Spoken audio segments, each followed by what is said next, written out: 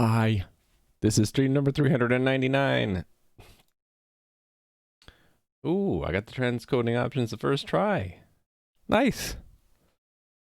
All right. I'm going to be finishing up the port of my scripts tool to Rust today, hopefully. Hey there, A squared. Okay, so I got a little bit further. I didn't stream yesterday because I was really stressed about getting this down and want to just focus on it. So I'll show you guys what I did yesterday. Most of it was in... Where's my scroll bar? Oh, okay. For some reason I thought it was horizontally scrolled. I spent most of my work today in this other stuff thing. The other stuff that the script does. I need to make a better name for that other stuff. Interfacing with Java is fun. I'm glad you're having a good time with that, A squared.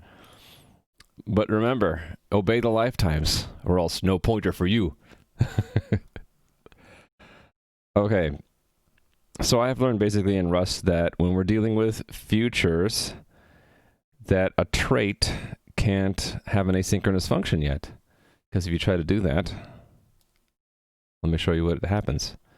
Here I have my trait admin tool. If I say, hey, let's make this async, look what I get from the Rust compiler.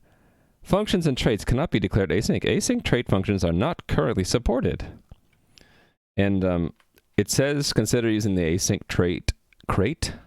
And I did look into that. And basically what it does is does a little of this future stuff for you.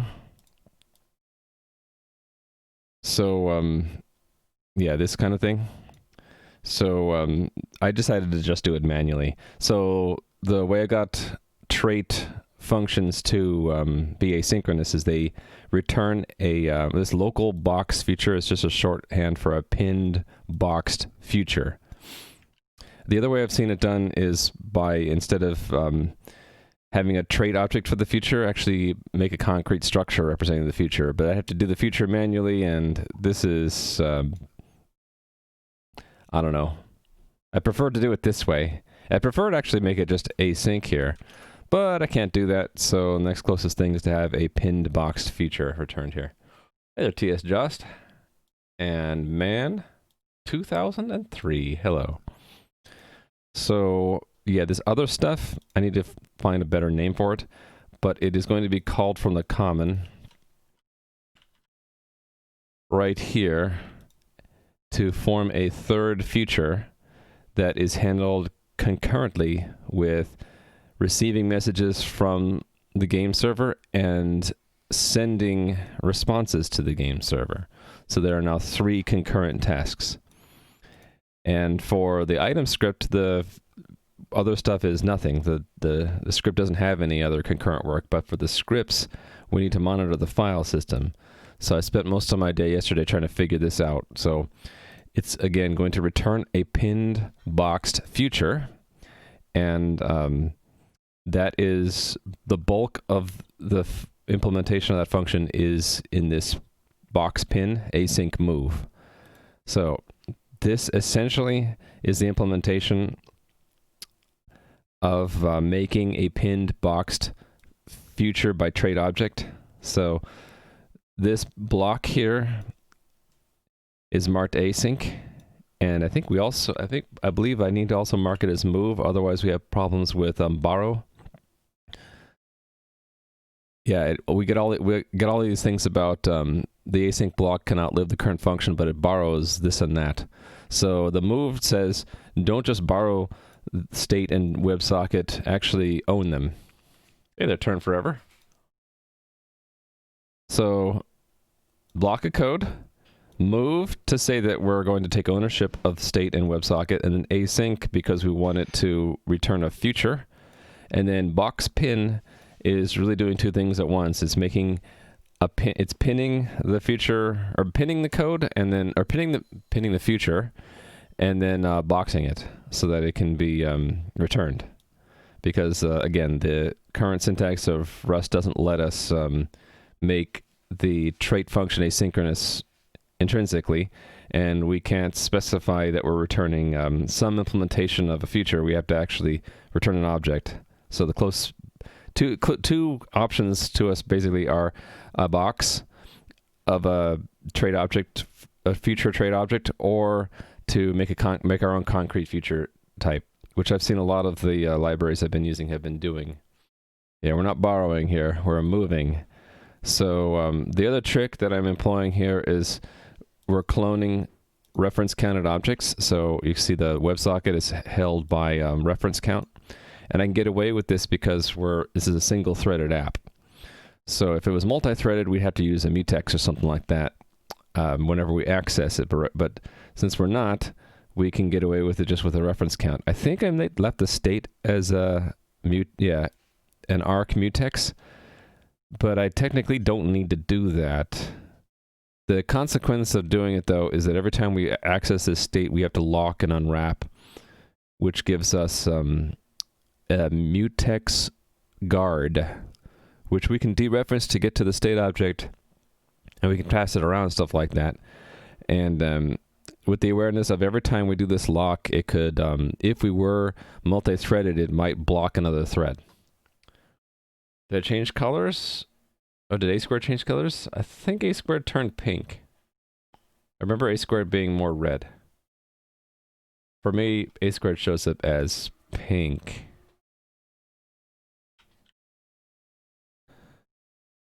But maybe Twitch did it. Who knows? Hey, there's 715209. That's weird. Why did one of my windows started blinking? I don't know why. Anyway. Okay, so figuring out that if we want to return a future, we need to make an async move block and then pin it in a box, and then we return a local box feature, got me out of a lot of the jams I was in.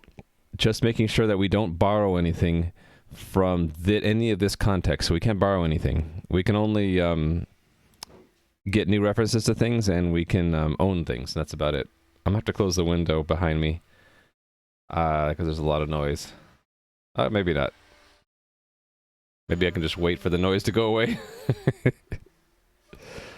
Garbage truck is rolling by, making a lot of noise. Actually, let me close that window. It's bothering me. I'll be right back.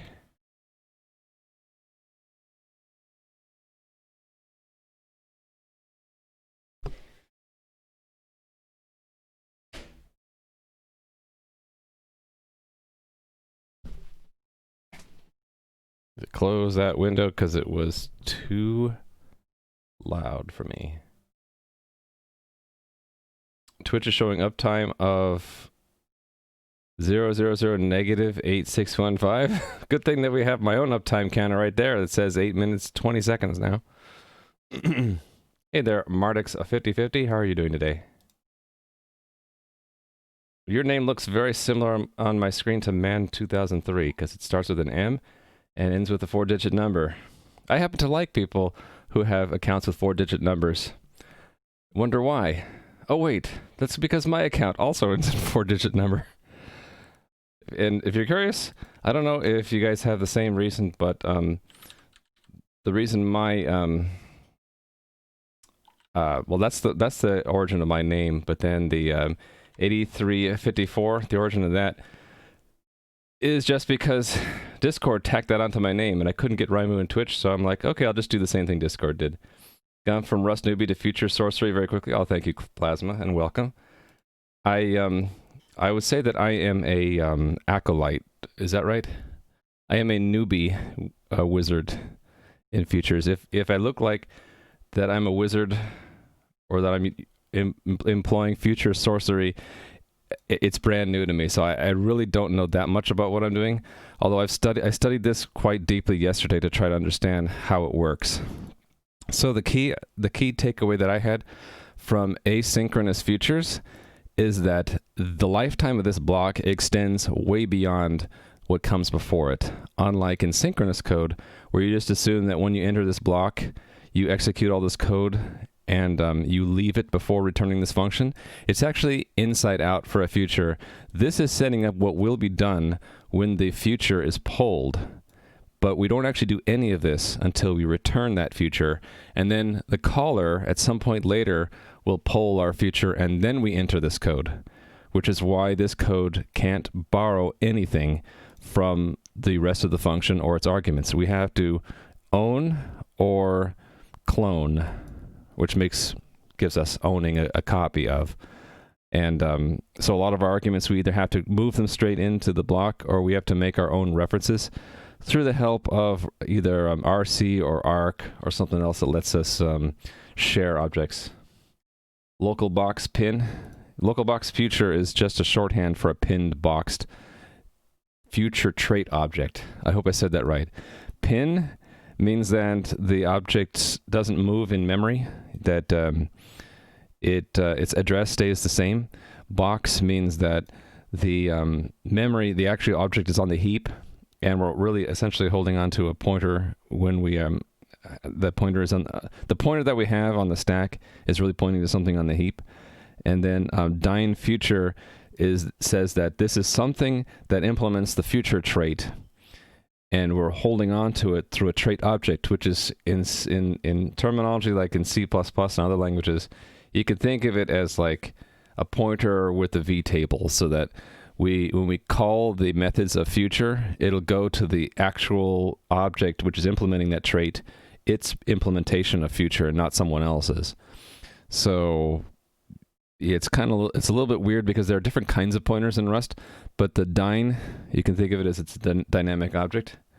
So we don't know the actual implementation. So it's just like in C++ if we were to hold on to something by its base class.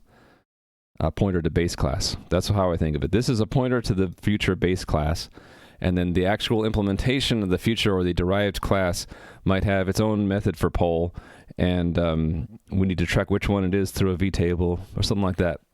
I let Rust figure that part out. Again, box makes sure it's on the heap, pin makes sure it doesn't move in memory, and that fits well. Box pin with async. Test score 10 out of 10. Oh, thank you, Kamandi. What I've learned with Rust is that if you don't get this right by luck or figure it out, the compiler just will not let you escape. Unless you use unsafe, which I refuse to do, because I figure if I start using unsafe, then I might break all sorts of Rust rules and get myself into trouble. How are you doing, Kamandi? Stream Parrot doesn't do anything for staff. We'll have to let Chris know about that. Yeah, if you're wondering about the chat stuff above my head, it's made by a fellow streamer by the name of Chris Griffin, and you can check out his channel. He's actually doing Rust too, and he inspired me to learn Rust. He is coupling Rust with WebAssembly to make web apps out of it. It's pretty amazing stuff. Anyone knows the difference between box and standard box and alloc box? It might be that one is importing the other, because there's the same thing with standard and core. I need to pull this up in the, let's see, Rust docs. Let's look up box. I'm going to guess that standard box pulls in alloc box, but so standard re-exports from alloc 2. So would this say that somewhere? If we go to the source, would it say that? Pub struct box. Okay, so what does alloc box say?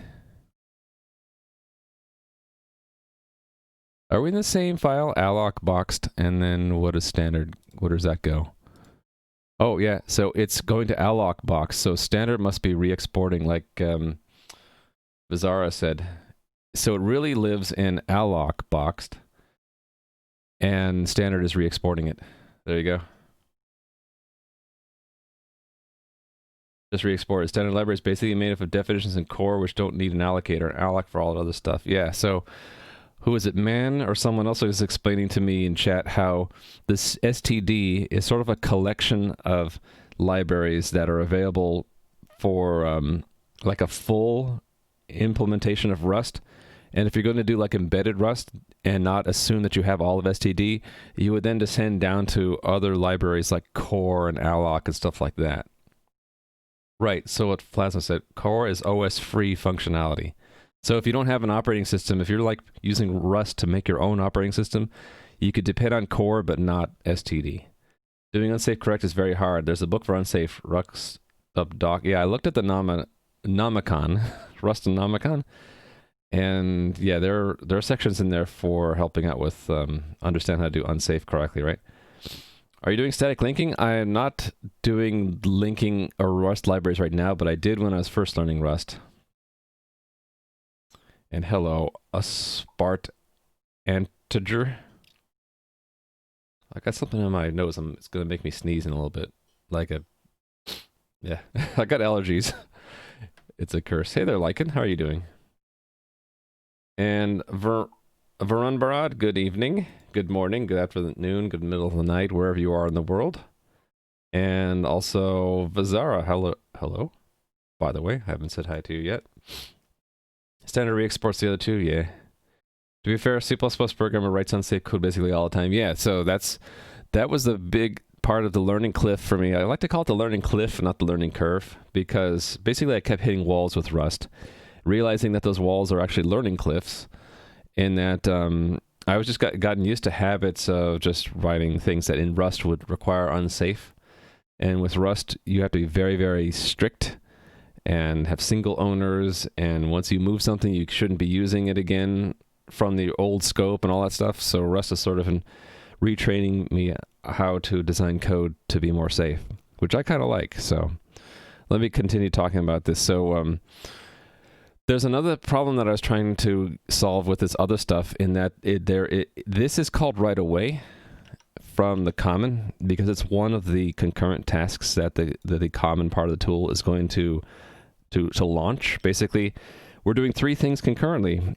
We're letting the tool do its other stuff while we are waiting for and responding and handling messages from the game server and sending messages back to the game server. We're doing all three at once through the magic of this futures join. So we set up three futures, right? Set up three collections of work you could think of that are multi-step, so we're going to have to step them, and they possibly have loops, so they might loop a lot. And we set them all up in advance. 1, 2, 3, and then basically with futures join, we're saying, here's three sets of collections of work. Just kind of handle it, right? And what my understanding of futures join will do is it will not return until all three futures have been completed, have completely run to completion. That's redundant. Have run to completion and generated an output. And in this case, two of the futures have the unit output, which means void or nothing. And then the left one, the sync future, actually has something. And I don't care about it, so I'm just going to ignore it, which you do with underscore, right? And so because these futures could be run in any order, I can't assume that something happens for something else. So I have to assume the worst. And the worst is that the other stuff will be run first. And the other stuff is going to be needing to start to watch the file system and upload changes to scripts to the server. But this is before we know what the scripts on the server are. So what I did here is I have it wait first until we're given the go-ahead to monitor the file system. And I do this through this one-shot channel. And let me explain what a one-shot channel is after I catch up on chat. Code that is not statically checked to be memory safe. Not that the code C++ programmers write is intended to be unsafe itself. Yeah, I think what it is C, C++, some of these other languages, they don't help guide you or train you or encourage you to do memory safe designs. They basically let you do whatever the heck you want. And so, like, I know for me, my personal experience is, since there's nothing to guide me towards safe coding, I just kind of gravitated towards what worked well for me, and I would repeat those patterns. And some of those patterns were good, but other ones were not so good. And when I tried to port it into Rust, I found out which ones are good because they just work, and then the bad ones, compiler error. So that's how it is, I guess. You consider as a cliff that you have to climb or a cliff that you fall from. I consider as a cliff that I have to climb.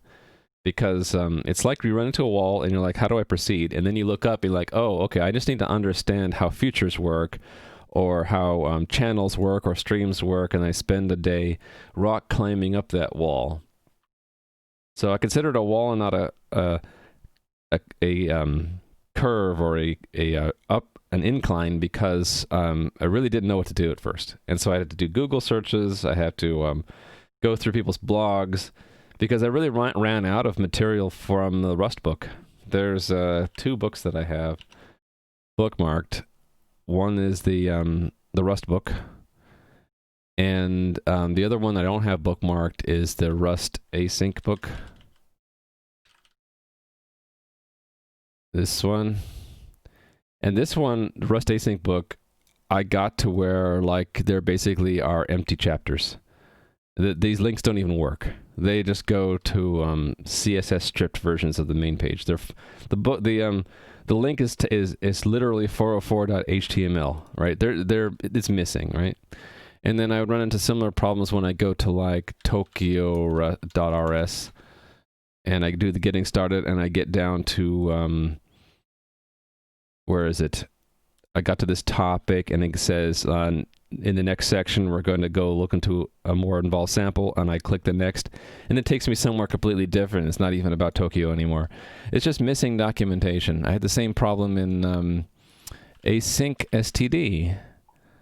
So right now I'm just demonstrating that why in Rust when you get to async it's more of a wall or a cliff than a curve or an incline.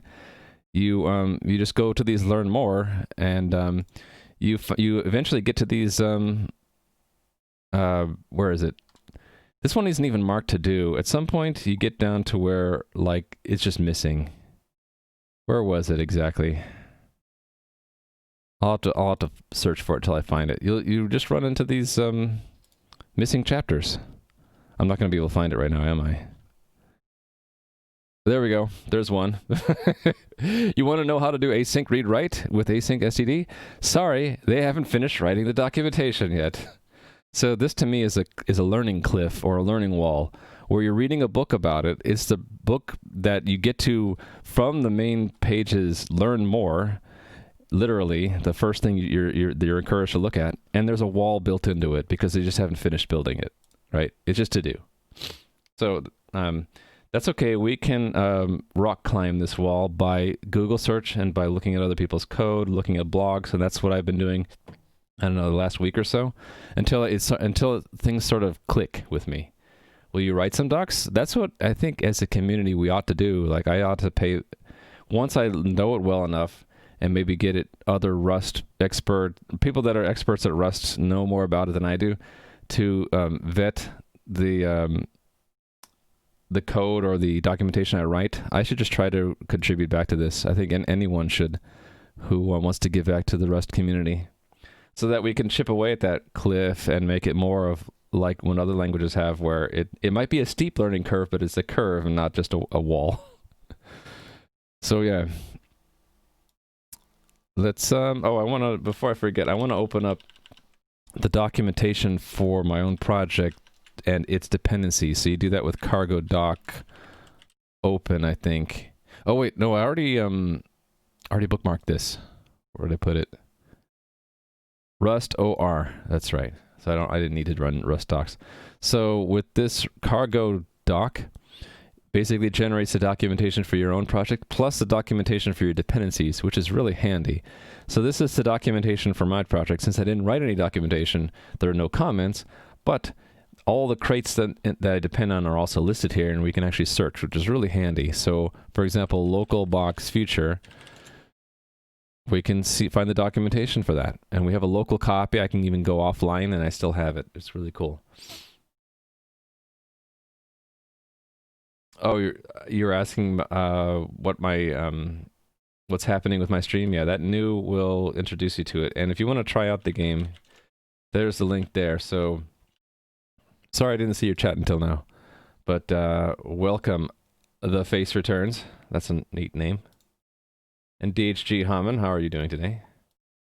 And Dre Toxic One. See, I have a little helper that shows me who I haven't said hi to yet.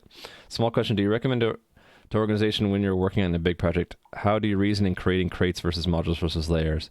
I don't know how to do that yet. I'm too new at Rust to understand deeply how crates, modules, and layers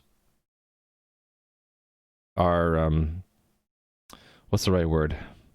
How they're intended to be used properly together with larger projects in Rust. I don't know how to do that yet, Dre Toxic one. Sorry. But I'm sure there are other people in chat who could give recommendations, because there are a lot of people are watching the stream who know a lot more about Rust than I do, and probably could answer that. Clayman, how are you doing today? Okay, yeah, I was going to give a brief intro to just in general what I try to do on my stream. It's didn't start out this way. I started my stream like 2 years ago, just trying to make my own web server from scratch in C++. But once I got that server running, I'm like, okay, what do I do now? And I've always wanted to make a game inspired by the Ultima series from the 1980s, because that's what I grew up with. It was a nostalgic, kind of thing, and it would be cool to make my own version of that. And so I'm like, okay, let's work on that, because I've always wanted to do that. And I used elements from that web server written from scratch, and then just basically built out even more of that. So made this into basically a custom game engine almost from scratch. There are a few libraries I didn't do. I didn't do encryption, compression, password strength, a few others. But most of it's made from scratch, and I didn't know any Rust, so I used inferior languages. Mostly C++ and Lua to make the game a little bit more dynamic at runtime. And then the front end, it's all in React, Redux, and Phaser, so that it can run in a web client. And the reasons for the design I can go into, but basically it's a multiplayer game, so the server that runs the game has to be somewhere public, so I put it into the cloud and Amazon Web Services, and I wanted the game to be played no matter what operating system players are running. So, and I also wanted to learn web dev, so I'm like, hey, let's try to make it just fit in the browser. I'll just learn a web framework. So I learned React, and that's what we see here today. So my stream will be from day to day covering different aspects of it. So you might see me working on the game engine. You might see me working on some of the test content here, maybe actually at some point doing real content. Right now the game is just a bunch of test areas. Or you might see me working on the logic in Lua that drives like the NPCs in the game. And for example of that, I'll just show you in game. There's like the NPC AI script. It's all in Lua, so you might see me working on this stuff. So what does the NPC do if they're traveling, or if they're attacking, or that kind of thing. And or you might see me working on the front end, like either adding panels for the admin or for real players. Or you might see me doing other things. Like in the last month, I've been learning Rust, because I've been wanting to learn Rust because viewers have been recommending it to me for months. How long have I been programming in C++? For about 20 years. Way too long, Fargo Bitwise. Way too long. One of your dreams for Rust is actually to make a game that gives the same feel as Ultima 7. Ultima 7 had the more modern graphics, right? This is closest to Ultima 4, I think. Ultima 5 added a little bit more depth in terms of the animation, and Ultima 6 made it was isometric view, and Ultima 7 made it even deeper isometric, I think, if I'm using the right terms. Only 20? Yeah, it's been a long time. So you can imagine that we didn't have C++ 11 for most of that 20 years, so most of my time using C++ was like old C++. And then only recently did I pick up modern C++. And if anything, like what I learned from transitioning to modern C++ is just being amplified by learning Rust. Because Rust is really enforcing a lot of the patterns even more deeply that modern C++ was set up to encourage. For example, smart pointers. They are built into Rust, and they are sort of an add-on in C++. What are your general thoughts about Haskell? I don't know Haskell. Maybe that's the thing I need to learn next. Yeah, old C++ is scary. I've met a few people who prefer old C++. I would say that old C++ is just more like C with classes. C++ Classic, there we go. Did I catch up with chat? No, there's some other comments here. Can also do docs/rs/whatever crate. Oh, right. So if you're looking for documentation for a specific crate, you could do docs.rs/ I don't know, async standard, right? Yeah, you're right. That's maybe a good pattern to memorize. Thank you, Plasma. Let me give you a point. That's your first point on my channel, so I'll give you another one. You're going to ask, what can you do with these points? Well, you can't do much with them yet, but in the future, if I actually make this game into something, you will be able to use your points in-game. And so there are been people accumulating lots of points. Some people have over 200 points.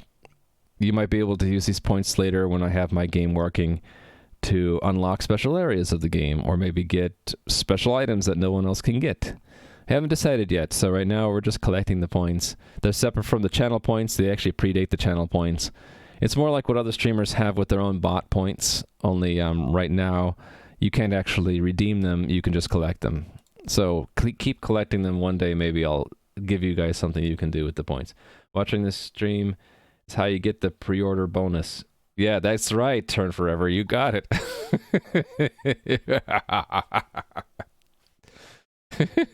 Hey there, Papata still Papa. Say hi to people. JMP Santos, hello. It took me a little bit to remember how to say that name.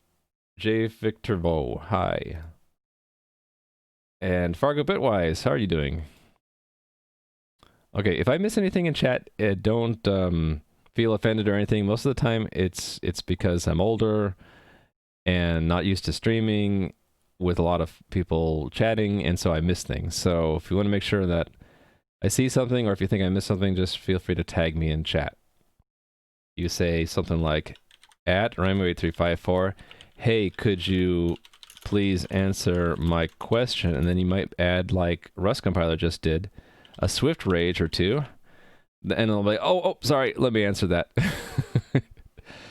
And you don't have to repeat your question if you want to, especially if you're on a phone. You can just say, hey, see my last, and then I'll look back at the chat history, which I can do with this nifty chat thing. I can say, click on that, and I can see the last few things that this interesting person might have said.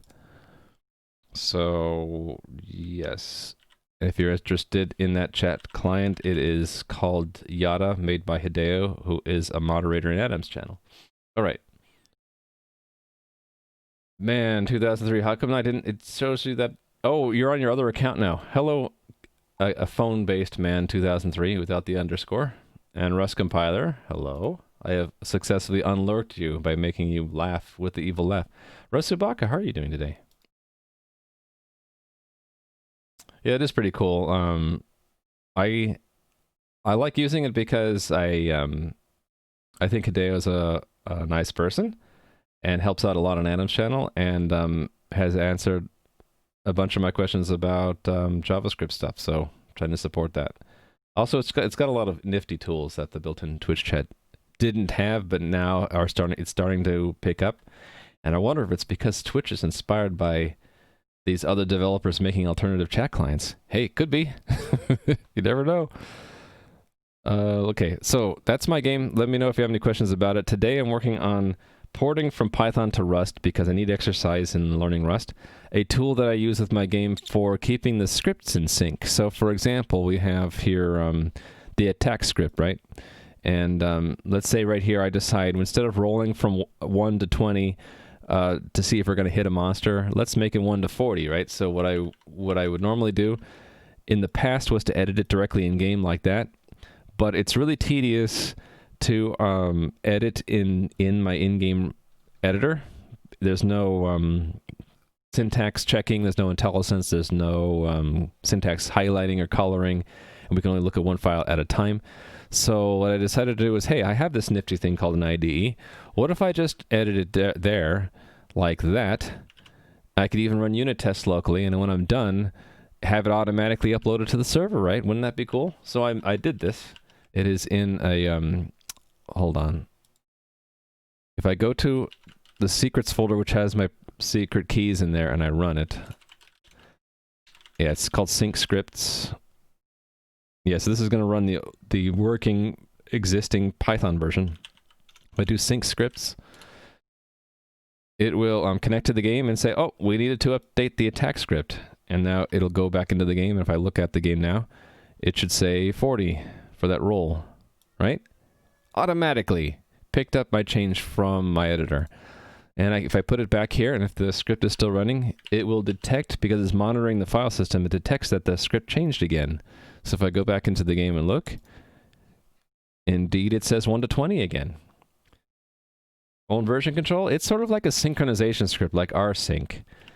So I can basically keep my local copy of my game scripts in sync with whichever game server, whether it's test or production. So there are a combination of two main things this tool does.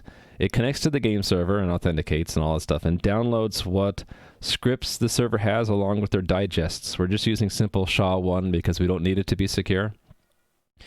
And in addition to downloading those scripts, the tool also looks to see what we have locally, and that's why it has a star here, because it's like, oh, we also have the attack script, but the digest didn't match, right?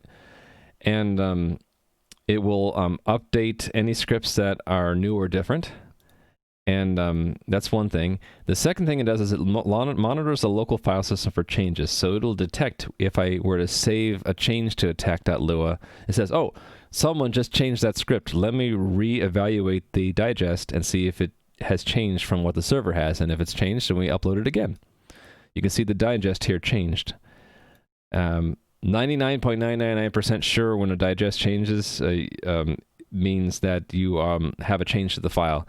It is possible to have what are called hash collisions, where two different versions of the attack.lua might have the exact same hash code, but it's extremely unlikely. So rather than having to look at the entire file to see if anything changed, it just computes this, what is it, 20 character long digest? I think it's, or 40 character long, something like that, and compares that string with the same digest from the server. And if it's different, then we're like, okay, let's just update it. So that existed in Python, and I learned Rust because viewers said you should check it out, and I did. And I needed some practice on Rust, and what better practice than to take a smallish tool like this and just port it completely to Rust, and then just toss away Python like the inferior language. I'm just kidding. Like 20 to the power of 100 different unique strings. Yeah, it's some ridiculously small chance that you could have a hash collision, right? But there is a chance, and the chance of it creating a security vulnerability in certain applications is high enough now that security experts don't recommend using SHA-1 anymore for secure stuff. I'm still using it. Git is still using it for a similar purpose, basically to see if two things are different. And but for secure applications, it's now recommended to use something more modern like SHA-2, SHA-512, rather than what is this, 80 bits of entropy or whatever the word is. You should go up to 256 or 512 now. Yeah, so it can be attacked if you're really persistent. You can find a hash collision, but this is not a secure application. We just want to use it as a shortcut to compare two files to see if they're the same. So it's similar to what Git has. Google released an attack like 8 years ago. Yeah, I remember seeing that. And it's been theorized that like nation-state level hacking can, on demand, create hash collisions, but there's been no proof of it actually being used. But it's like, well, we have these proofs of concept now. We should just stop using this algorithm for security anymore. New quantum-proof security algorithms are based on hash collisions. Yeah, that stuff is beyond my understanding level. I tried to read an article or two about quantum computing, and I'm like way over my head. Sorry. My brother would probably understand it all, but it's a little bit too complex math for me. Anyway, so I explained what my tool is doing. I could show you the Python version, but why not just jump directly into Rust? So the tool is actually one of many, and there are two of them now, scripts and items. The items script, let me demonstrate that. It starts out in a similar way. where it will connect and authenticate to the game. But instead of operating on the game scripts, it's basically requesting information about the items in the game. And for example, the subcommand count is going to give me a count of the number of items in the game. If I do instead the find subcommand and I give it like rusty iron key, it tells me which entity rusty iron key is. If I gave it a name that is common like gold, it's going to show me the entities in the game that all match that name. There are many gold items. That's a common item in the game. So the common parts between the games, which do the connecting and authenticating, I decided why write it more than once? Let's put it into a common part of the tool. So that's what comma.rs is. It will handle sending messages. It handles the overall framework of running the tool, which is to connect to the game server through a WebSocket, secure, so it has to have a TLS configuration. Oh, I also did this over 4th of July. I'm handling the special case of using this with my test environment on localhost because I have a special self-signed certificate for that. We add that as a root certificate when we're running the tool so that we don't run into any TLS errors. And that's what this is doing. So yeah, we connect to the game server through WebSocket. And then once we're connected, we send a message to the server that says to the server, hey, we would like to be an admin connection. And then what the server is going to do is give us back a challenge. And that's through the handling of a message from the server. So this handle messages handles messages as a stream. And I don't know if I'll go into that detail, but just overall, the way Rust handles an asynchronous loop is through something called a stream. And future stream is the type.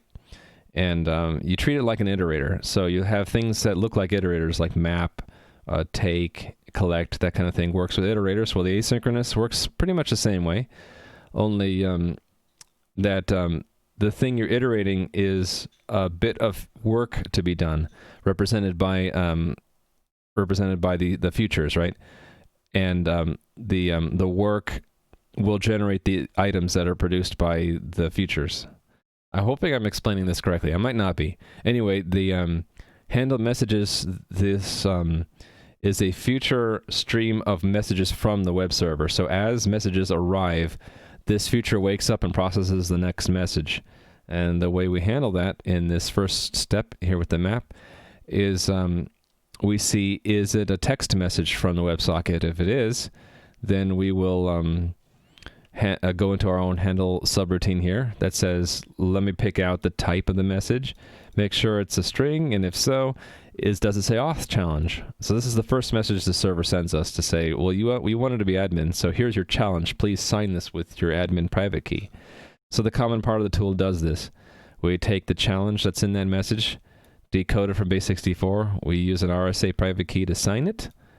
We take the signature and re-encode it into base64, and we send it back to the server through an auth response message. So if it's not an auth challenge, we're going to delegate the message to the concrete tool.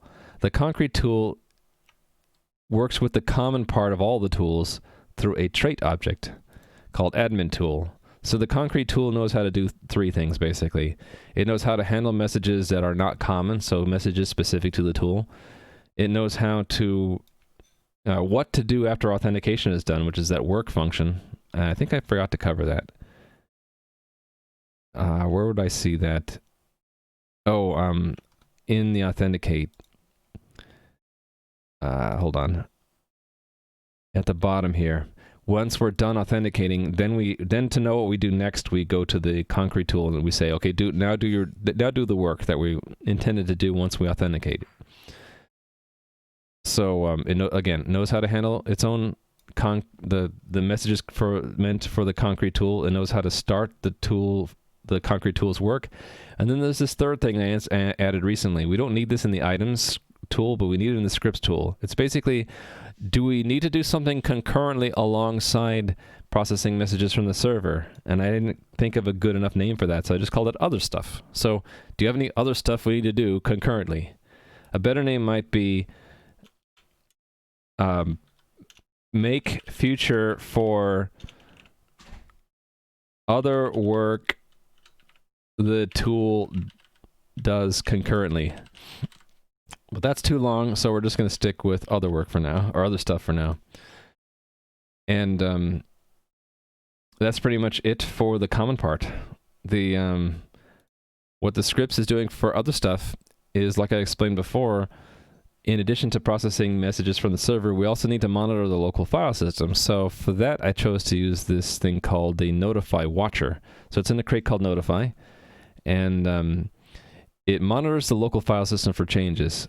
And the way it does this is you make one, you give it a channel, basically the sender end of a channel, and then it will, it used to just take the channel directly. Now I had to move to the latest version to get this to work with async. With the latest version now, there's this method called, you can't see that, method called new immediate, where it makes a watcher where every file system event that it generates, it just gives to a closure that you get passed to it. So here's our closure that takes the event, and basically I have to then put it into the channel. The reason I use a channel is because I want to handle this asynchronously. Hey there, develop it.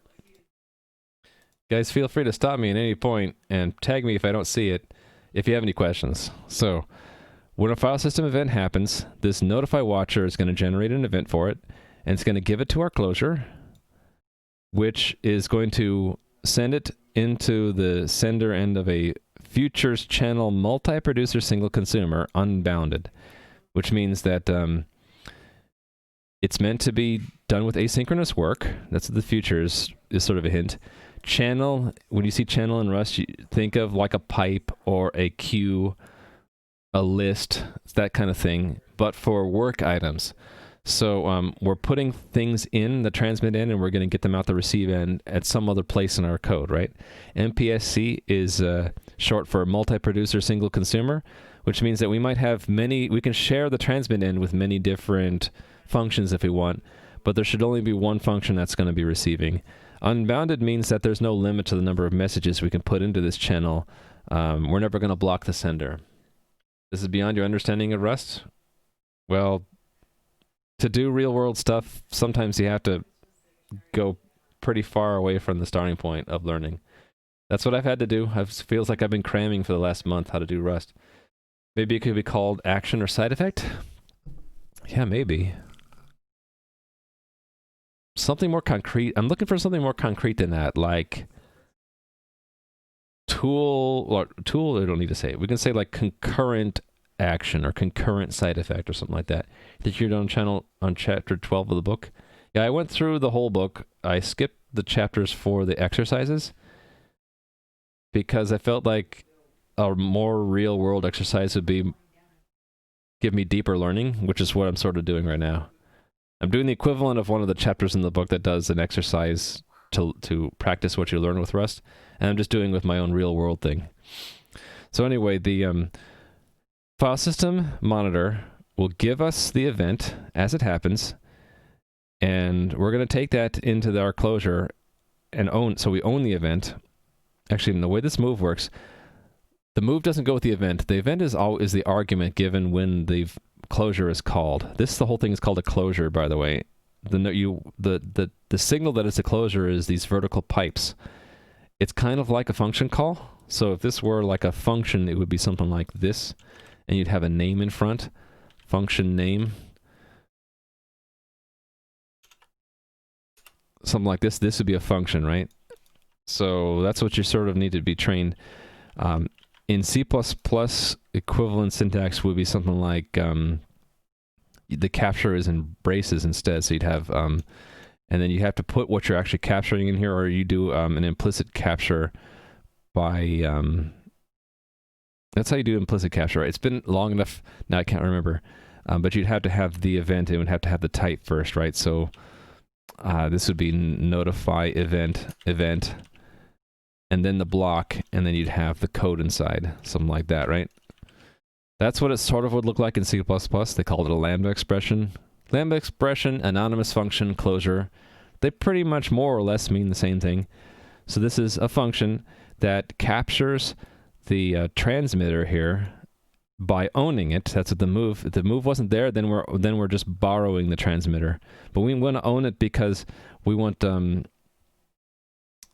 actually I don't think the move is actually technically necessary.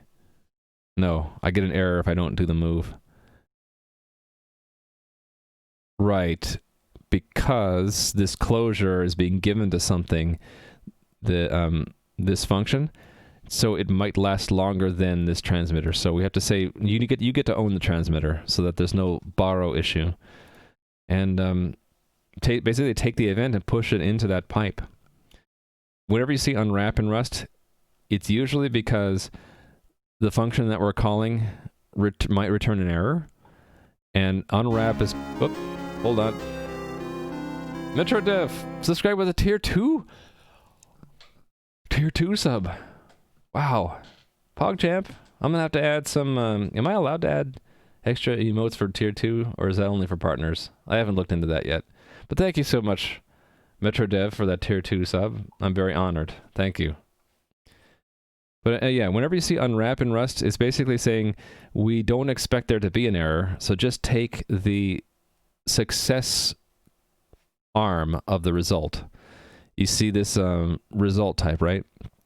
Result basically has two possible values in it. It's either the value that you get if it's okay, or the value or the error message or error object if there's a problem. Unwrap says basically assume it's okay. If it's not, then we're just going to crash. I can add tier 2 and 3 emotes. It's not just for partners then, it's also for affiliates. That's nice. Notify sends the closure to a different thread. Well, in this case, I think you might be right, man. So, yeah, let me give you a point for that. I think you're actually correct. I haven't looked into the implementation of here, but basically, if you give someone a closure, you should just assume the worst.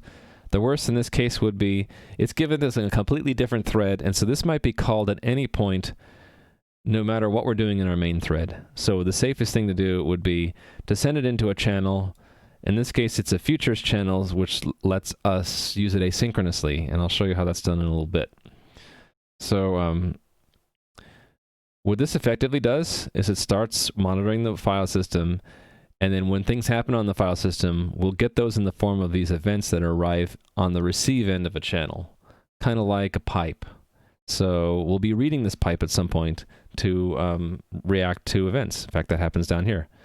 So in between, though, we have to do a few things. I have this configure for the watcher to tell it, we would like the events reported to be precise. And this is something to do with how the notify watcher works in the latest version of it. If you don't say precise events, then you don't get like things like that. It's a name modification. It just says something happened with this file, and you have to kind of figure out if it's a modify or something else. So I also print out the name. This is mostly for debugging. And then this watch basically tells us where in the file system to watch. So this path, which we got from the elsewhere in the program, tells us what path to watch. And literally it's whatever we put in the on the command line right here. I have it hard-coded to that relative path to where my scripts are. So it's going to watch that directory or folder for any changes. Actually, as far as you know, no thread can outlive the main thread. It's special as it kills all its children. Yeah, well, that's an operating system detail, right? The compiler doesn't know that and treats it as it. Yeah, you could theoretically have another operating system which could have child threads outlive the main thread. So I think it's wise to not assume that behavior. But handle the more generic case where you don't know the actual relative lifetime lengths of threads, right? Just don't assume anything. Probably safer that way. I think Rust specifies in the main thread kills all spawn. So they actually specify it there? Do they actually need to do that? Or is that just to make it sort of align better with what most operating systems does? Yeah, who knows? Okay, so I have to actually make a cell here, and I'll explain a little bit why. But this is basically because we're going to be, again, making a closure. A closure is going to capture things from the environment, and I need a variable that retains its state between calls. And this is where I'm a little bit weak in explaining how this works, but because I want to have a closure that's going to capture, has some state that I want to name, and it's not something that existed before. We actually have to make something new, and I want it to persist from call to call. Not only do I have to declare it outside the closure, but I have to use cell or ref cell, because we're going to need it to use it in a way we're not borrowing it, and to avoid borrow issues with closures. See, this is where I can't really explain it right. Cell and ref cell are convenient when you want to have what's called interior mutability. We want to either have an immutable reference to the thing, or basically not leak a reference at all, but we want to change the thing while inside the body of our closure. The way cell works is you can push a value in and get a value out. Everything is to get the value in it, you have to take it out. You can take it out, look at it, and put it back in, or put something else back in instead. And that's where I'm going to end up doing in the body below. But anyway, I explained before, the file system watcher will push events into the transmit end of this channel or pipe, and we're going to receive it back out here. Because it's a futures channel, it's all asynchronous, so we can use, it looks like iterator pattern for each, but because the channel is a future channel, it's going to be asynchronous. So it doesn't block. It will, if there's no event in the pipe, it will essentially do a yield. So every time an event comes back from the file system watcher, this task becomes runnable again, and we'll find ourselves inside this closure with that event. But if there's no event ready, instead of this blocking the entire asynchronous future here that we return from other stuff, basically yields to something else. So I have to keep that in mind when I'm writing and designing this, that this is not blocking. It will get called every time an event comes in when this future is polled. So that in mind, we're doing the same thing here again. We're having a closure which is async, like what we did. Actually, I didn't do it that way any other time. Here I did an asynchronous block. Here I did a closure, and so this is sort of combining the two. We have a closure, which is the body is asynchronous again, and that's because for each expects a future as a result. You can see that here. The function that we're passing in has to return a future, and this is a specific kind of future where the output is nothing. So we're supposed to give it something that produces a future with no output, and essentially an async block with no value at the end matches that. There's one little caveat though. I have to have this await at various points where we do asynchronous stuff. If we don't do that, then we have problems with the closure borrowing references beyond its own lifetime. So this entire thing, we have to end up awaiting at the end of it. Actually, it's this for each. For each gives us a future. This for each thing is a future. And that's, yeah, marked here that it's a future. So because it generates a future, if I didn't await the future at the end, that future would then get returned back out. And we can't do that because we're inside of a pinned box. So this already is a future. This await basically bounds all the references borrowed. This RX was borrowed to call for each. This await will kind of act as a bound for that, and says, well, we're going to fully resolve the future given by for each. We're fully done with RX, so we don't need to borrow it anymore by the time we leave our closure. So we avoid, again, since this whole thing was actually not a, I sometimes confuse closure with a future, but essentially they both capture things, and they can't hold on to things beyond their own scope. Otherwise, we run into problems with the borrow checker. So I know I'm not explaining this very well, but in general, when we're working with futures and closures, you're going to want to have these awaits to complete the internal futures. Otherwise, they leak out and cause borrow compiler issues with the borrow checker. Or anyway, I probably went over everyone's head, including my own. Closure just creates an anonymous struct. Yeah, that's another thing that helped me understand how closures worked. Like, this one's a much simpler example. This actually is an object, a structure, and its fields are everything we captured. So we capture things by just referencing them. Things that we didn't create inside the closure are snatched from the external environment. So tx was snatched, basically. And because I have the move keyword here, not only are we borrowing tx, we're actually owning it. So we actually moved tx into the closure, meaning that there's somewhere, this maps to an anonymous structure, anonymous some number, which will have inside of it that tx. And it'll be whatever the type of that. Literally, that type would be what? Futures, channel, MPSC, unbounded receiver, or something like that? Or an unbounded sender, something? That is what was captured here. And then the actual function here is kind of like if there was an impl of that same anonymous structure, right? With a single... I'm fighting my editor here. It's like if you had a single function here, do it, which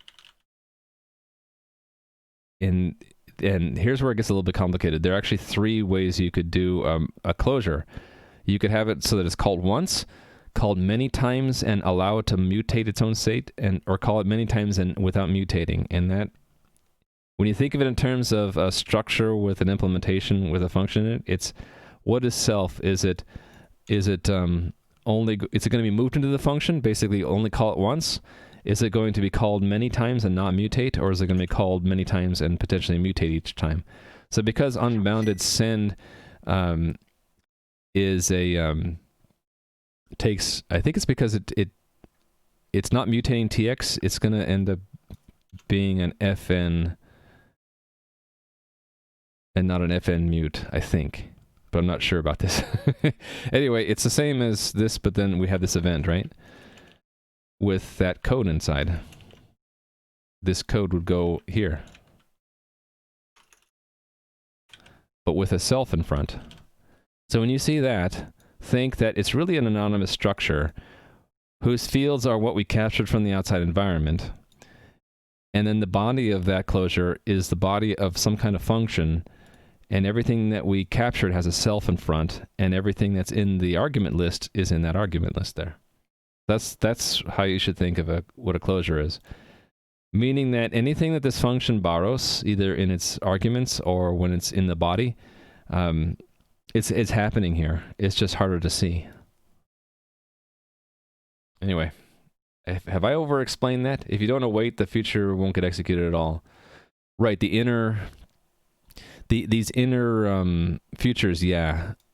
If I left this await off, though, technically then, since it's the last thing that block does, that future gets leaked as the return value of this block, which then becomes the return value of that future. So we don't want that, though. If I try to do that, it'll probably tell me that I leaked a bunch of references. Huge block in red. Actually, it just tells us the future is the wrong type. It says you're supposed to have a future that returns unit or nothing. Instead, you made me a future that returns another future. So we don't want that. We want to fully complete that inner future before we escape this block.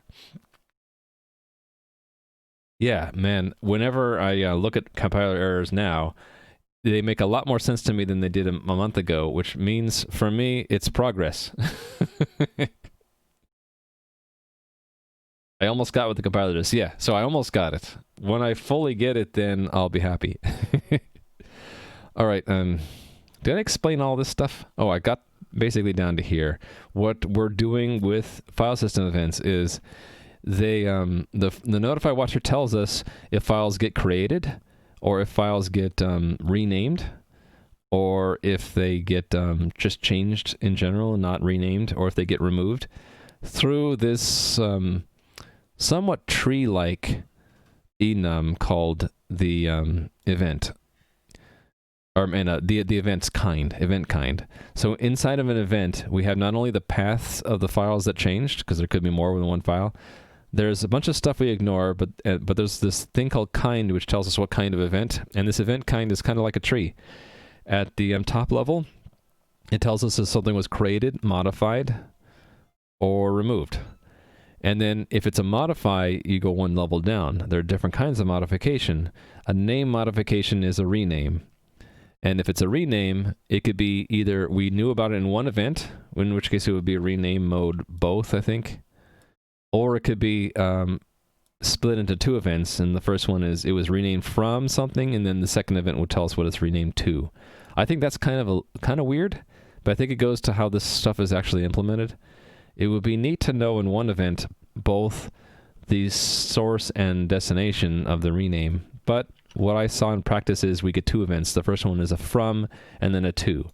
So because there are two events, but the way I want to handle it is with one function call with the old path and the new path, I knew right away that I needed to take the data inside the first event and cache it or store it for later use in the same closure. So that means we have to have some state in our closure. So what I chose to do was to make this variable called old path and merely capture it. And because we want to mutate it and in an asynchronous block inside of a closure, you get a lot of problems if you don't use something like a cell or ref cell. So I use a cell. And so what the cell does when we get the from name event is we simply push that path name into that cell. If we're given a path name at all. And I have to clone it here because we need to extend its lifetime. The original lifetime of the path is just as long as this event lasted. I need to clone it because it needs to be cached beyond the scope, beyond the lifetime of that event. It has to be, for the next event, we still have to know what that path was. So we clone it. We have our own copy of it. And so then we hold on to that so that the next event is going to be a to, and we say, if there is some path in this new event, and if we have an old path stored, then we can declare a rename, and we have the old path and the new path. Now you might wonder why I have this async task sleep. This is sort of a hack right now because the notify watcher doesn't implement debouncing. It actually did, but they took it out for now. They're still working on that. So it's not going to be debounced. We might have several events. Most notably, the modify for when a file is changed. I was seeing that happen 2 or 3 times. So rather than evaluating this function 2 or 3 times immediately while the file is still being changed, we force this a little bit of latency or delay. So when we're told that a file changed or got renamed or something, we wait a second or two and then look at the file to see if it actually needs to be handled with the server, right? And this is how you do it. In an asynchronous context, you would use an asynchronous sleep, which is essentially a feature that we could yield the processor at this point, and it'll come back after the delay has elapsed, and we'll resume our work. So it's kind of a hack because this essentially blocks the receiving of these file system events for a hard-coded amount of time, and I think I set it to a second. Yeah, 1 second.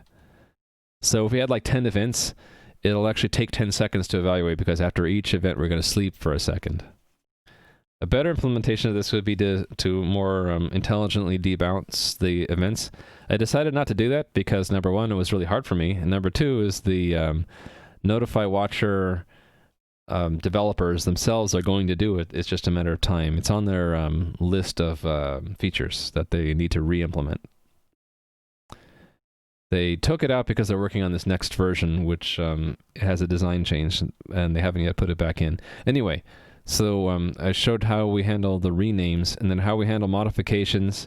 It's simpler because we just need to make sure we wait a little bit, and then we check the file. And then removes, we wait a little bit, and then we check to see if the file was actually removed. From and to are separated because they come as 2 different events. It's possible with this watcher to have the rename be split between 2 events. So the first event only tells us what the file name was, but not what it is now. So we have to actually hold on to that path of what the file name was, and then wait for that next event to tell us what it was renamed to. And I have no, my speculation is that internally, they get it as two different events from the operating system somehow. And if they were to debounce it, they could generate a both, but right now the debouncer isn't in there. Yeah, they don't say really too much about why. It just sort of implies that there's some reason.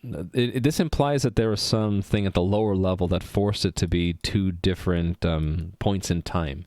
And that at the first point in time, well, experimentally, I determined that the first thing you get is a from and the second thing is a to. So internally, somewhere, there must be some reason why they know what the file name was, but not what it is now, and then they find out what it is now.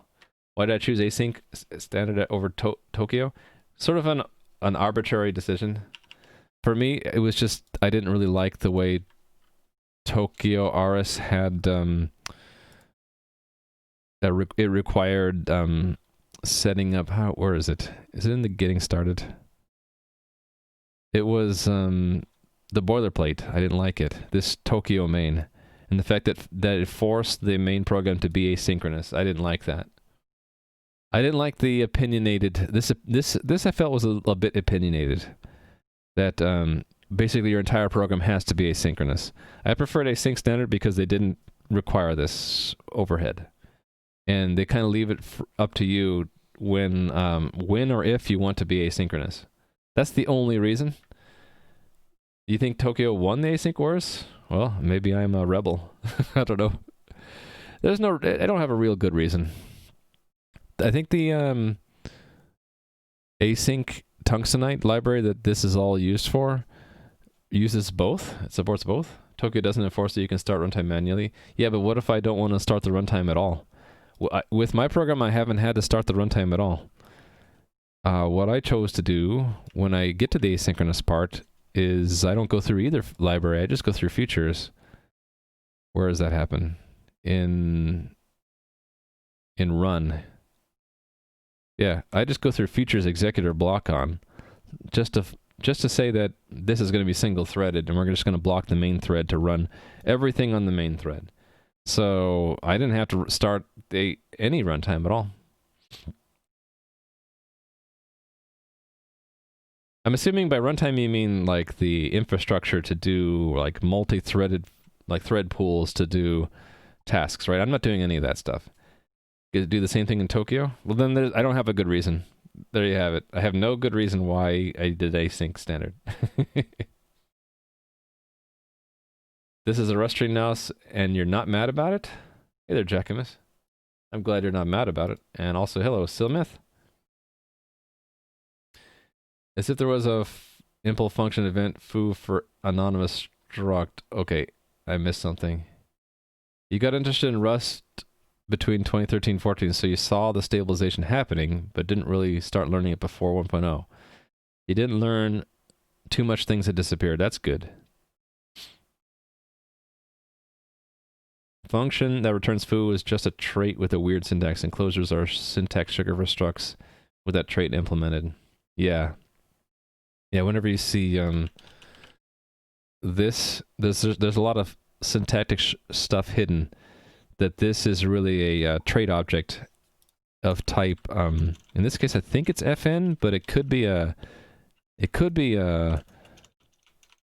there's three possibilities, right? It's either fn mute, or fn once. So these are special trait objects which match closures, and they have argument lists, and they also have return types. In my case, they are returning what? Bools. Returning bools. And taking an event here. Which is what exactly?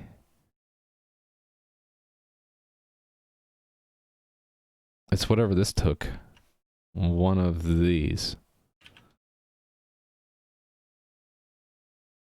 So this thing is an object which implements, I think this trait, but it might be this one. I'm not sure. Hey there, Grumpy Game Dev. Also, I forgot to say hi to a few more people that I missed.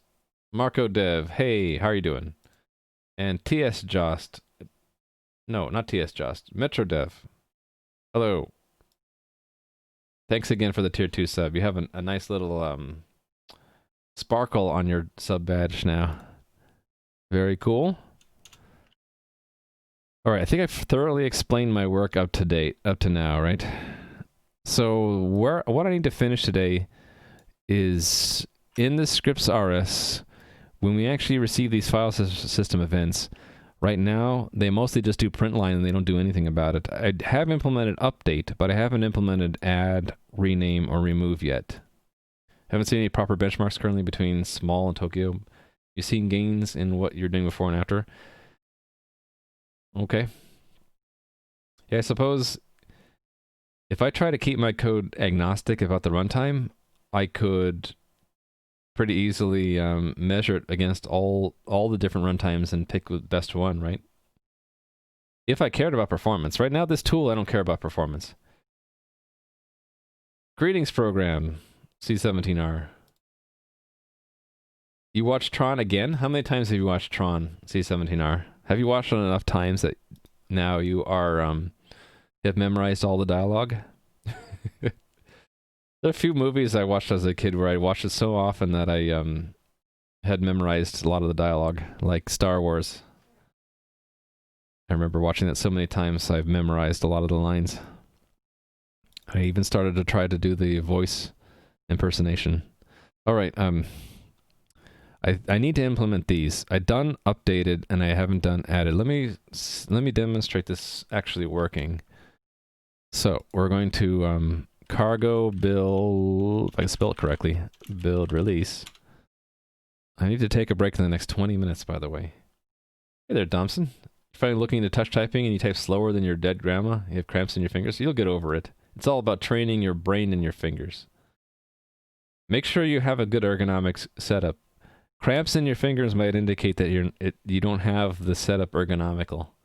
You want to make sure that there's no twist to your wrist in either those two dimensions, up, down, left, or right. Can you impersonate Chewie? Nah. I was working on Emperor Palpatine and Yoda. Not very good. My impressions are. It was I who allowed you to try that voice impersonation. It is not safe for you to do so. See, that's the extent of my voice impersonation. You will learn, Rust. Oh yes, you will. Learn Rust you must. Or to the dark side of C++ you will go. See, it's like, I can tell that a voice impression isn't that good. Better than nothing. All right, I wanted to demonstrate that the update works. So, do I have a script here that runs it? I think I just had this running manually, right? By doing // omni-arraynet target release scripts, and then I don't want to mess with the production environment, so I'm going to run the test environment.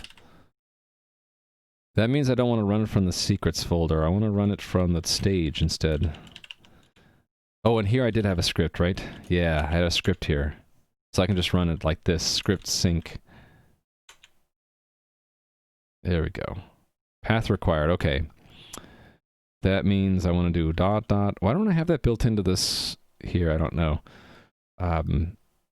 Realm server source ECS scripts, right? Cool. So now it's watching the file system. So if I go to the script and I change it to like 40, it updated the attack script and changed it to 20. Okay, so I forgot about this too. I need to handle the script's updated message. It knows to update the script, it just doesn't handle the response from the server saying that the script got updated. Maybe I should do that first before I do the add, rename, or remove. And here I got to compare with what I had in Python. So let's change the current task. Since I'm finally done reviewing the work so far, we're going to handle script updated message from server. That fits on my window, right? Gives me only a little bit of room to, ow, hit my head against that text. Okay. Python, what did you do with script updated? Okay. It actually did this asynchronously.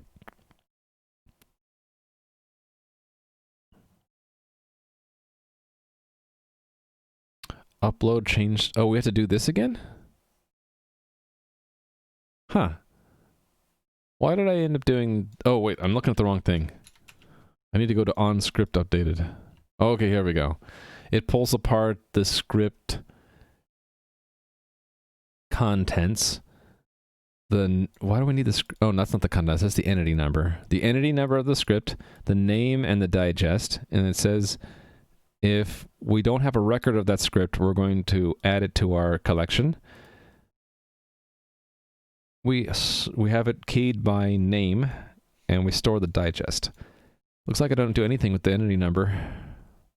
So I could probably drop that line. We just need the name and the digest, and we're going to print that. Okay. So I need to put that here into Rustville. So our own handle message, where is that? Handle, here it is. I need to add a block for that matches this one, script updated. Oh, why did I just do that? I had the correct thing in my find bar and I just overwrote it. Script updated, right? Is going to call state on script updated WebSocket message. I don't know if we're going to need the WebSocket actually. I don't think we do. We don't need that WebSocket. We're not going to send a response back. Right? I don't think so. We had a WebSocket here and I didn't need it. Okay, so then, and then we're going to mark the same thing we did for scripts, that we handled the message and we should continue. All right, so I need that function to exist, so we're going to add that. Mute self, and then receive the message, which is a SIR JSON value, right? Okay. Kind of cheating here by looking at this other function.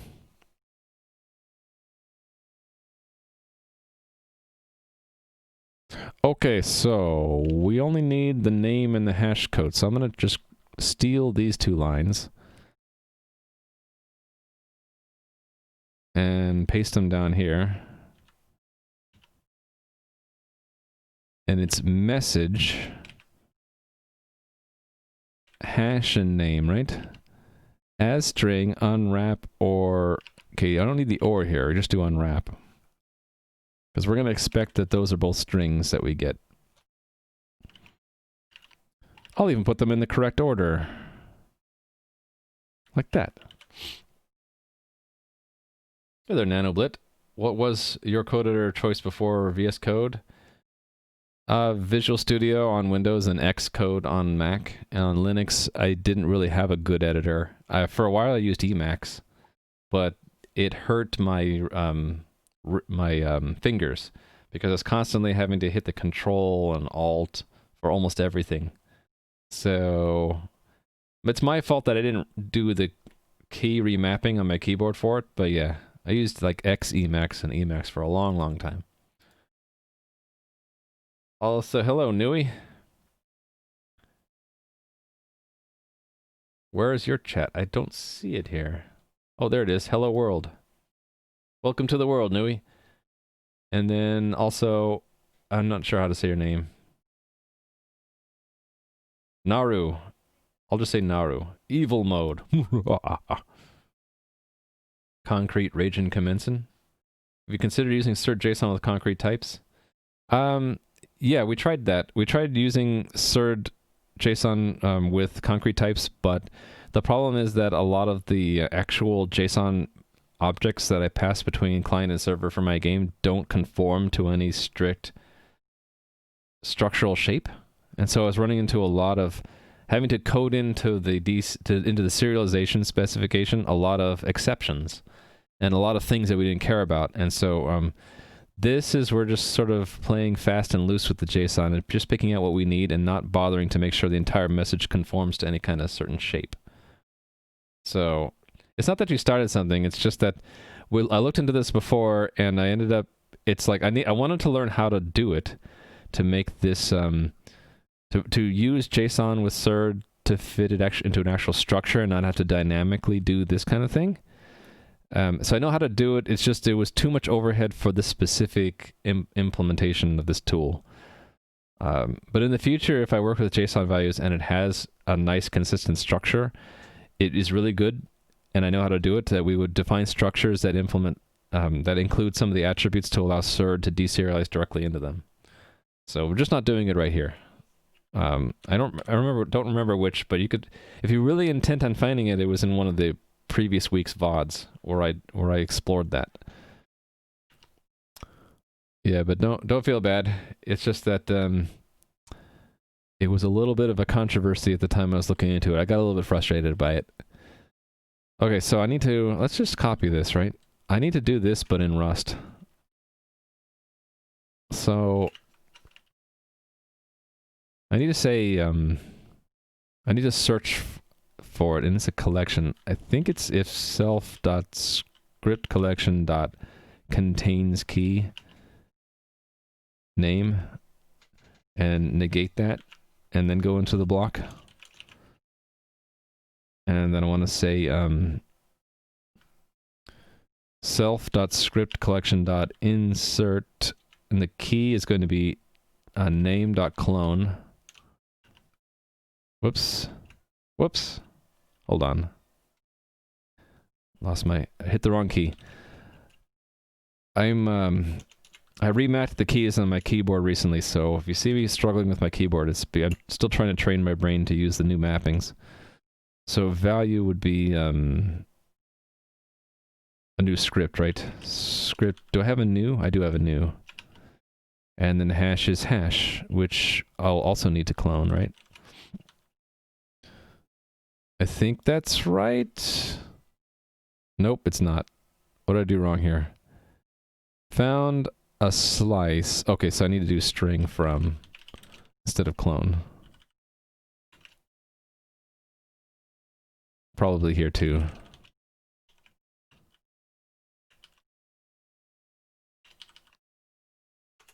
All right.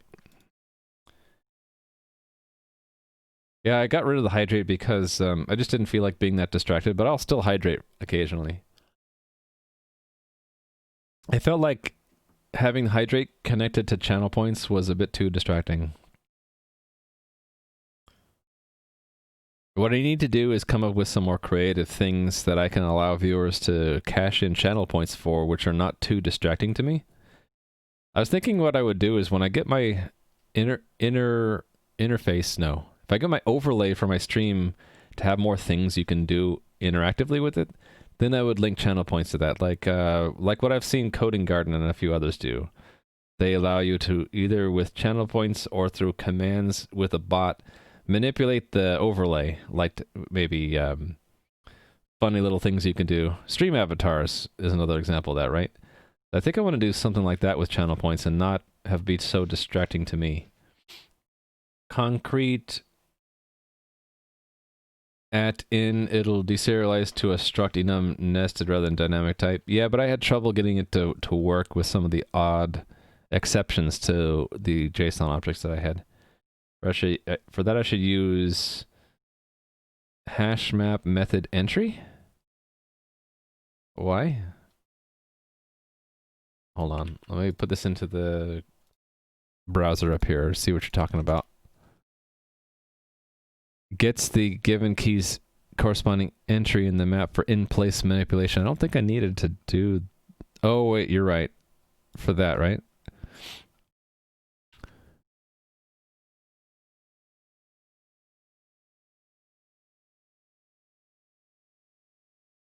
I see what you're saying.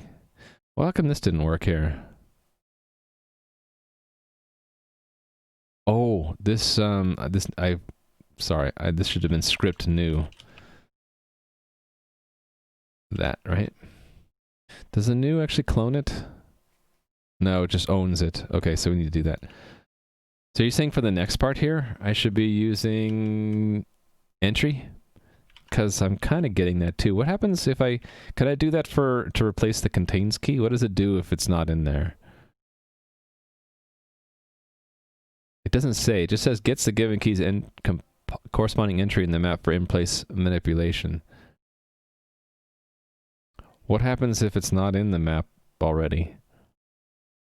Oh, there's an OR insert. OR insert does what exactly? Oh, the entry might not be there. May be vacant or occupied. Oh, okay. I get it. Aha, let's do that. I'll give you a point. I think you guys were telling me to do this last time I was working on this kind of thing, but I wasn't comfortable enough in Rust to do it. So thank you, Silent Z. And by the way, hello. How are you doing today? Wait a minute, you only had 1 point before? Let's give you another one. Now you have 3. So you're saying that rather than doing that, I would say let script, I guess, equals self.script collection dot entry name or insert script new from hash. Right?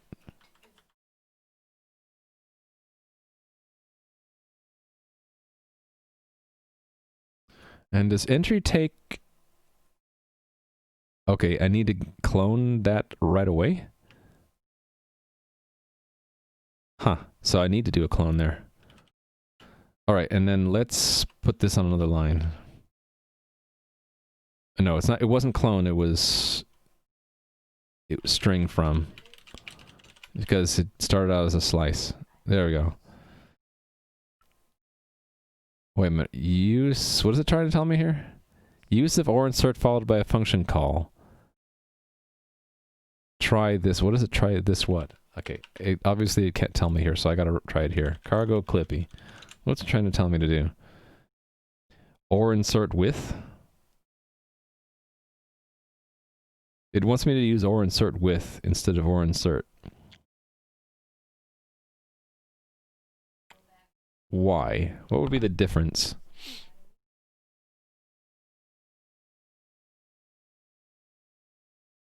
Oh, so or insert would always create one if we did, even if we didn't need it. Okay, thank you. Turn forever. And a patata still papa. So this is going to be a lazy evaluated closure, right? So I have to say hash like that. Not exactly. What did it actually tell me to do? That is what I did. What's the error here? Oh, no argument. No argument. It has to capture hash from its environment. Okay, got it. Yep. Thank you, turn forever. Okay, then I can proceed for the next part, right? So that is, it essentially does that. I don't need to do that anymore. So I do script.installed is true. And then print line script updated.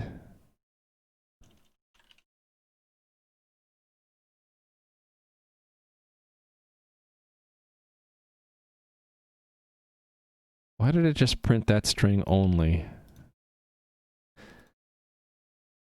I wonder if this...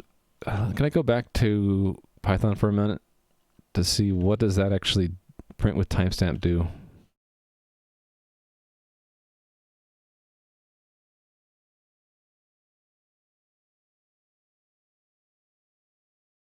I can't remember. Does print actually terminate the line, or is that the prefix to a line?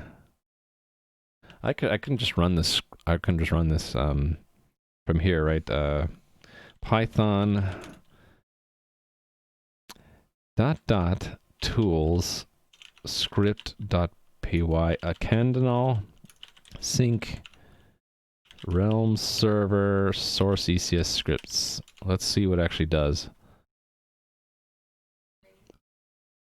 And then we were doing what? Update. So what does it do when I update the script? Oh, it has script updated and then it prints that. Okay, I got it. All right. So it cool. So this does go on a line by itself, and then we have to do self.report script. And then that's fine, right?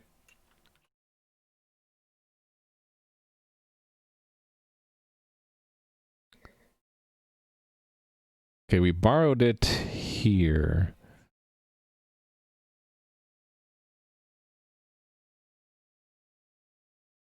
Oh, hold on.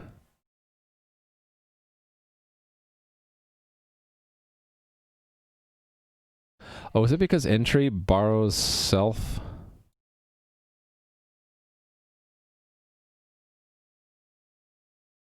How am I going to solve this problem?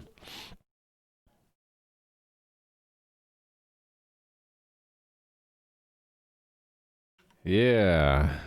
What am I going to do about this one? It doesn't know, right?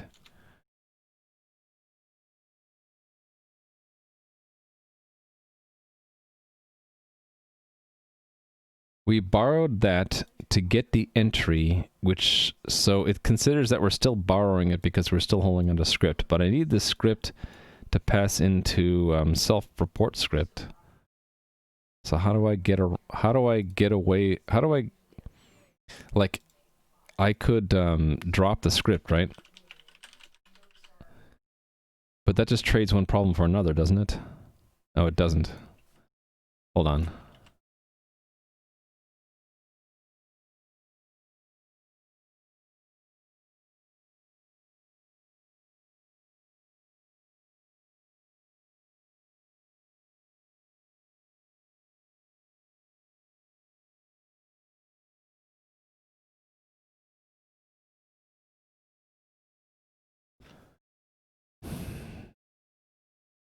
Okay, I'm kind of stuck here.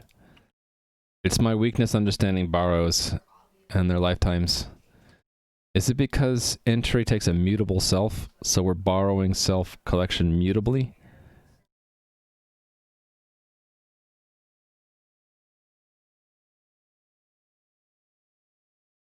Pass the key, but it'll have the same problem that we can't even call self. I can't use self at all after this point because it gets borrowed immutably from this point on, right? I thought by dropping script that would solve it, but apparently not.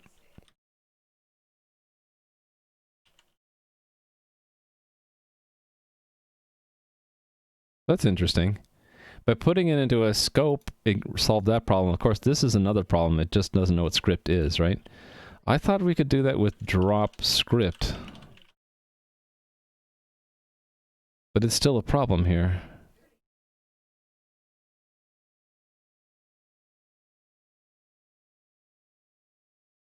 I thought that by dropping script, we would drop our borrow from that, but apparently not.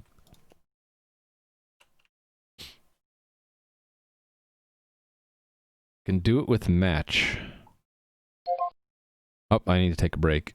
Let me suspend that for a second. Let me fix this and then I'll take a break. You can't drop the script as you send it to the function. You could possibly, yeah, I don't want to have to clone the whole thing. See, this wouldn't have been a problem if I did it the other way though, right? Let's hold on, I didn't mean to do that. Let's comment that out and try the way I had it before. If not self.script collection dot contains key name. Whoops. Then self.script collection dot insert string from name. Script new string from hash. And then I did a lookup here, right? Actually, how did I do this for up here?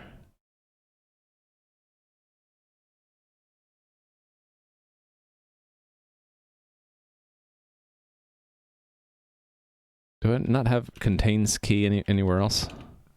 I did it right here. Yeah, I did it this way.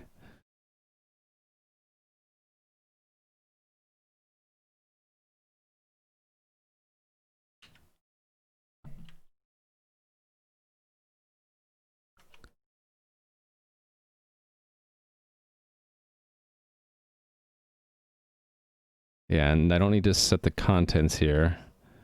And installed true goes here, and we don't... Actually, I don't need any of these lines, right? Oh, we're gonna have to still have the same problem. Okay, so it didn't... Doing it this way rather than this way doesn't actually solve the problem, right? Yeah, unnecessary parentheses is true. Okay, so that obviously didn't... So why didn't I run into this before?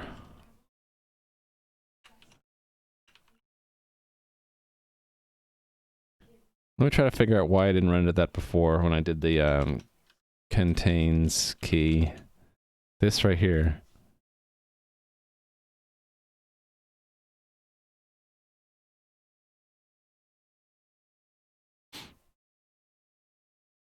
See... Oh... I didn't actually call us anything on self here. That's... Okay.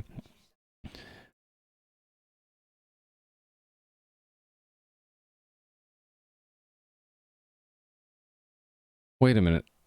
How was I able to do that twice? Is it because it's the same thing, but if I did like self dot something else, it would be a problem?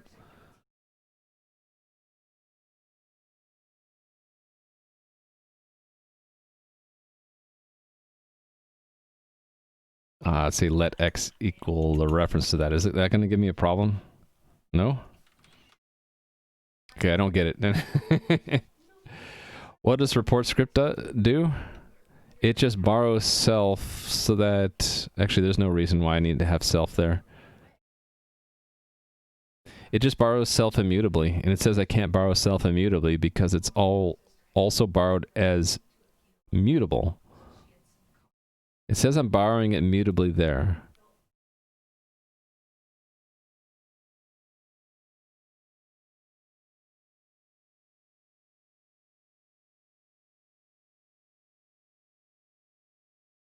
Oh, borrow... It's smart enough to say it's never used again. You can't pass a mutable reference to a method belonging to the struct that the mute is borrowed from, because you'll then have a self and a mutable self that can access the same memory, the struct member. You can't pass a mutable reference to a method belonging to the struct that the mutable reference is borrowed from. I don't see where I actually don't understand that. So it's just maybe the root of the problem. I need to understand what you said, Turn Forever.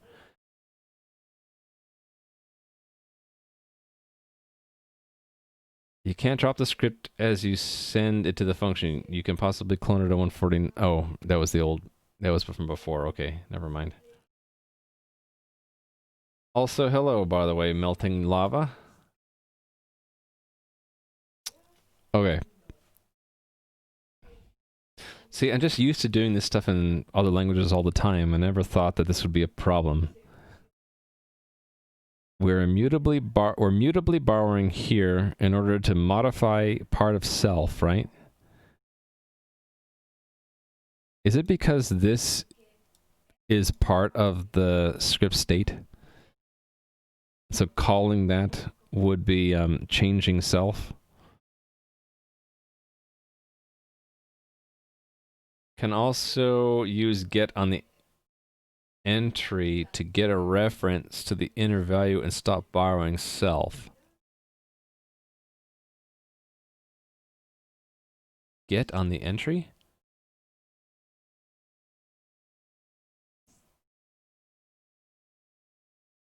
So you're saying I can do a dot get?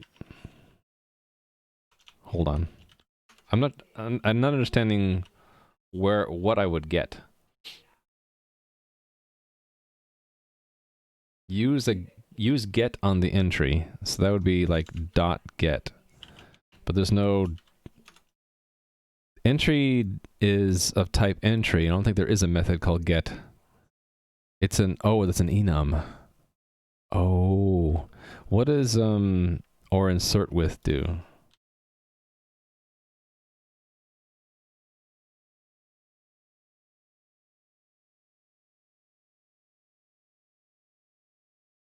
Hold on, where are we? Okay, this is an entry. Oh, that consumes it. That consumed the entry. And it gave us back a mutable reference of the same lifetime as something else. Well, where's this A?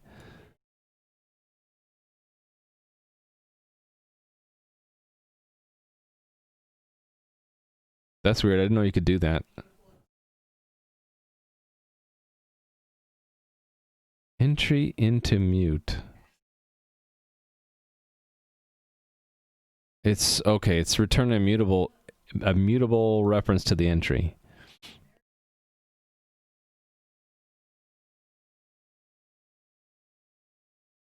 And I guess insert returns the entry. Yeah, insert returns mutable. All right. Oh, hey there, Marco Dev. Oh, wait a minute. I already said hi to you. You found a favorite streamer? Who's that? Me or someone else? I'm stuck, but let me maybe what I need to do is take a break. Could you construct the script, report it, and then insert it? When you don't need it access anymore? Is that the problem? I also need to modify that script to mark that it's installed.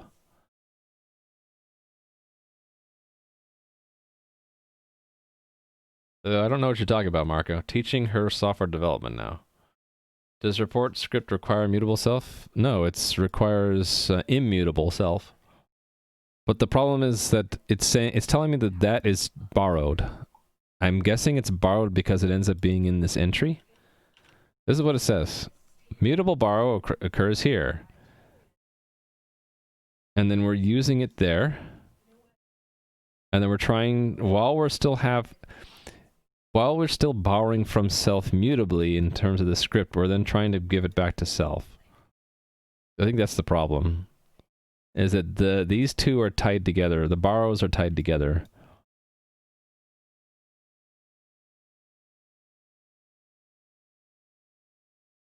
Oh, okay, is that the thing I'm missing? Look at that. Gets a reference to the value in the entry, and this is occupied entry.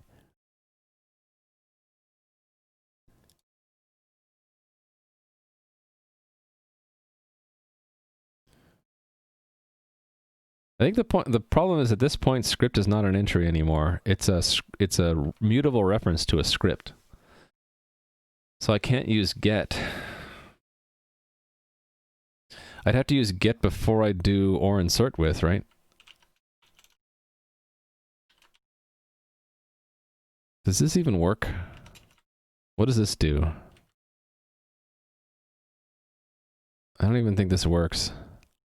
No method name get for entry. Oh, I'd have to do a match, wouldn't I? I'd have to do something like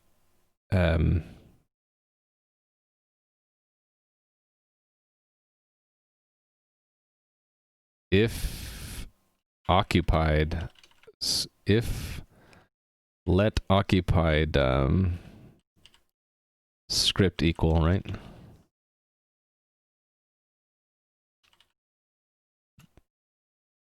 Then script.get. Is this even gonna work?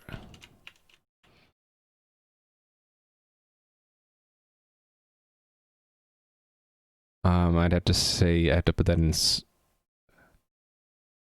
I not get that right? It's entry occupied, right?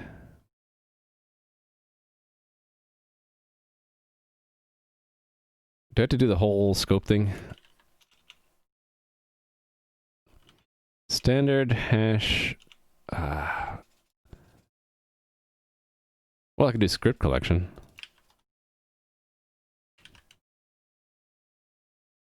No. I think I had to do collections.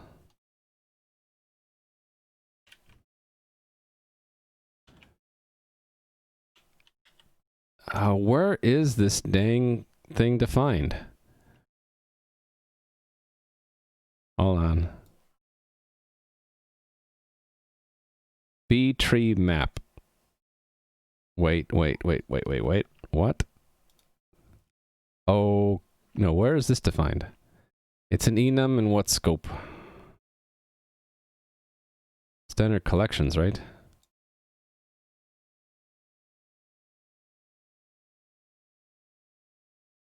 Or is it just entry?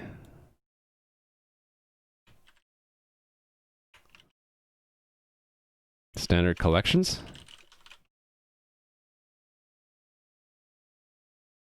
Hold on. Let me go back to chat.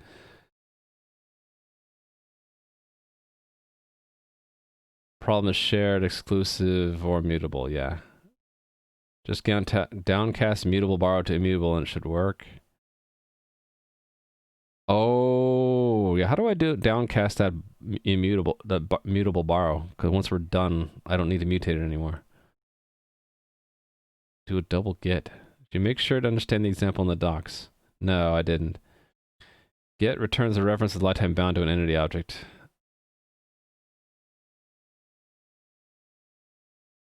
Oh, try dereferencing scripts and then taking a immutable reference to it? I guess I can try that. So yeah, this was a excursion into unknown territory. What I was trying to do is see how I can call get, but I don't think I actually need to call get.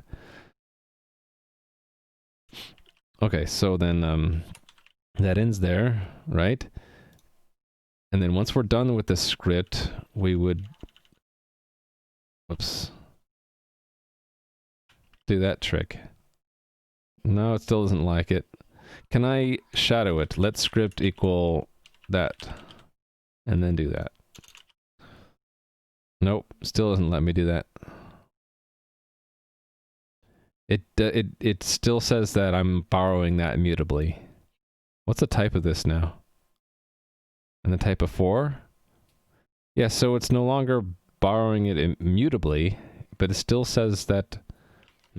That didn't help. It still says I borrowed that, and I'm still borrowing it somehow. Hey there, Ereld. Also, Master Agent Miyazaki, hello. And Cheesegi.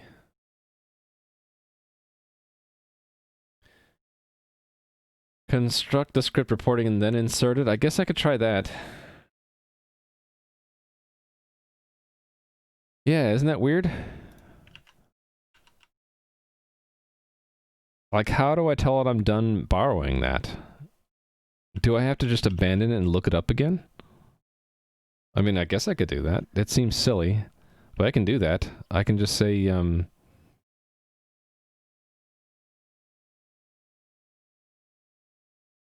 I can just say this. Dot At that point, what is it?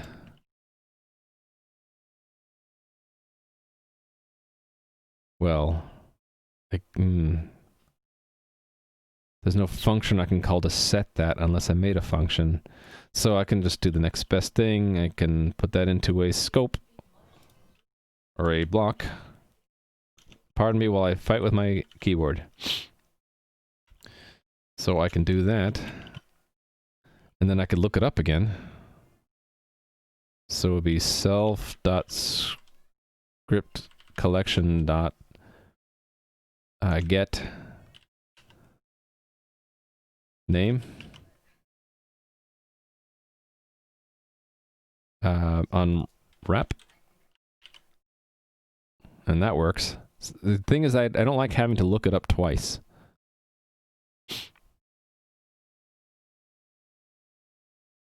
Announcement on KFC Gaming about the KF console. Yeah, so once I wrap it in there, whoops, then I have to do a second lookup. It's sort of a bummer that I have to do a second lookup, but is that Rust's way of telling me that it's unsafe to call that?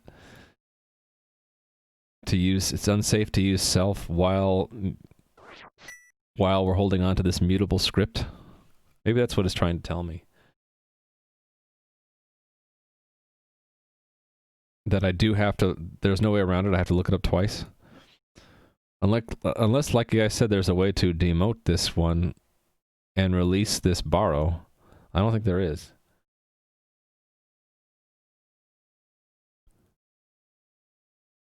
So it's kind of the same as what I was doing before, only here the problem was this get mute was borrowing it mutably, right? Again, that was the same problem as before. Pretty sure there's a way to use some deref there. Yeah, maybe I'll leave a note here. To do. There should be a way to do this with only one hash map lookup.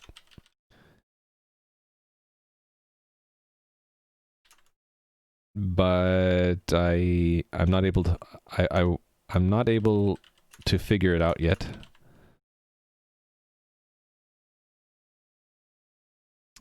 Without the inner block, Rust complains that we're still borrowing mutably from self.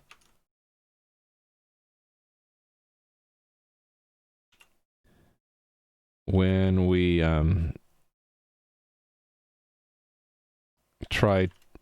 complains that we're still borrowing mutably from self when we try to call report script.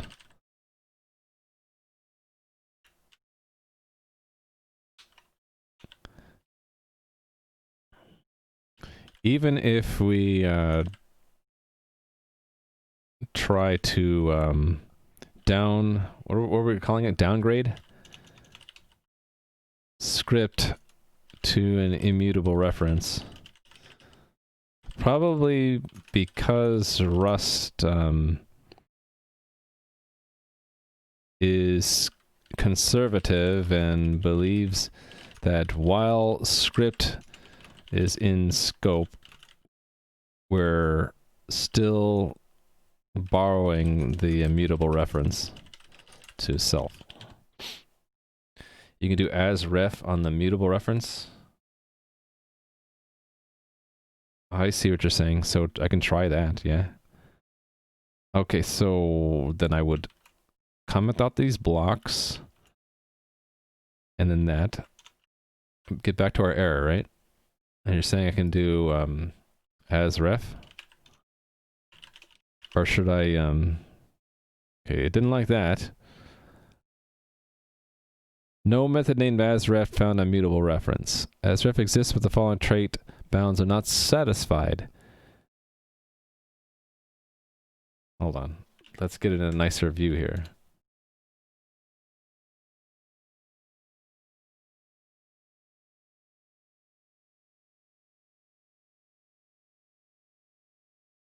Items from traits can only be used if the trait is implemented and in scope. The following trait defines an item as ref. Perhaps you need to implement it.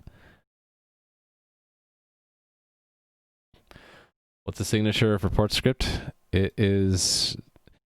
This probably doesn't need to be here, but let's pretend that maybe we needed report script to also borrow things from self, right? So let's just assume it has to borrow immutably from self. But it borrows immutably from the slice and the script that you pass it in.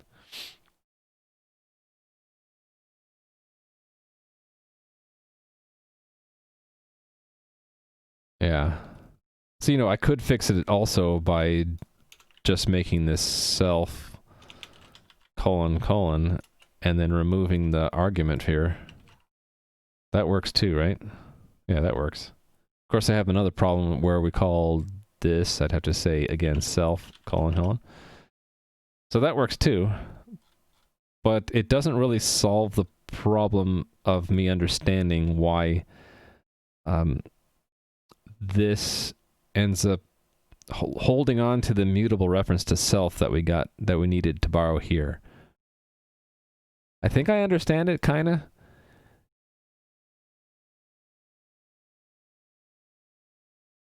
I'm wondering if I put this into a function that returned an immutable reference, if that would solve it. But I kind of also need to take a break. Maybe what I'll do after a break is I'll try to put this into a function. Actually, it's gonna have to borrow self mutably. Actually, no, that should be okay though.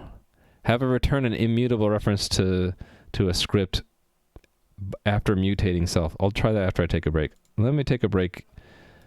I use this thing called workrave so that I periodically take a break. Could it be that the closure is referencing hash? Maybe? Although it didn't complain about that. But we'll find out. Let me take a break, and it'll only be like 3 minutes. So I can get up and stretch, and come back and look at this with some slightly rested eyes. Let me set up this timer. 3 minutes. I'll be right back.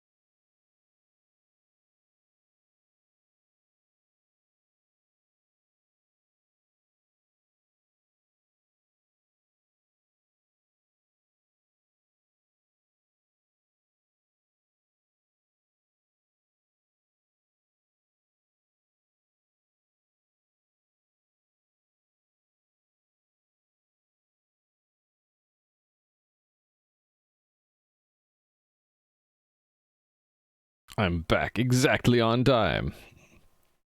All right, yeah. So while I was on break, there were the not my favorite features. It was number 6. Errol is right. Yeah. So this is the list so far of things I don't quite like. Not that I hate them, because I don't like saying that I hate things, but things that are not particularly in that I'm not particularly enjoying about Rust. Number 6 was that strings have to have valid UTF sequences. That it's not legal to have a string with an invalid UTF sequence. So it leads to oddities like, because file system paths don't always have valid UTF sequence, 8 sequences, you have to have a special separate type for paths, and that you have to have these adapters like toString lossy to work around that. Thank you, Nui. So there is a funny crate without boats Camino. Okay, we'll have to take a look at that. This is a poking fun at the underlying reason why I don't my number 6 not enjoyment. Why is this window so wide? The extension of the path module, which adds new UTF-8 path buff, UTF-8 path types. These are like the standard library's path buff, except that they are guaranteed to contain only UTF-8 encoded data. Therefore, they expose the ability to get their contents as strings. They implement display, etc. Standard library path types are not assumed to be UTF data. On all platforms, non-UTF-8 paths are vanishingly uncommon. Yeah. Do assume that you continue to the strings. Creating a frustrating experience, I guess. It was sort of like an impedance mismatch that I learned to bump over. Now I sort of know that I have to do toString lossy to convert between the two. Allow them to assume their paths UTF once and then manipulate them. Most of the API is still to do. Isn't that a familiar thing? The type of scripts. What are we playing with there, Patatas?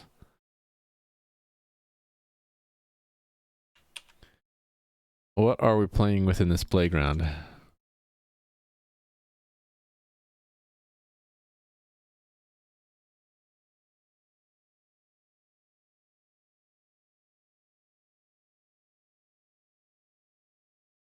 Yes, it's a mutable reference. So the same thing for me, right? This script is a mutable reference to script.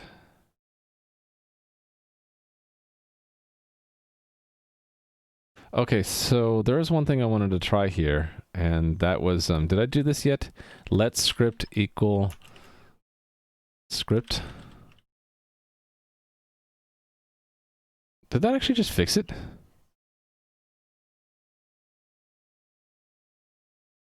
Oh, wait. I need to put this back to the way it was to try that. All right, so...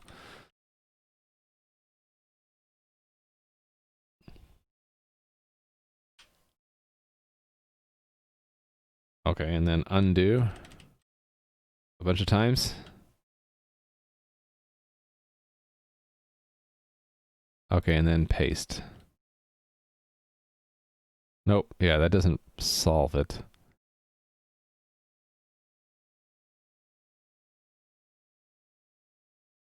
Wait, why does it say mute script state there?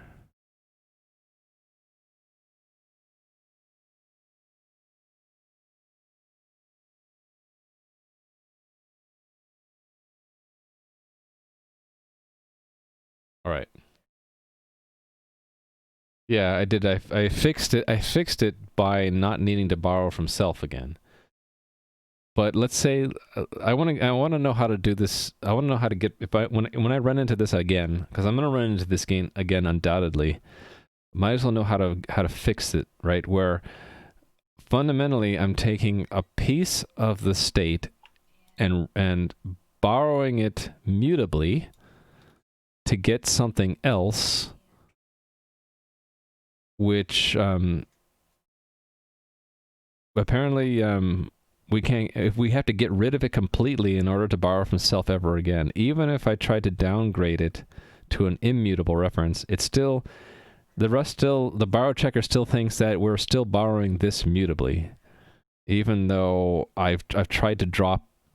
The only way to get across to past that right now that I know of is to do this thing where we completely drop the reference, and then I have to get a new reference back by searching again. Right? But this time we're not doing entry, we're doing get, because get takes an immutable reference to self, right? I'm curious about something. If this holds on to an immutable reference, it's probably not going to let me call a mutable method of self now, right? Like upload change scripts. It probably won't let me do that, right? If I have to have a WebSocket. Is there something that doesn't require a WebSocket? Upload new scripts? No. I guess I can just invent something. Function foo that takes a mutable self that does nothing. It's probably not going to let me call foo, right? Self.foo. Yeah, it's going to say that I can't do that because I borrowed it immutably from here. All right. Yeah, I see how this goes. We're going to have problems with successively borrowing things from self, because everything we borrow from self, if we hold on to it, like, extends the duration of the borrow. So, yeah. So that means I probably can't call foo twice, right? I probably can't do that either. Oh, wait a minute, I can because it doesn't return anything. Is the problem that it returns something, and if we hold on to that, then it thinks that we're still borrowing it? Like if I had a reference to a string, let's say it's a... Can I do this? Well, let's say...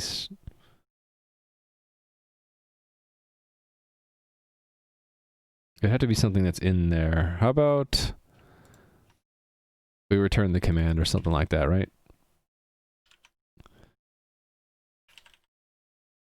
Self.command. And it's not going to let me do this Y. Oh, borrow from it.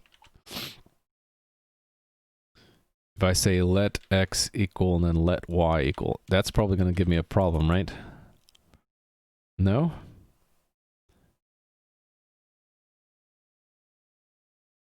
Don't quite understand that one because aren't I doing the same thing? You think it's getting confused with lifetimes? They do have that anonymous lifetime there. Oh, I see what you're saying. So if I did the same thing, if I said that we have A, or actually I don't even need to do that. Don't I just, if I did this? Wrong character there. No? This would tend to make me think that that's... Do I need to actually name them differently? Let's just do it like this, so they're clearly different lifetimes. It doesn't even let me do that now. Okay. Forget that. I don't want to figure that one out. Let's just get rid of that.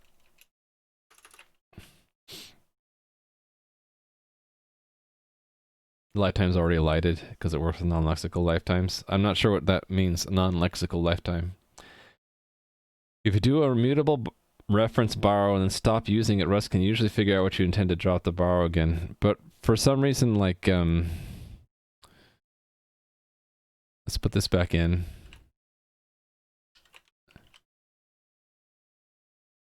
Is it because that I'm passing it in there?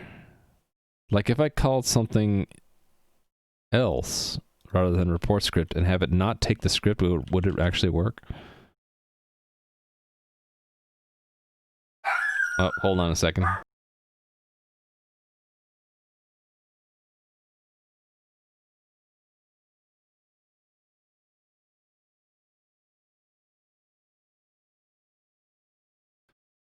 Yeah, someone rang our doorbell.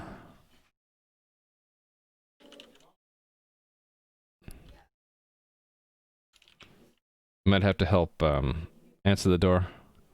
Well, let me take another 3-minute break just so I can deal with the door.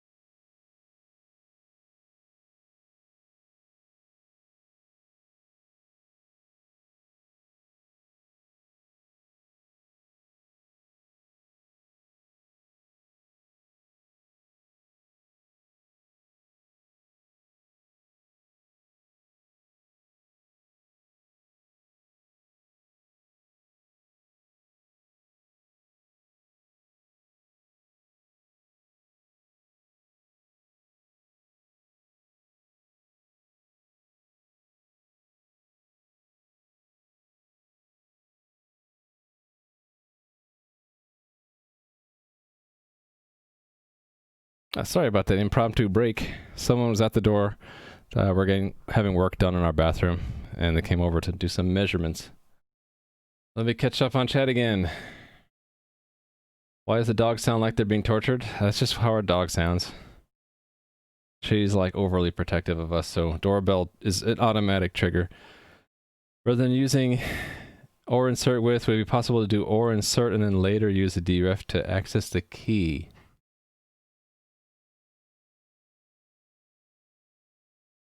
I mean the entry.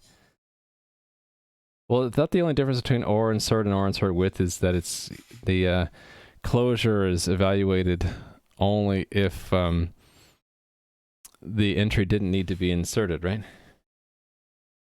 Honestly baffled why it isn't working. You got it to the old script, it's still bad after you downgrade it. Try renaming it. Okay. So, oh, this is the thing I was trying before I get interrupted, right? I can use immutable self if it doesn't use script. But I think the moment I pass it the script, like if I did this, and I had it work the same way as report script, so that is, script, then I'm going to run into the same problem. Yeah. See that? I think that's the problem. Maybe I can solve it with lifetimes? Out of curiosity, would this work?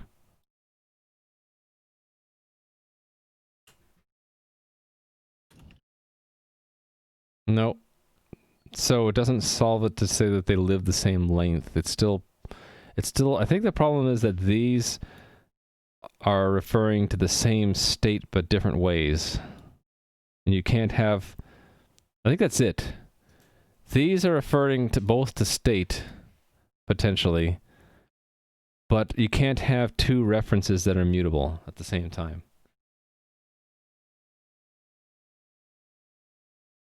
Does it not support replace?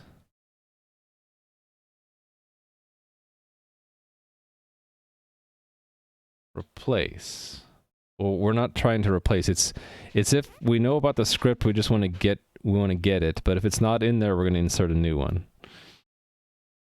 If I make this immutable, would that help? No. It doesn't actually care if we're taking mutable or immutable references. Still just doesn't like the fact that we're borrowing from self again. Even if we have this shadowed here. Yeah, what if I rename it?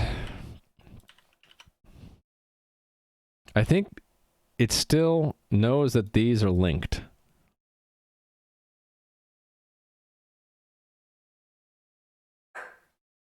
Yeah, I think that's the thing. It doesn't want their... Sorry, hold on a second.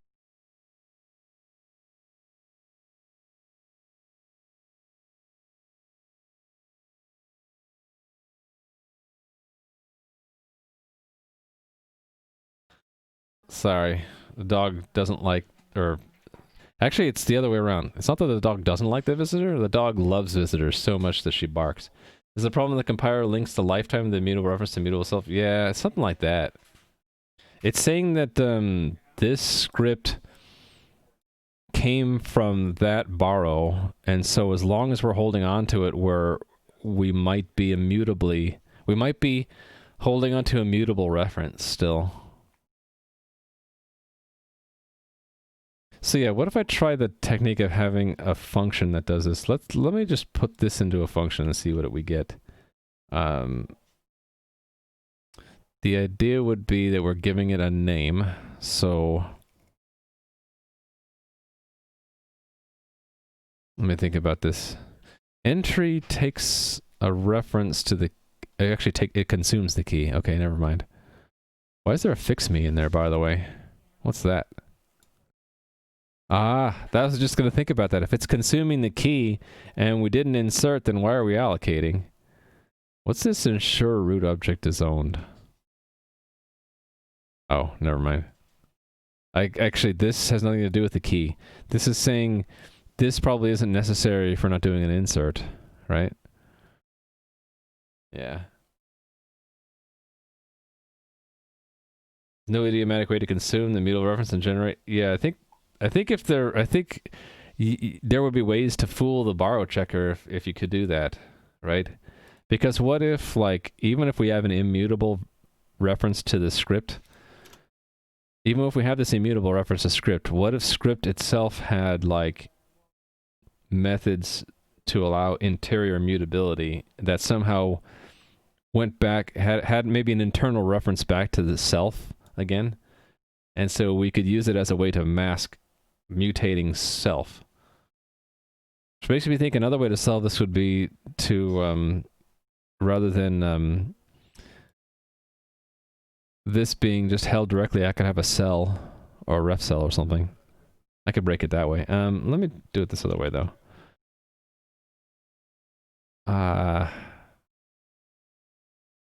So I want to say something like let script equal that. This would then move over here, and I want a name, not a script, so... And then this would be a name,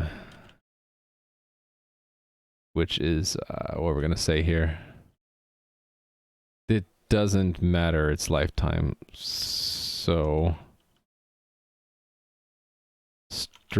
slice, and then it's going to return a reference with the same lifetime as self. Yeah, to a script.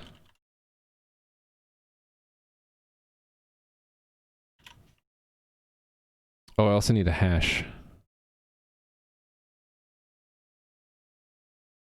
Hash. How come it doesn't like this? Oh, because I haven't declared it. There we go. And then, string from name, string from hash. So I'll just say script. And it needs to be mutable. Okay. So then can I call that? I cannot. For the same reason, looks like. It's too... I can't outsmart it. Yeah, even if it's a completely different... Oh no, it's the same... I wonder if it's because of the lifetime thing. Can I... And I probably can't fool it by doing this either, right? It's gonna say that that is the wrong lifetime. Yeah, conflicting requirements about lifetimes. So... Could I do something like, where C is subset of A? Nope. Nope, it really just doesn't want me to do that.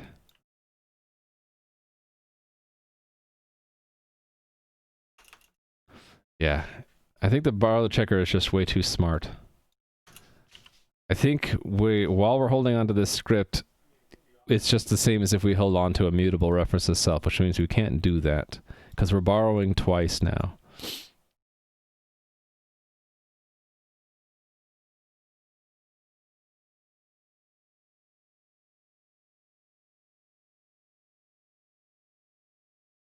Better workaround is just to clone it for the time being. To clone what, though? To clone the script? Well, technically, I don't even need to borrow self at all.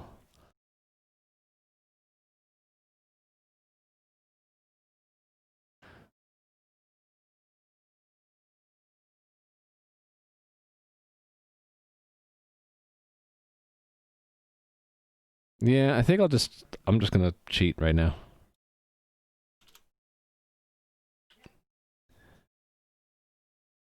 So get rid of that line. Get rid of that.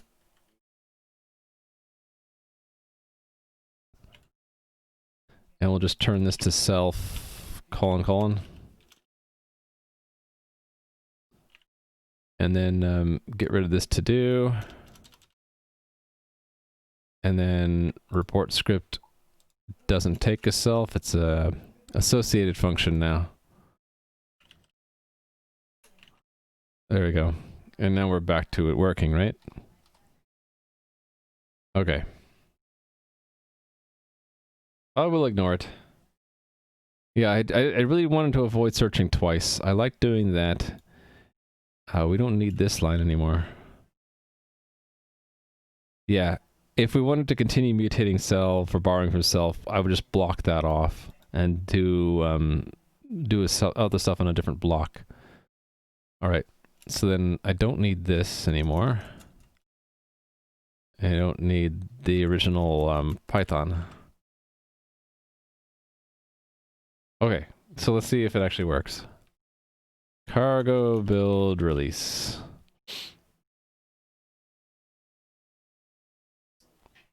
I need a haircut soon. Hair's getting all messy. Run it again. Oh, that's the Python version. I don't want to run the Python version. Python version. Run the Rust version. All right, and then we're going to change a file. So attack script, go to 40. Cool. 20. So updating the hash code each time. Oh, thank you, Barad. Oh, well, I was distracted. I forgot to say hi to Apollo I. And the Swiss. I was totally distracted by that problem. Okay, so I got past that problem. Okay, that was update. Shall we do add next? Where was add? Oh, no, that was the updated when it comes back, right? So update is done. I want to do add next, I think. Yeah, on local script added. So go back to scripts.py. Local script added. Yes. So similar to how update, we're going to do a process local script and upload new scripts. So copy that and paste it here. Whoops. I hit undo, didn't I?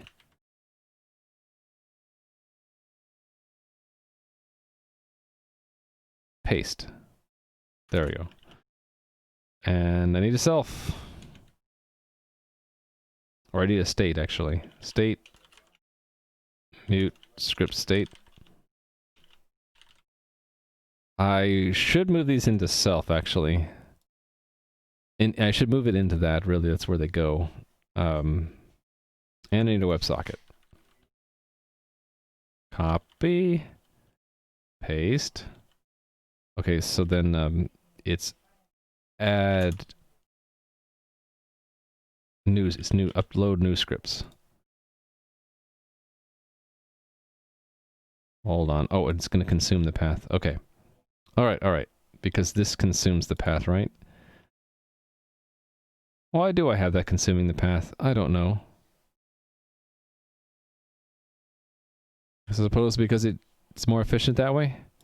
Nothing's going to use the path after that anyway, so we don't need to borrow it, just consume it. And it needs to be given the state.clone and the WebSocket. Borrowing the WebSocket, right? Was this clone.lock? I can't remember. What did I do for update? Lock unwrap. Okay. And then borrow it mutably. State.lock unwrap.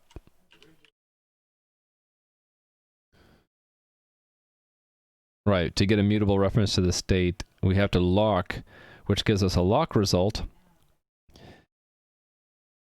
Which is always strange to me because in C++, when you lock, you usually don't have a result. You just get the mutex guard right away.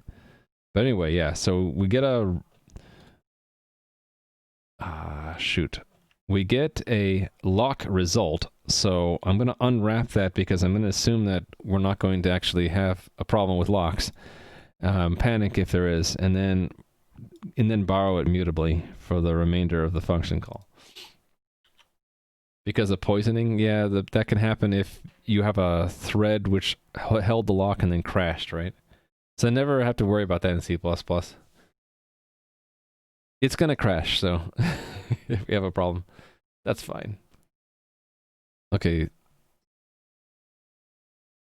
So there's gonna be another message I need to add handling for. Let's just run the code to find out which one it is. I think it's script added, but I don't remember exactly. Oh, I can't build while it's running. That's what you get if you can't, if you are still running the program and you try to rebuild it while it's running on Windows. Okay, now I need to create a file. So I'm going to do that by going to this script and duplicating it. Okay, so we have to handle two new things, a script added and a new entity. And I'm going to want to delete the copy manually, aren't I? So, let's get rid of it first. And I need another shell, because I'm going to, whoa, I didn't need 4 shells. I created too many shells.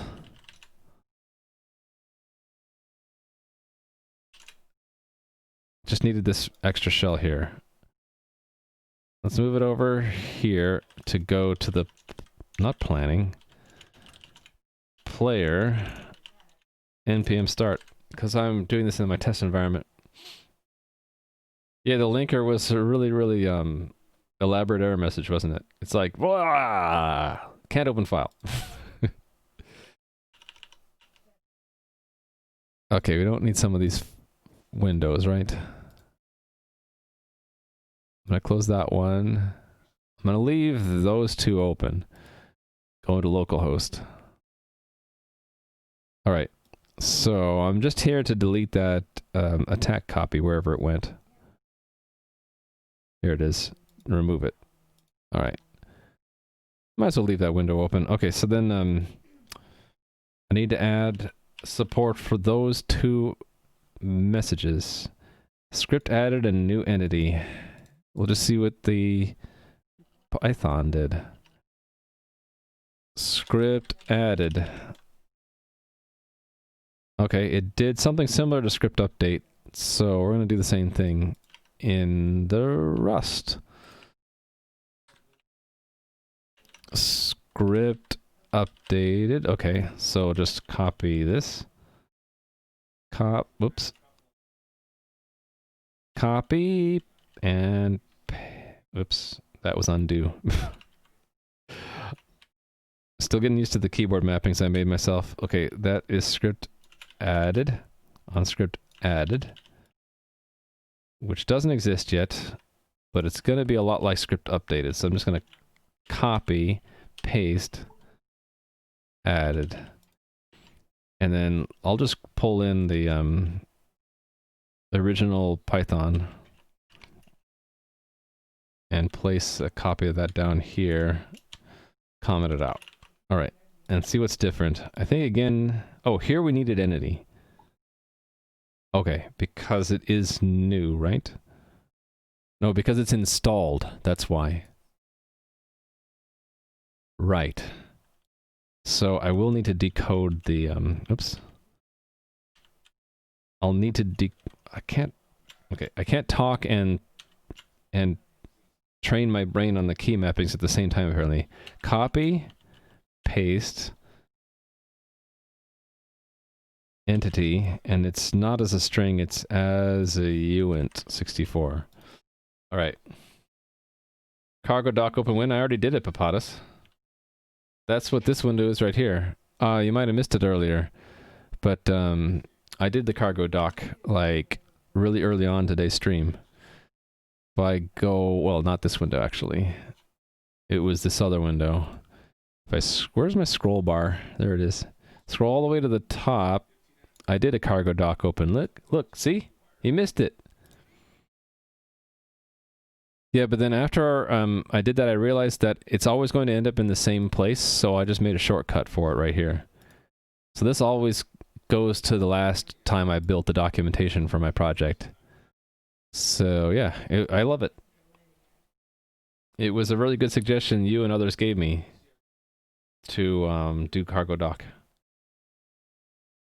See, Remo got converted to the Magic Entry API. Yeah, Silmeth. So we can blame... Who was it? I can't even remember who it was. Who finally convinced me to use entry? It happened before all this problem with the borrow checker. I'm scrolling back in my chat to find it. No, it was you, Silent Z. Oh, Silent Z, Silmeth, two different people. Yeah, Silent Z and Vizara, yeah. Both convinced me to use entry. I need to go back and start using it in other places too. Yeah, the problem I have to remember is that this entry takes a mutable reference to what we borrowed from self. So as long as script exists, that reference exists, we can't go back and use self for anything else. Insert had the borrow problem too. It's not just an entry problem. Yeah. It's just that I got away with it because I wasn't needing to use self again, right? Okay, what's different here? I got the entity. It's script, actually. Got the name, got the hash. We'll do the same kind of an insert thing. And then the Python did a insert and then a lookup, so we're doing it both at the same time there. Okay, I need to store the entity then. Script.entity is entity. Installed is true. Was that correct? Is that correct? Oh, it is correct. Ah, okay. And this says script added. And then report the script. And that's all we need to do, right? So, yes, yes, all that, yes, yes. Entity is entity, installed as true, print script added, report script, done. Okay, and then the other one was new entity. No, was it not new entity? What was it? It was new entity. How come I didn't see that here?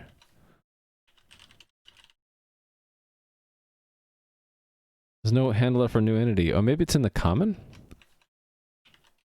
It's not. Oh, does the Python have the same problem? The Python might have the same problem. Let's test that. That was this one, right? It might... We might just have to disregard that new entity message. So, yeah. If I go and duplicate this script again, what did the Python do?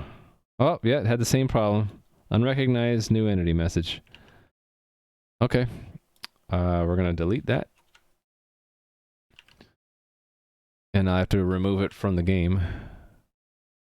Remove attack copy, yep. And it got removed. Okay, so then, maybe I just leave it alone then, for now. And we'll just refactor it later to handle that. So, make sure I get the same thing now.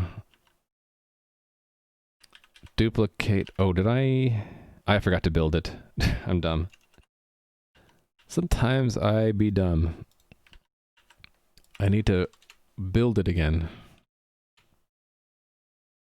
If you ever need self in the naive solution, is inserting then searching? Yeah, I guess so. Because the insert doesn't give you back a reference.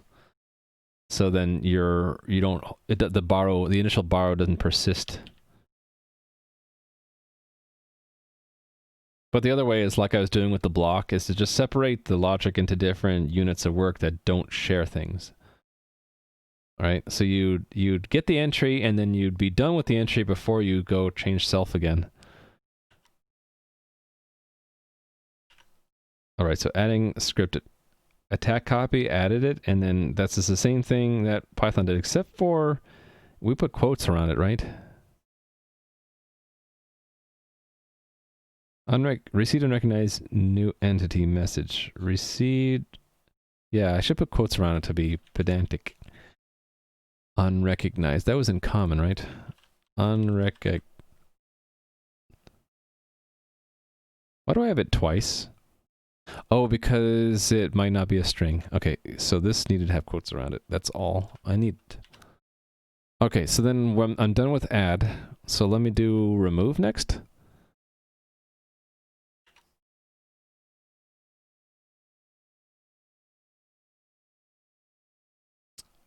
Down here, right?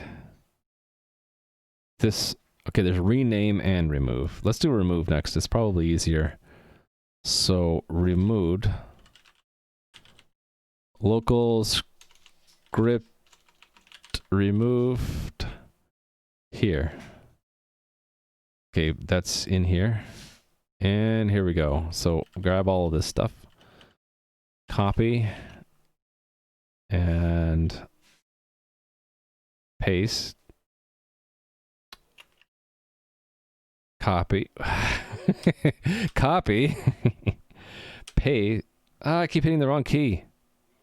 Paste. There we go. Still getting used to my keyboard mappings that I changed. Hey there, Tua Bud. How are you doing today? Oh, 17 months! Oh my goodness! Thank you for the resub. Tua Bud Lentil Stew Dragon. Chuckle at the Lentil Stew Dragon. Keeping that name, huh? Is it growing on you? Okay, we're gonna need to borrow state here, aren't we? Mute script state.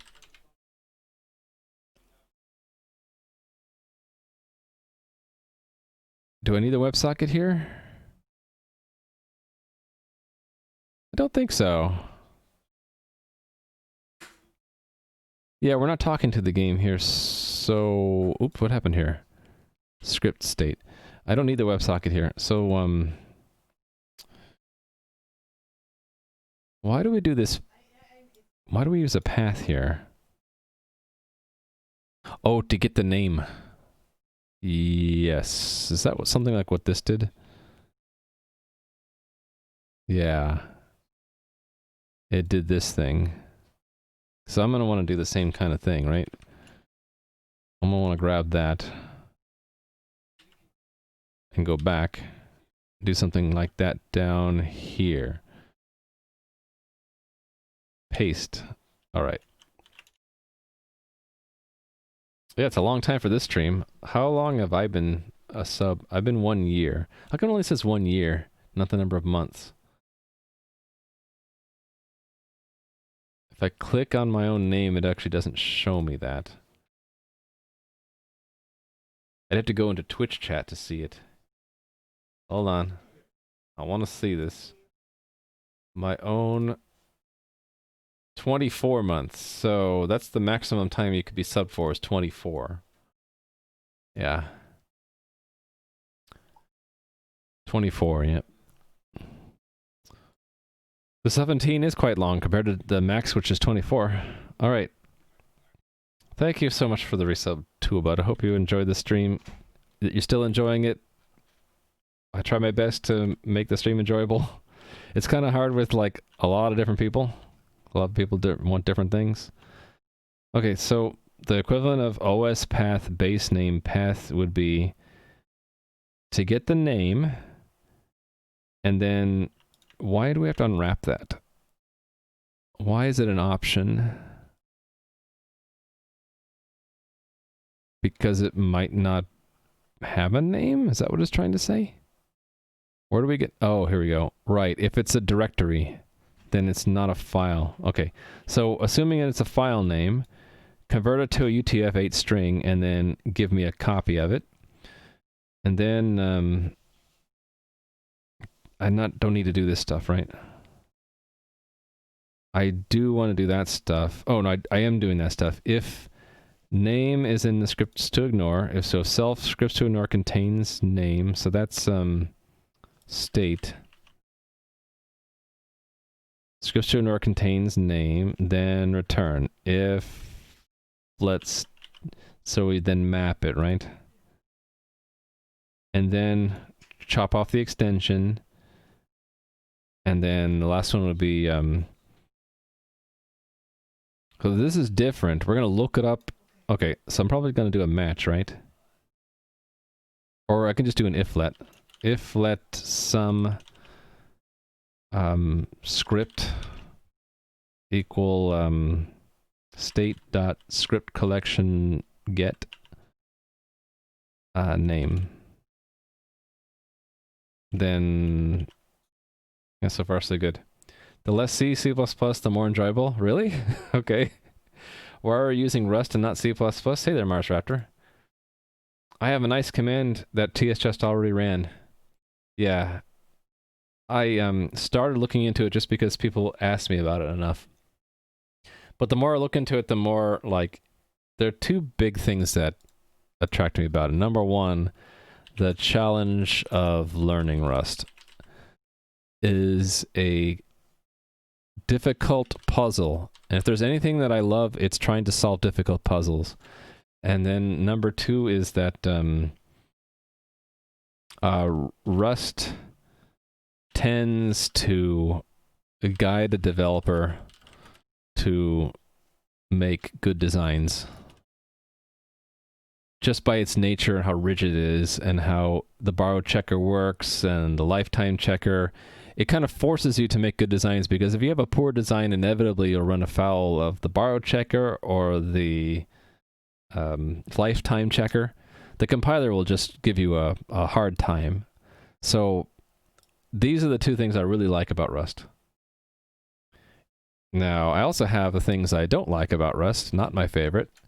But these are all, I think, mostly nitpicky. I think the biggest thing I don't like about Rust so far is this one. but only temporarily. So actually, if I discount the things that are temporary discomforts, then maybe number 6 is the one that I have the most problems with, because I can get around confusing names, terseness. I can even get around this by just knowing what to use to get certain traits, right? But then these are temporary. They'll fix this. They'll make the syntax cleaner in Rust later. So if I were to order this by like severity, I think number 6 would be the top, and then number 3 would be second. Because it's not clear when you have to do use to get extensions for traits, like string extension. The fact that I just had to know to do this, for example. Why am I doing that? I don't even need that. Or do I need that because of I needed that for another trait extension. Yeah, this thing. Yeah. The fact that I had to, like, it's not obvious by seeing these 2 uses why they're needed. And the fact that there are two reasons why you would use. Number 1 is to collapse namespaces, which I don't like to do, but people do it all the time just so they get less typing. But number 2, and this is the important one, is to pull in extensions. So if I don't do that, for example, then I have problems with using for each, because for each is defined in string extensions. It's not defined on this type, which is a unbounded receiver. It's actually defined on the string extension trait. And it's not obvious. So if anything, I would want to have, instead of that, what I'd prefer is to have a syntax like use futures and then something like this, like extensions stream ext. I know that syntax doesn't make sense, but if I had something like that, then it would at least tell me implicitly, why am I using futures? Because I need that extension. Would even be better is if I had to name the extensions directly in here, like for each. Right? That would be even more clear. Because then I'd be like, oh, I use for each down here. Why am I using for each? Or where does that for each come from? It comes from stream extension, which comes from futures, right? So I think the next best thing would be that I really ought to comment this. Needed for these methods. For each. And if I'm not sure what needs them, then I would just comment it out and see what breaks. So it broke on for each, and this is something else. Why did this break? Oh, because I need to add state. And remove that. I think it's just for each then. Oh, I need this contraption. Really? Oh, fix that. Yes, I only have one error, and that's for each, right? So then I would just say, we need it for each. And then I would have something similar.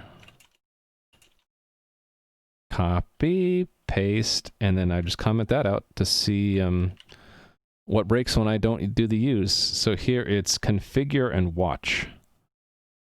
And I'll find out what extension that's in. Configure, watch. And it's in watcher, right? Pub trait watcher. Yeah. Okay, let me catch up with chat. Been doing Rust on and off for years, and you've had a very coverable list of things you don't quite like, and only the past string impedance is stuck. Okay. I can get around that for now. It's not that big a deal. What happened to it? Don't...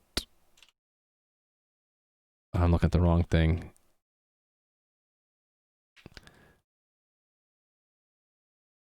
Dislike?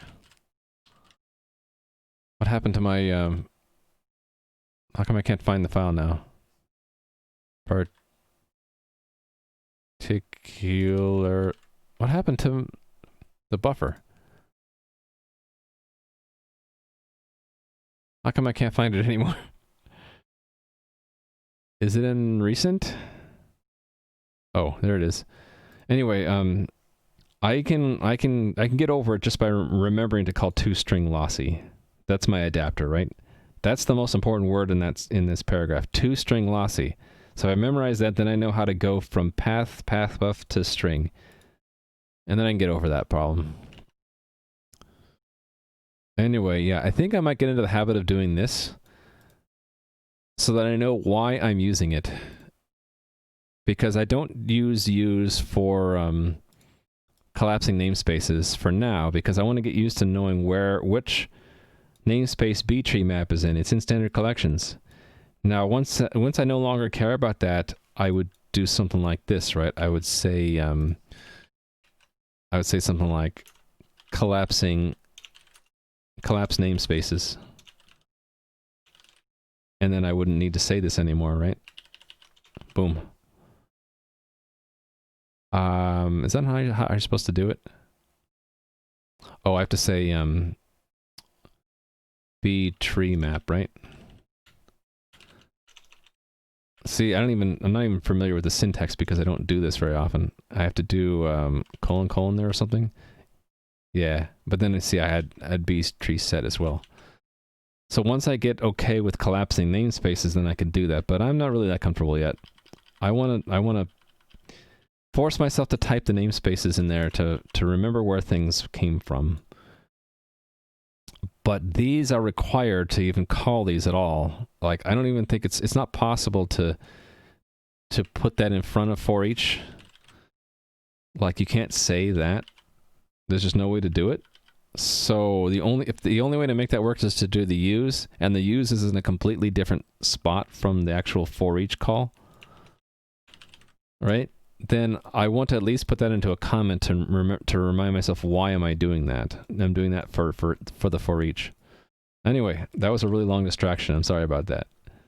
I was working on porting this little bit of code. When a file gets removed locally, we're going to get the root name, which is longer to say in Rust than it is in Python. Then we say if it's a script we're supposed to ignore, then just return early. Otherwise, if it needs to be mapped to a different name on the server, then we remap it. Then chop off the extension, and then say if that script is in our collection, then, so I'm reversing this. Rather than returning early, I'm going to do a if let to do these 3 lines into here. So, oh, this is updating it, so I could just do the entry thing again, right? Smith told you how to do for each without use? Oh, I didn't catch up in chat. 3, if you don't do, compiler will tell you what to do. It sometimes tells you what to do. Sometimes it's a little bit unclear. Technically, you can also use them as static methods with full paths without the use. Oh, by putting the... So are you saying I could have done it this way? Hold on. For each, I could have said...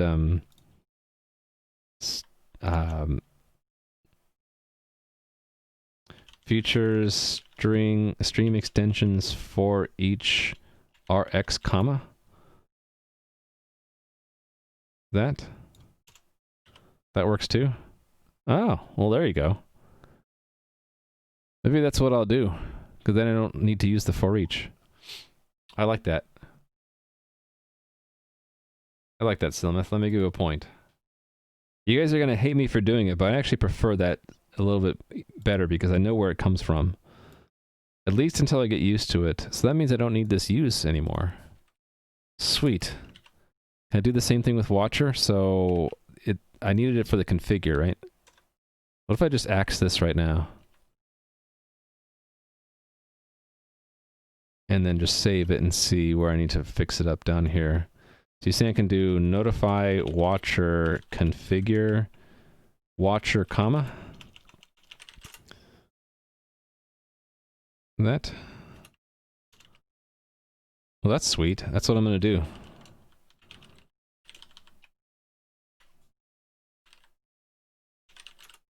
There we go. You guys hate me yet? It's very impractical when you have longer function chains. Yeah, what I end up doing is I just end up indenting it, and it's just very, very explicit. Actually, I'm still having a problem here. Mismatch types. Okay, that didn't quite work.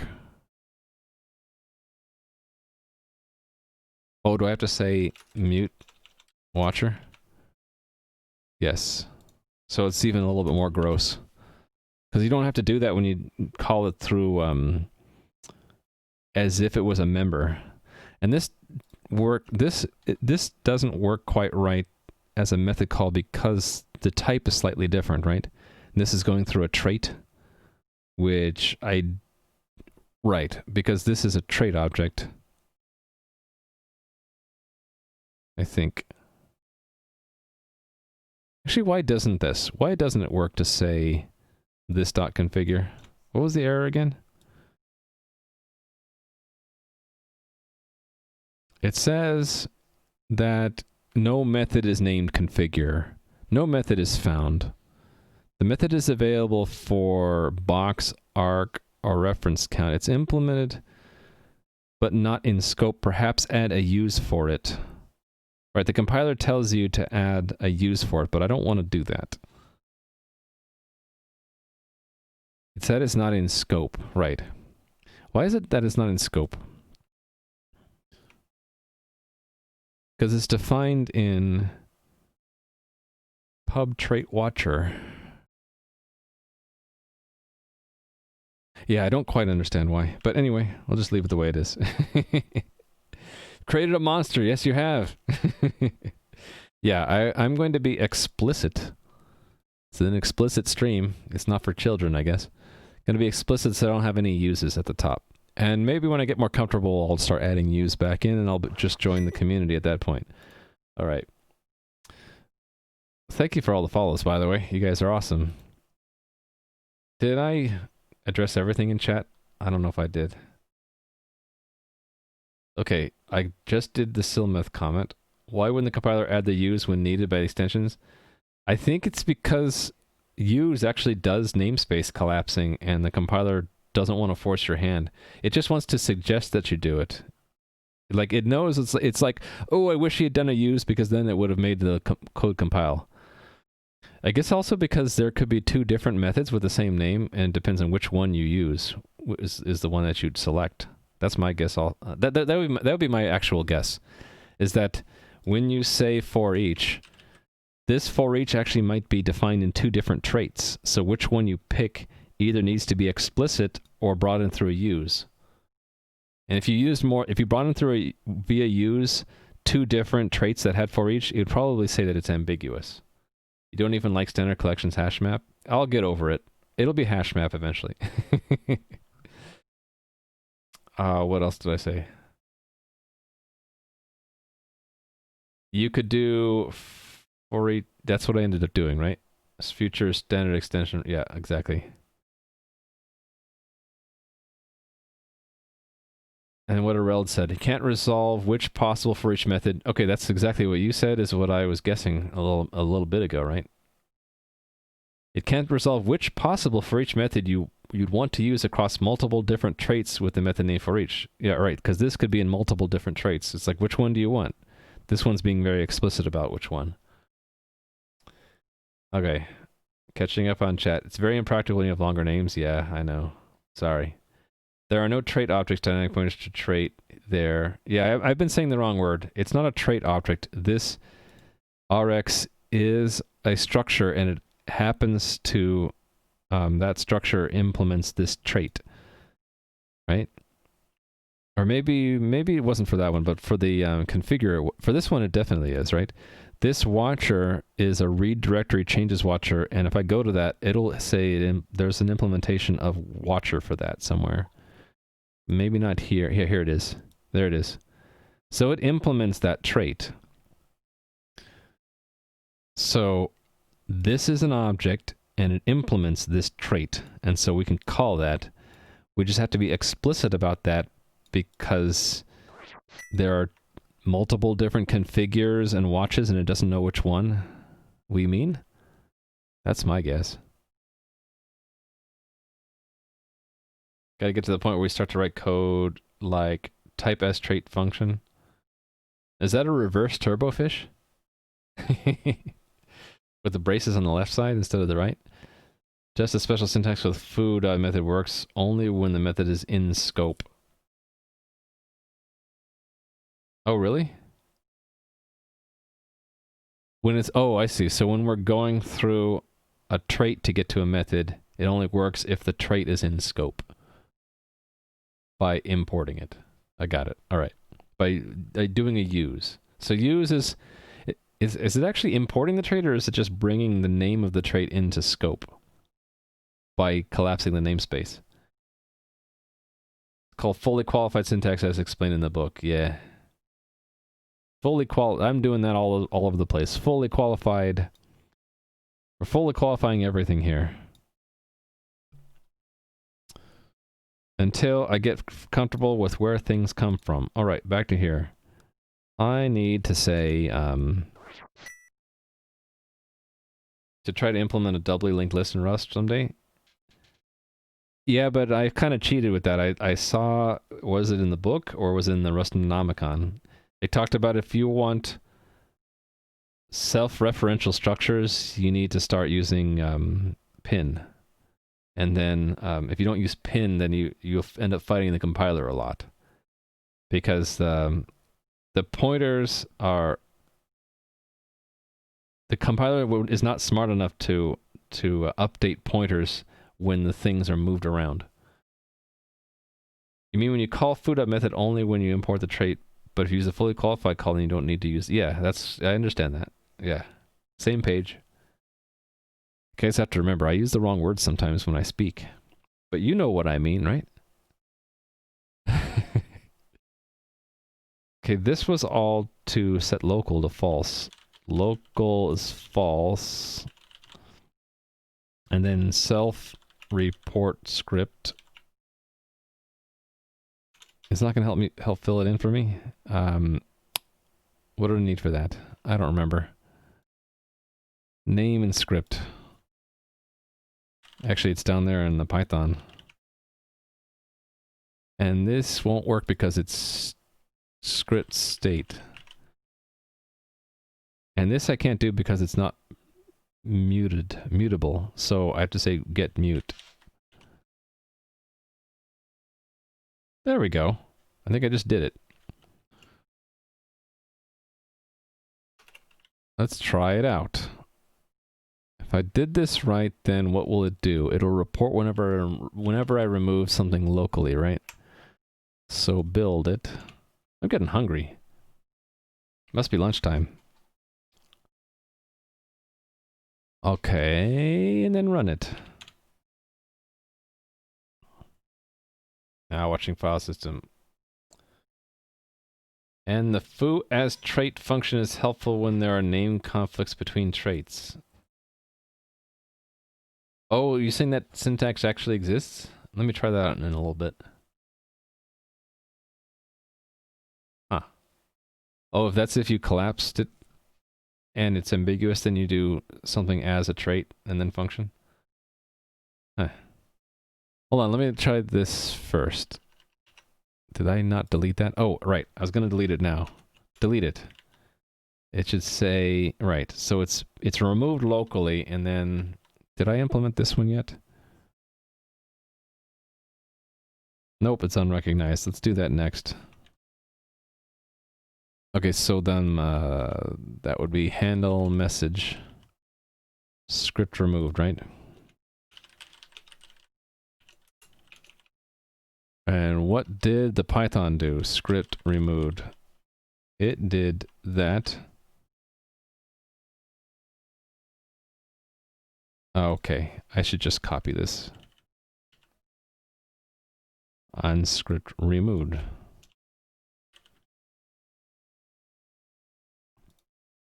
I wonder if there's a way to remove this redundancy.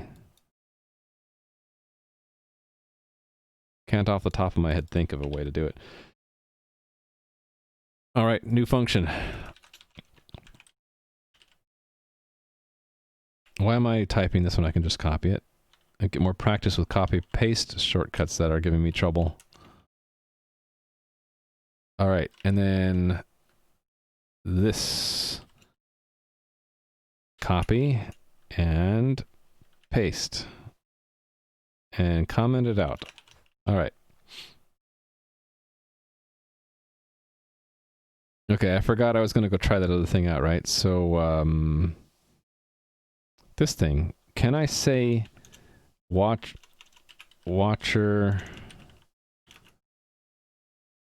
as watcher? Configure?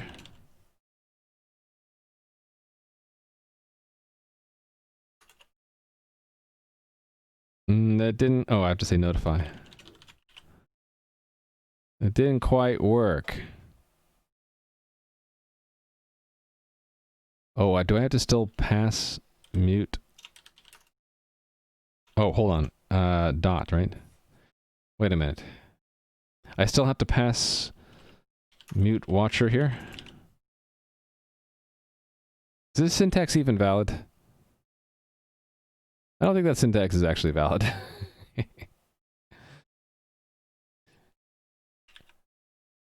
We're looking at the book again.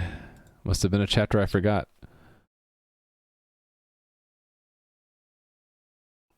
Blah, blah, blah, blah, blah, blah.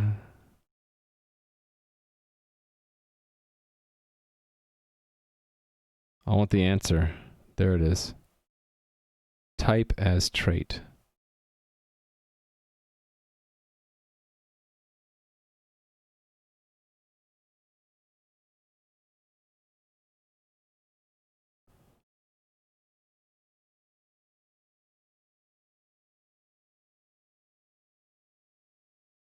Wait. That only works for associated methods, right? Not for ones. So I would have to say that like that, right? Then I might as well just say this from the beginning, right? Okay. So it's just even more explicit. Gotcha. So this would work. This only works because there's only one possible trait.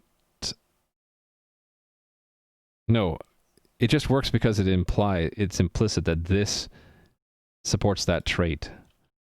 This is more explicit. This says that we are going to be giving you something with this type, and I need you to go through this trait that trait of that type to get to configure. So that basically the compiler can figure that out because the first argument I gave it was already a type. It's a type that it knows implements that trait, right? It looks at this traits method and says, well, it needs a watcher. But then it looks at this type and says, well, that does implement that trait. So then it works out. I see, yeah. Oh, so if so when would I actually need it then? What does the book say here? Because couldn't I have just said animal : baby name? Why do I need to say dog as animal? Oh, because dog is the actual type. Can't you just say dog : baby name?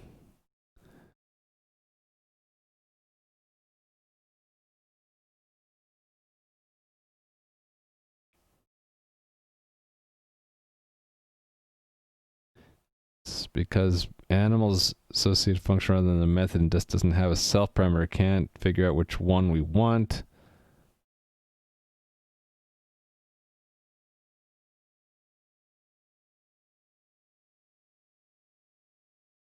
Wait. So this one runs, right?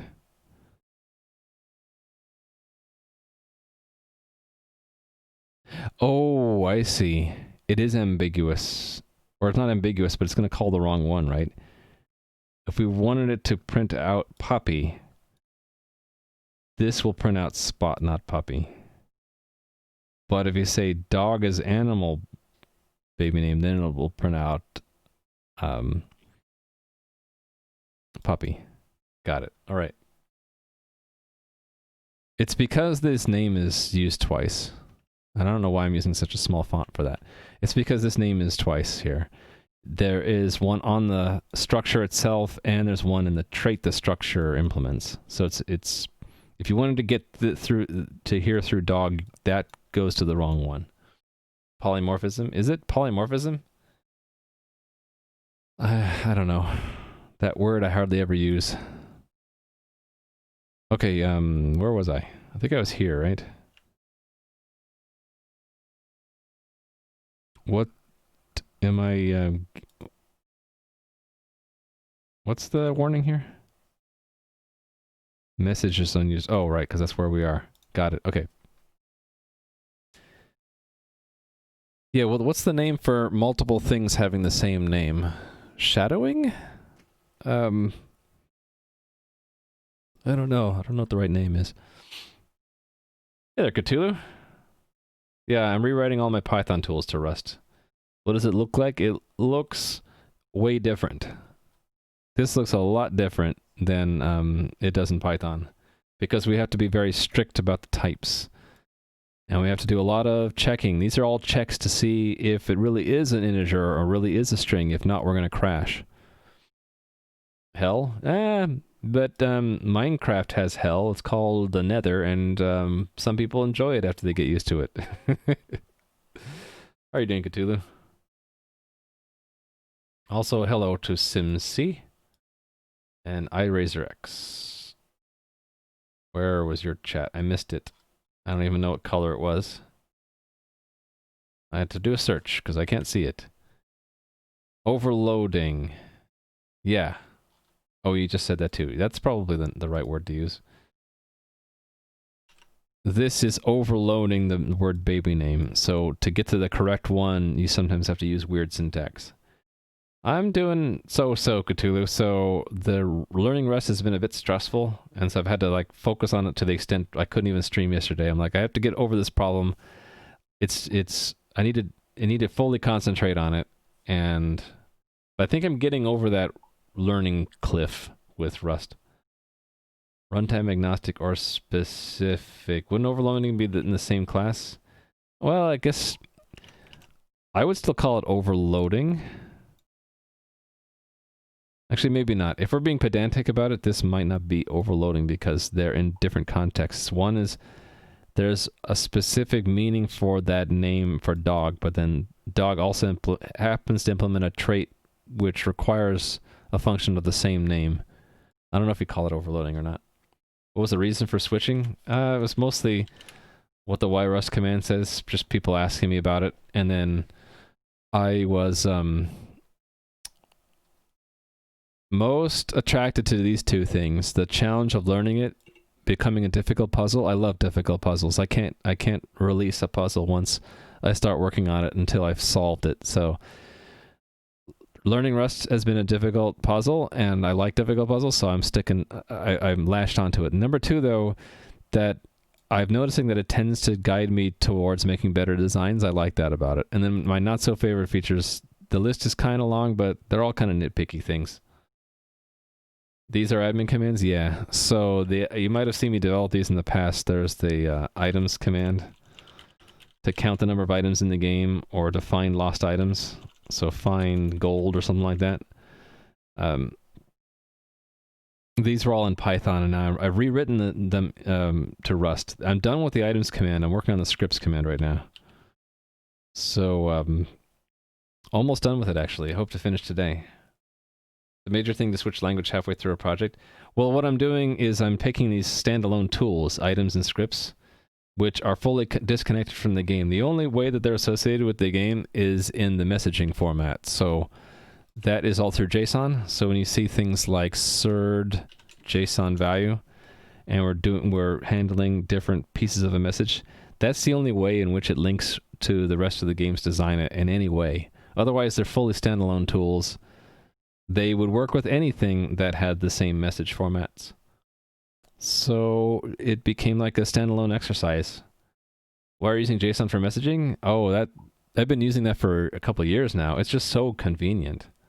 Do I even have a command for that? I don't have a command for that. It's just really, really super convenient, especially when you are in the Chrome debugger. So right here, I can hit F12 and reload this, and I can just say, show me the WebSockets only, and messages, and I can just, can I show you this so you can see it? It just makes it super easy to pick apart the detail of any message from the server and the client. So while I'm developing the message format, it's just too convenient not to use for me. It fits into WebSockets really well because WebSockets either take text or binary messages. So if it takes a text message, it can take JSON. Also, there's some precedent with using JSON with WebSockets. I've seen other services use it. Discord uses it. Oh, did my bot reboot itself? Apparently my bot rebooted itself. Yeah, so there's some precedent. Other services like Discord use JSON in WebSockets also, for I think the similar reason that they're just really, really convenient. Did I bend in SQLite? No. The work to move the data into SQLite is in parallel with this, and it's just a coincidence that I'm using JSON both for the message format and for the storage format. I'm still going to use it. Do the SQLite conversion, and then we won't have JSON in the storage format, but I'll still have JSON in the message format. So that's independent. It's just coincidentally also using JSON. So we can hide that again.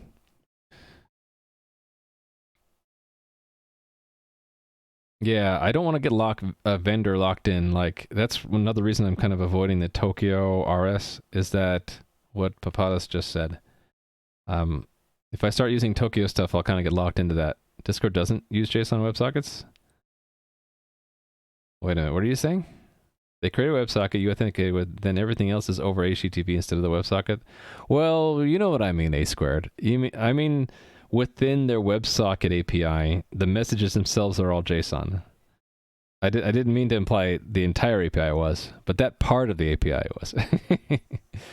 Did I lock myself into async standard? I don't think I did, because the only thing I'm using from async standard is the task sleep. I think that's the only thing I've locked myself into. And that's only because it wasn't in the standard library, the standard futures crate.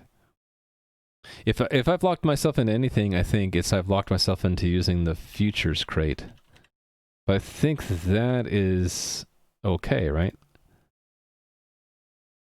Yeah, I only needed to pull that in for the task sleep. Otherwise, the only thing I've really locked myself into is futures, surd, tungstenite, and async tungstenite. I did have to turn on the standard runtime for tungstenite, but that's something they required me to do. They could have further, I don't know if there's a way they could have done it. Maybe they couldn't, but conceivably they could have made their crate agnostic and not forced me to select a runtime there, but yeah, I guess I am one way or another. I am getting locked into a runtime. Almost the same thing as far as I understand them. I've seen subtle differences between them, and also differences between async standard and futures. Some of the types are slightly different.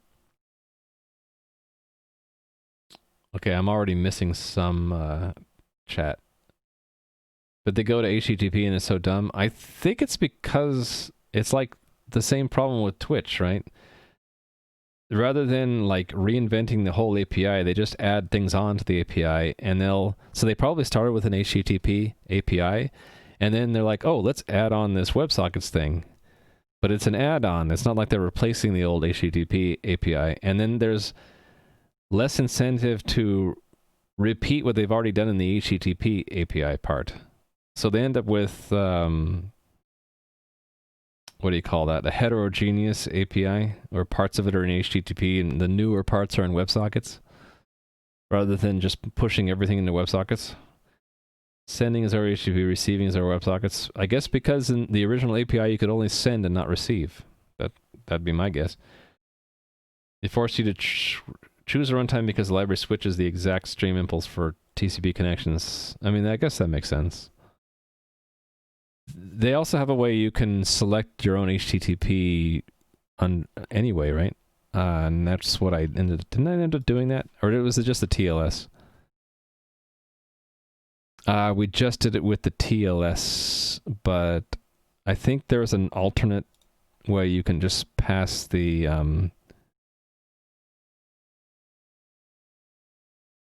underlying connection yourself. Maybe not. They have TCP stream. I haven't really dug into this. Oh, this is async standard. I think the way they do that is this. They featureize wherever they get it from, right? Oh no, this really is async standard. Oh. This one, right, with this auto stream. No? No, already I'm in async standard. It must be how I pull this in the first place. Where is it? Oh, right. I have to opt in that way. Yeah, I had to pick it there. Yep. They forced me to pick it by putting it into a different module. So there's probably a way I could go through async tungstenite and connect by passing my own thing if I looked into it.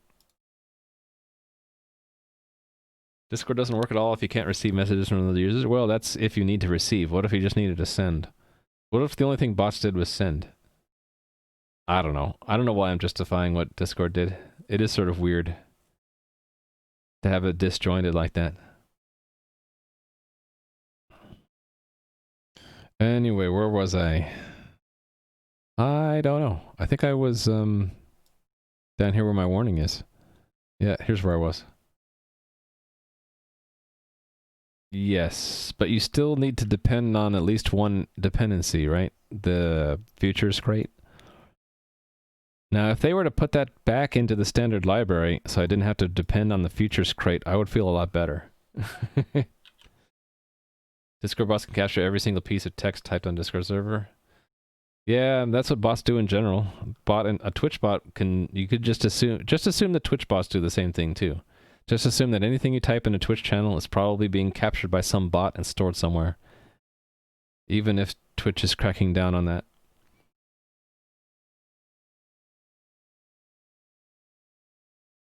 Yeah, you meant to carrot the what Patas said, right? Not what Apollo I said.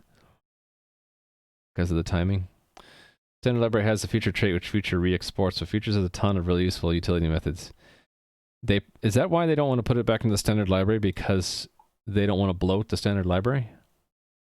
But you end up needing it anyway most of the time, right? A lot of work to get by without using anything. That's what you have to do in an embedded system, I guess, if you needed to make it really slim, right?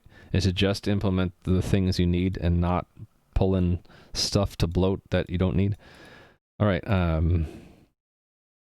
I can at least pull this part out, right? Paste that there. Okay, what am I doing here next? Okay, we're iterating the script.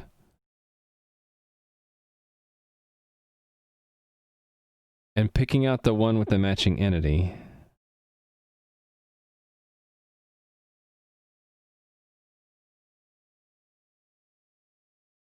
I didn't know that I would be getting it in terms of a list like that. Huh. Let me see if I can find the original code for that. Script removed. PP, not coup.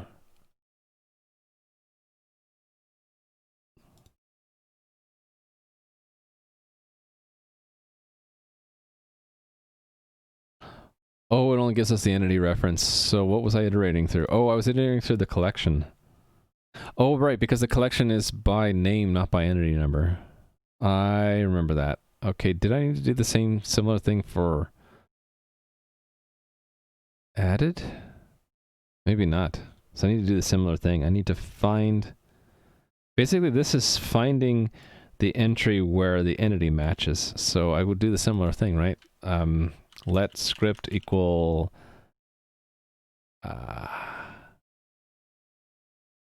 is it self.scriptCollection.find? It would be iter. Entries, wouldn't it? Iter enumerate. And then find? Yeah. And then I need a predicate. Okay, so let's do it this way so we can read it. And our predicate will be, we're going to be given the name and the script. And let's just say true for now. So it gives the first one, right? And then we get an option. So I'm going to want to unwrap that. Because the Python does the equivalent of that by calling next. And so then what we get back here would be, why is it a use, an entity, and then, so I don't actually need the entity there. And so this would be the name and the script. There we go. So the name, I don't know why it says unknown here. Oh, because that's an error. You can't do that? Oh, because I have too many parentheses. There we go. Name is a reference to a string, and script is a reference to a script. Right, okay. Let me catch up with chat. Man is going? Okay, goodbye, man.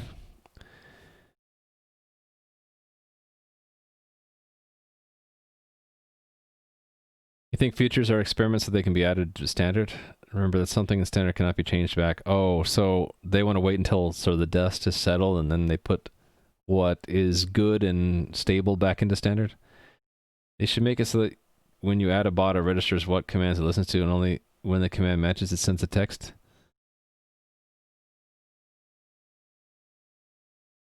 That would be pretty restrictive. And then you'd have to update your registration. That would just be a lot more complicated, but arguably safer for people, especially if the registration was public. Then you'd kind of get to know what the bot's actually listening to. Future itself, trait itself is the standard Rust abstraction for async. Yes, that's true. Yeah, it's been stable for a while, but I guess that's relative, right? What does for a while mean to one person might mean something different to someone else. MPSC is an example of that. It has a bug, but cannot be solved because of backwards compatibility. Yeah. Just curiosity, what's the bug in MPSC? You'll make your own runtime that if an await takes 42 seconds, you'll kill the entire program. Is that just an example? Not sure about is how runtime agnostic their implementations are. Switching the concrete implementations is easy anyway if you are generic over them. Yeah. If you kind of limit the places where you actually bind to the runtime. Yeah, if we try to just deal with futures using the runtime agnostic traits, then we can switch it really easily, right? If you want to do the first one, do iter next. Yeah, that's what I ended up, but I don't want the very first one. I want to find the first one with a predicate. I need this predicate. I did that just because I didn't want to write the predicate. I'll write the predicate correctly now. It'll be script.entity is entity.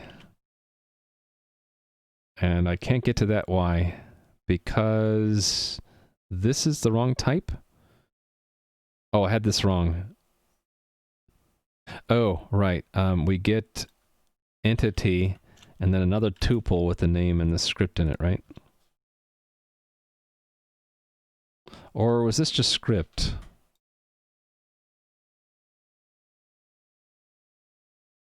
And then it's just entity. Okay, I need to use a different name. I can't do that. What did I do down here? Oh, it really is in the script. This is... Wait a minute, is this the right type? Use size. Oh, it's arbitrary. I don't need to do enumerate. What am I doing? I don't need enumerate.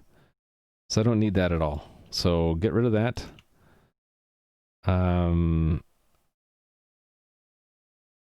I wanted to return the name though. Did I do it? I need the name, right? Yes. Actually, I'm surprised enumerate didn't give me the name.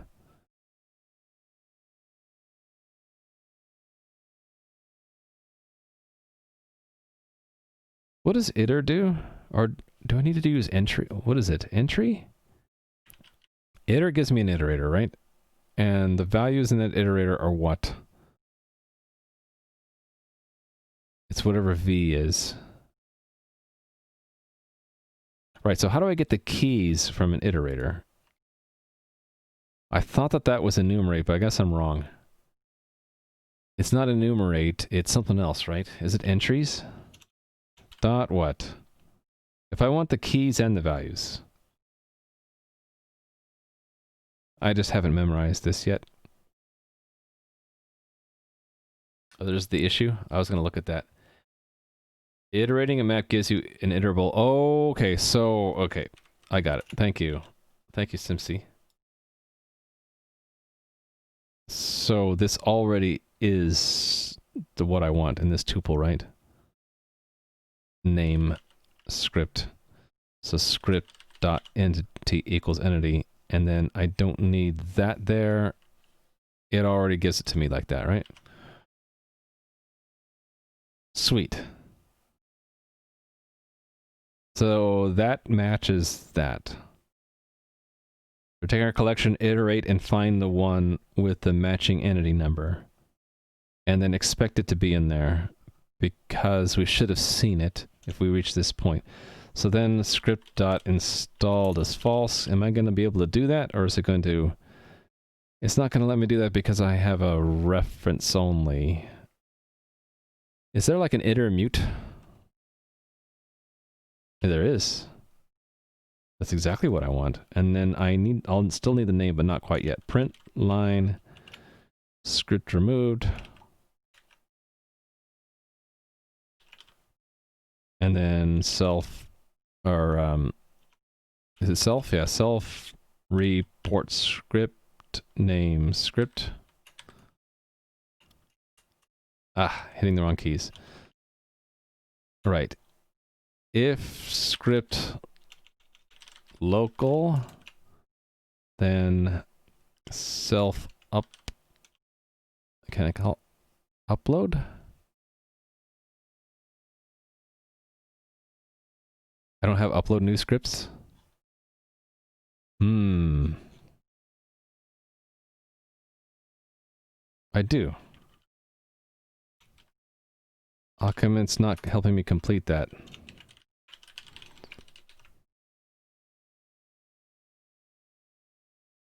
Wait a minute, why upload new scripts if we're removing something? That doesn't make sense, does it? Why are we uploading new scripts?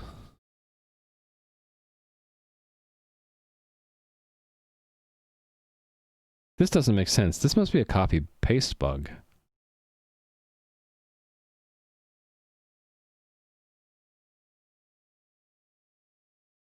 Yeah, this doesn't make sense. Why would I do that? Why would I create an entity if it's not installed? Wouldn't that just re-upload it? Wouldn't that just cause it to re-upload? Oh, right. I did want that behavior. I wanted to re-upload it if it was removed off of the server by accident. I wanted to re-upload it again. Yeah, so I do want that. Else self dots. This is where I'm not sure if I can do this, right? Can I remove I might have to drop the script first. And the name, right? It's probably not going to let me do that. The multi-borrow thing. I don't have a WebSocket either. I need one. I need one. Need one of these. Right here. Please give me the WebSocket there. Yeah, see, it's not going to let me do that. I'll have to figure out how to do that in a second. Copy paste bug? No, it's not a copy paste bug.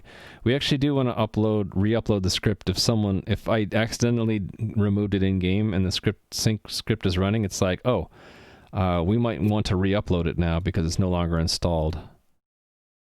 How come this is... Oh, I don't need the name here. Oh yeah, this is going to be a problem because we are borrowing it immutably here. So it's not going to let me borrow mutably to remove it. What? No, I'm borrowing it mutably, actually.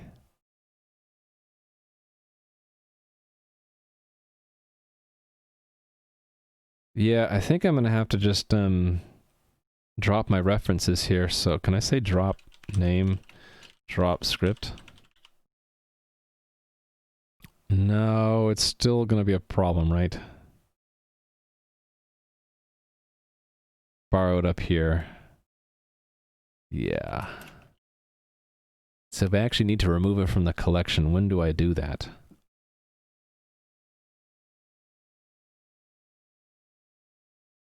Well, I guess I could get an entry.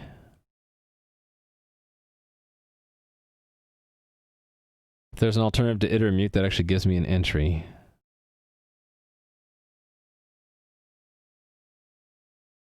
But not by key. Why not clone the name?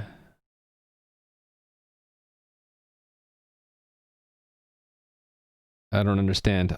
The problem is that we're holding on to a reference to the script, so we can't remove it because we still have a reference to something in that collection. We can't remove it. I have to basically say, okay, now forget these. That's how I tried to do drop them. But dropping it is not enough, right? So I guess the next best thing would be to put this into a block.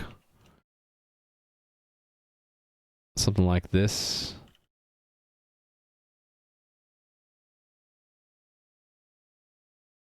And then say, if that block, then drop it. I need to get the name out though, shoot. Let's just try this. So this would be like true, false. But I need to get the name out now. Right?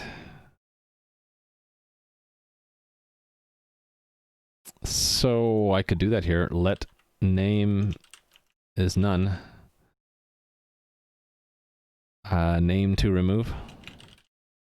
And I can say name to remove dot equals some name clone. Name to remove. Well, then I don't even need this, right? I could just I can say if let some name equals name to remove, then remove it. And I don't even need these anymore. And why didn't it like that? Oh, I need to borrow. There we go. And it didn't let me do that. Why? Can't assign twice to, because it needs to be mutable. There, fixed. Let me catch up. Hey there, Papatus. Why not clone the name? That's what I ended up doing. So I need to have this block separate from where we do the remove, because inside this block we're actually borrowing from the collection to look at the script, right? So I limit the scope of the script to this block, but I need to copy the name out because we need that to call the remove eventually. You don't need the if, lets, or anything else, just clone the name into a variable. You mean I don't even need a none? I don't need an option? You just needed the clone itself. Yeah, but how do I need to... If we go down this path here, we don't actually want to remove it. I only want to remove it if we end up in this else. So there has to be some condition here. We don't want to always remove it. There needs to be some condition. I guess what you're saying is I can make it equal a default string, and then only if it's not a default string do I remove. Just go back to the previous version, do a clone, and we can explain why it works. All right. I kind of like my nifty way of doing it, but we'll go back. We'll go back in time. Back in time. To where I can't remove. All right. Oh, is it because I dropped, but then I tried to use it? So you're saying I have to drop name, drop script, but before I can do that, I can say let name to remove equal name clone, and then do that. Borrow. And it still doesn't like me doing that.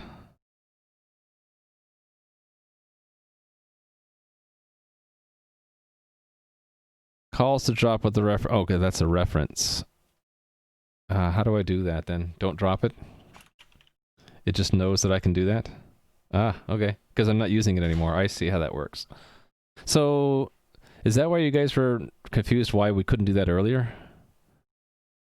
It was because I couldn't do that earlier because if I use name there, then we have a problem, right? If I use name, then it's like, oh, well, that is borrowing from self, right? Well, that. It's going to have a problem with that because of a double borrow. I don't even name that? Oh, right. You're saying I could just shadow it like that. So then I could just do this. No, it has a problem with that one because name lives too long. But if I do that, then we can... Actually, can I just do that then? No, it still has a problem with it. I think because of how long it lasts, right? Yeah, the name clone didn't work because name is living too long. See that? Name lives too long. It has to cease to exist before we can borrow again.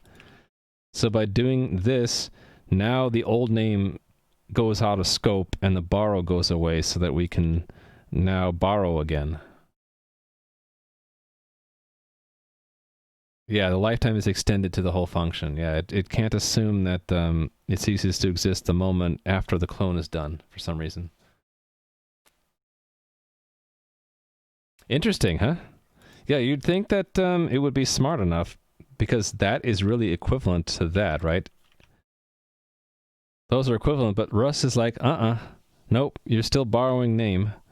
Even though you're really passing a clone to it and then a reference to that clone, it still thinks that name is borrowed, which means that we're still borrowing from script collection. That's okay. What if you don't shadow it? Don't think it matters. No, if you don't shadow it, it's a problem, right? No, it doesn't matter. It doesn't matter. It knows by the conclusion of that statement that, okay, now the scope is that, right? Because outside of that highlighted area, we're not using name or script anymore. So that's the proper lifetime of that borrow, right? But so it doesn't matter if we shadow it or not. Either way, the original name and script is all within that bound. And so that we can borrow again here because it's outside that bound. But if we have that there, now it's not so clear to it that the bound of that is everything but the actual call here. Because I guess it's just not smart enough yet. The borrow ends after the last use, whether or not there would be references in the current scope. What's NLL stand for? Already in, but it's not fully finished yet.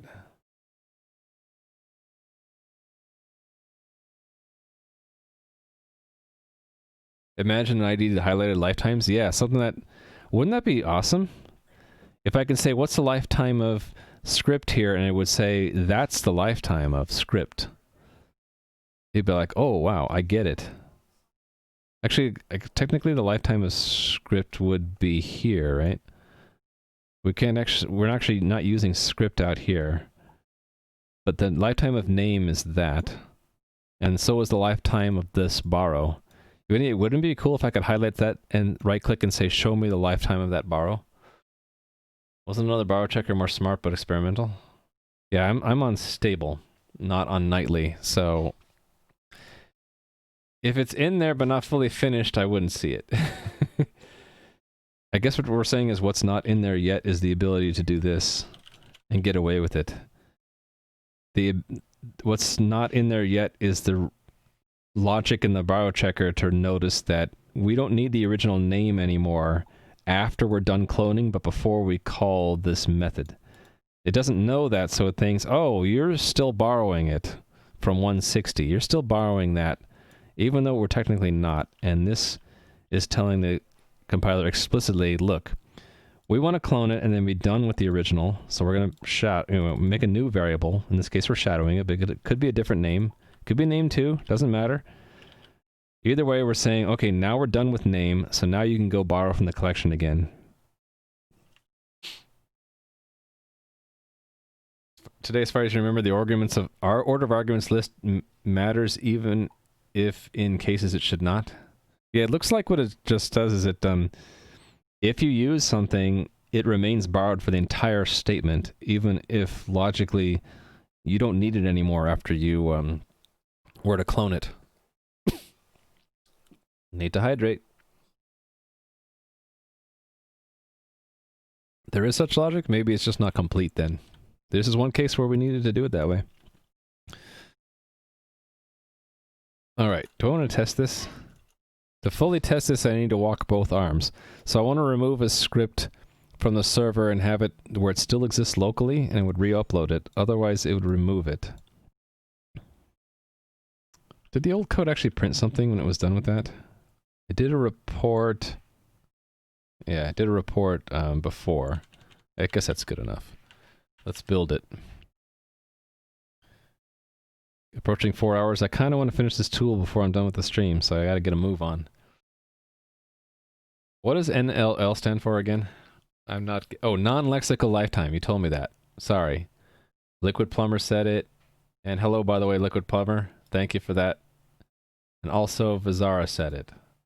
I was just blind.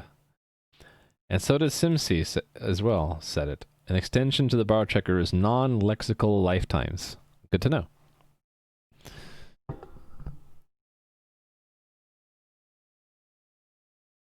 Am I happy with Rust so far? Yeah. I only have, what's the right word to explain it? I have passing reasons why I don't particularly like parts of Rust. Passing in the sense that either I'll get over these, or they might actually be improved in the language in the future. Like, people working on Rust are still working on things like asynchronous closures, right? Or asynchronous trait functions.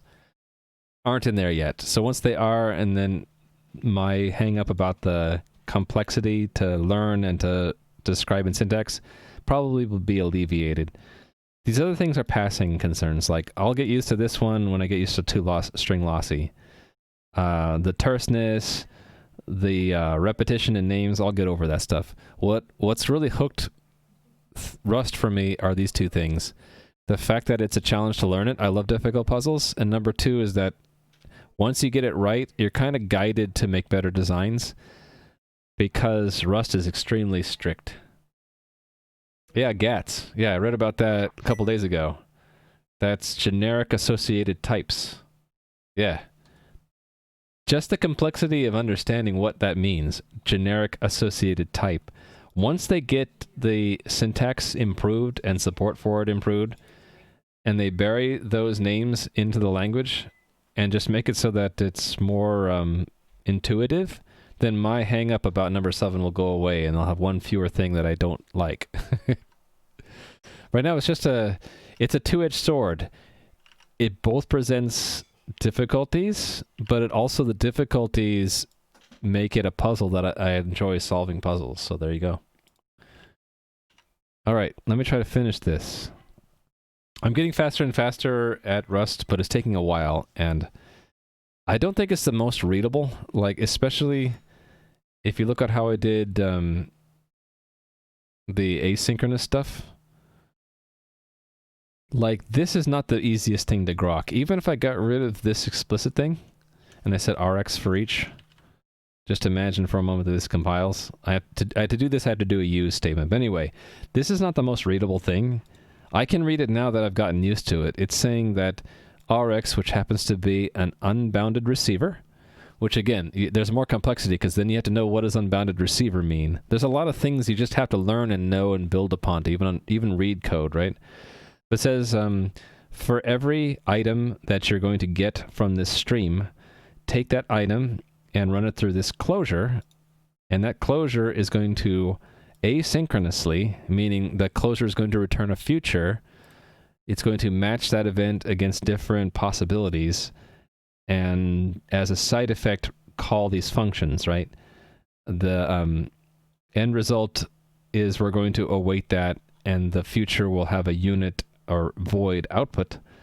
But yeah, just to understand this one line, it's so compact and the syntax is a little bit obscure. That's the problem with Rust. It's sort of a two-edged sword. It's difficult to learn, it's difficult to read, but once you can read it and understand it, it gives you a framework where Rust is really watching your back. So it's making sure you don't do anything stupid. Like if I accidentally leaked a reference or something out of this asynchronous block because it's a future, it's going to complain, say, wait a minute, you can't do that because you're only allowed to borrow that for as long as this for each call, but you're actually generating futures that escape your for each. And even the error messages are confusing. But once they mature the language and they improve the error messages, I'm sure it'll get better. It's familiar to you if you know other languages that do that, but some of these keywords kind of make it kind of tricky, right? Like, what does it mean if I put async there versus here, right? There are subtle differences, right? I don't even think that will work because it'll say something like asynchronous closures aren't even supported yet. Yeah, async closures with parameters are not currently supported. But if I put it on that side, why does it work, right? Except for this thing. There are subtleties on the positioning of keywords, so that kind of thing. They are tripwires and pits for new developers learning the syntax. Like, I wouldn't have been able to understand this at all a couple weeks ago. I'd be like, "What the heck is going on here?" It's a closure and it's asynchronous with a match inside. It's like, whoa, you're doing like 4 things at once on this line. Yeah, stuff like the lifetimes or taking references to references. It's so compact and terse that a new developer is like, has no idea what you're doing. And they just kind of like, okay, well, let me just keep adding and sign ampersands and removing ampersands until it works. And not really understanding what they're doing. That's sort of a trap, I feel, for new devs. Yeah, exactly, SimC. It's like, what does that even mean? What does it mean? So we're towing the line between making the code readable and making it conform to a strict set of requirements the language presents so that you can make your code safe. Yeah. What I try to do as much as possible, like, is indent and give names to things. Although I didn't do a very good job here. I had this indented more, but it was getting to like 40 character indentation at that point. Like, I was indenting here, and then I was going to... I need to take another break. Let's postpone that one. I would indent this again, like this. And then, of course, that would need to be indented again.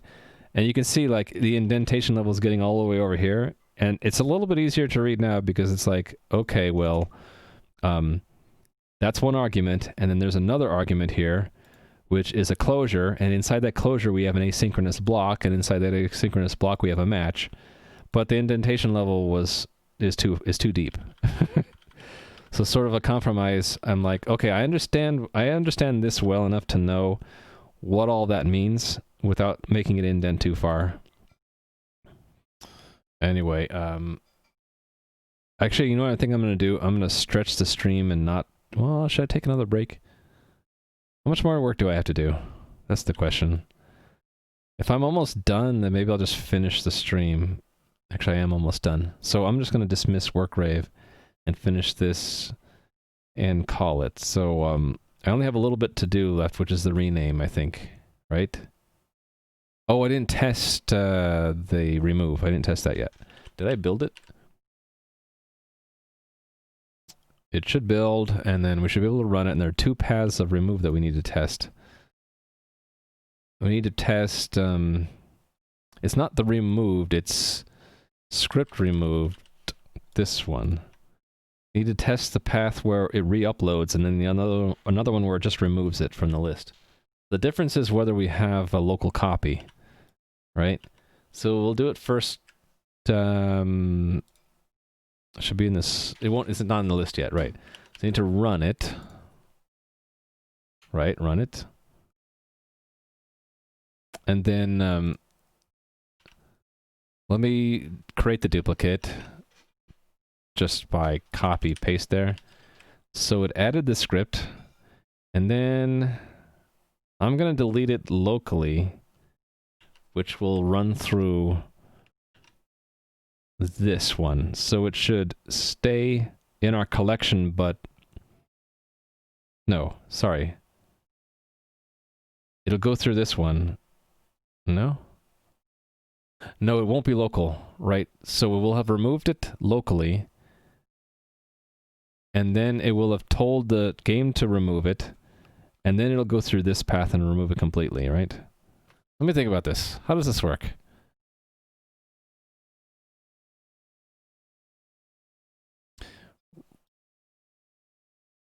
Local... I'm confusing myself. I gotta slow down. When we remove the file, it's going to do on local script removed. So it's going to turn off the local flag. Right, and then we have to go remove it manually from the server, which will then go to on removed. And then it won't be local, so it'll go through that path. Okay, so first delete it locally. So that's just do that. And the tool will say it got removed, but it's still in the server. And then if I go in the server and remove it, then it should say it's removed. Cool. That's one path. And so the other path would be if we remove it from the server without removing it locally. So if I take that attack script, it gets re-uploaded to the server, and then I just remove it. Yep, I already saw it did it. It re-uploaded it. It said it was removed, and then it removed it, and then it added it back. So every time I try to remove it, the script is going to re-upload it. Right, unless I first remove it locally. Then I can remove it remotely, and it stays removed. Perfect. All working. Hey there, Atomic Nibble. And SNES23, hello. The indentation you did temporarily was helpful for learning. Yeah, it's just that there gets to a point where there's too much indentation. So, I mean, I could put that back in there to show you what it's like, but it gets to where the large blocks are too much indented. Where was that? Right here, right? So it's like for each, and there's the stream, because the other way to do it would be that dot and then remove this, but then I'd have to do a use thing, right? Either way, it doesn't matter. And then that's a closure. So the body of the closure is that, and which has an asynchronous block which has a match in it. And then I have to indent all of this. a bunch of positions, right? And then you have the ugly unfolding of these, right? So it kind of looks like that. It's just when you start looking down here, it's going to look confusing. I don't even think I wrote that correctly. I screwed it up just now, didn't I? 1, 2, where does that await go to? The weight goes on the for reach? No, the await goes on the async block.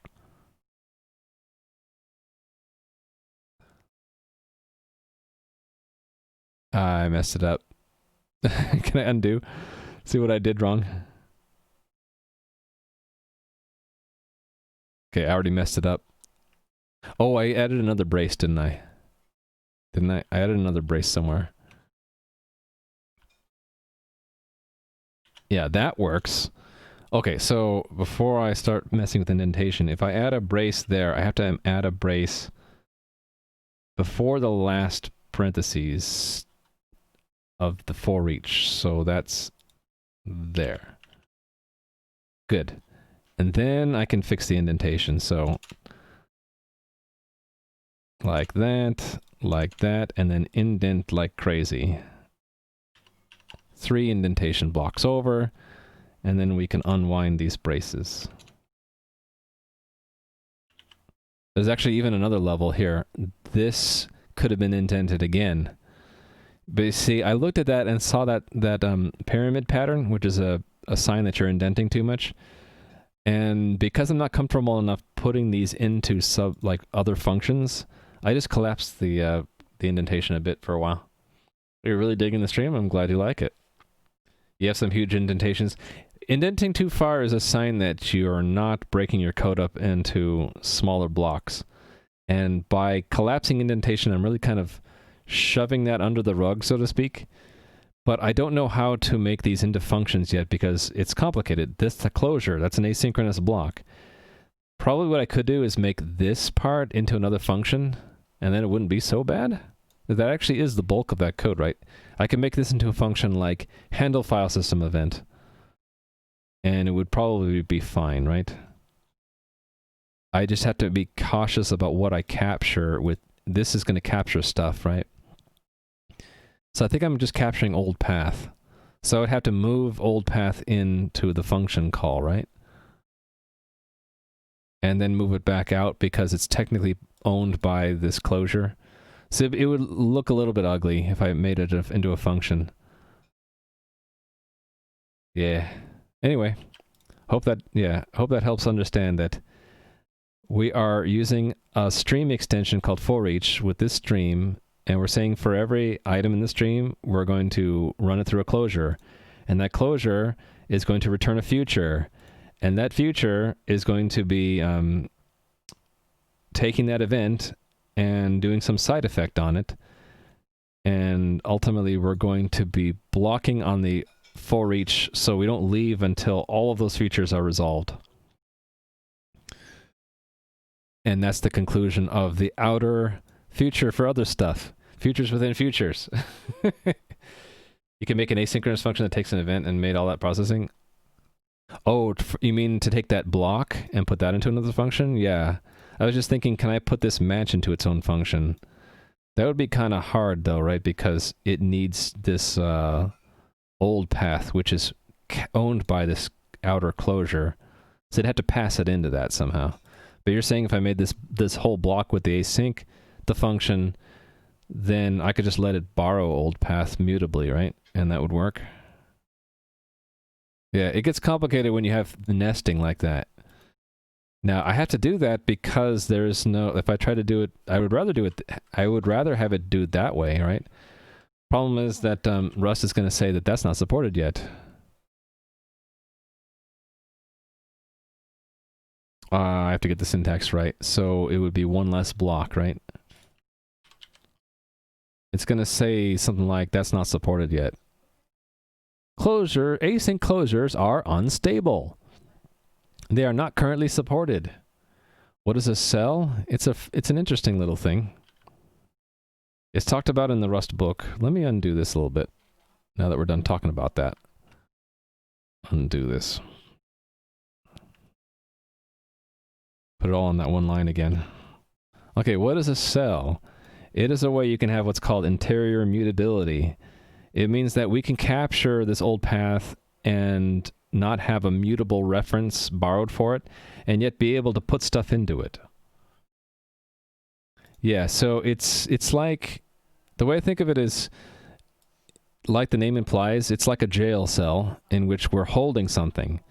And the thing we're holding is an option. Whenever you see none or some, then it's got to be an option. So technically the type of this is, it's a cell containing an option containing a path buffer. We need to do error handling in a cleaner way. You could use map error. I'm not doing error handling here. Can you async move closure? I don't think you can. The only way I could get it to work was to have a closure with an async block in it. What errors? Exactly. So yeah, the cell contains an option, and then with set, you're basically moving something into the cell. You're putting the path clone in the jail, right? And then when I want to get it back out, I do take. So the cell, you put things in and you take them back out, and everything is move. You move it in, you move it out. But the cell itself can be held immutably. What is inside the cell, you can mutate. It's called interior mutability. I need it in this case because I want to make sure that there are no references that escape this future. Because if I let a reference escape this future, Rust will complain because it says, well, this is a future, well, the whole thing is a closure that we're going to call more than once, right? For every event, we're going to call it. So we can't have any, we can't borrow anything and let that borrow escape. So the cell allows me to sort of to get around that problem. By putting things into the cell, I'm no longer borrowing anything. I'm physically moving something in when I do a set. And then when I physically take it out, I'm removing it. I'm not doing any borrows or references. So I totally avoid that. And the only complicated part is that because we're using old path deep inside both a closure and a future, it has to be something that is moved in and is owned by the whole thing. So it's not really clearly shown here, but this capture is going to grab old path and own it, because it's the only way this would work. If I tried to use old path after here, it's going to complain. If I say old path.take, it's going to throw a fit and say, you can't do that. Actually, I thought it would. Maybe I can because we're done. Oh, it didn't move it. It borrowed the whole thing. So if I didn't move, it would have a problem, right? Yeah, it's going to say you can't take that. It got moved into the closure. The dog just walked by or ran by going, sorry about that if you heard it.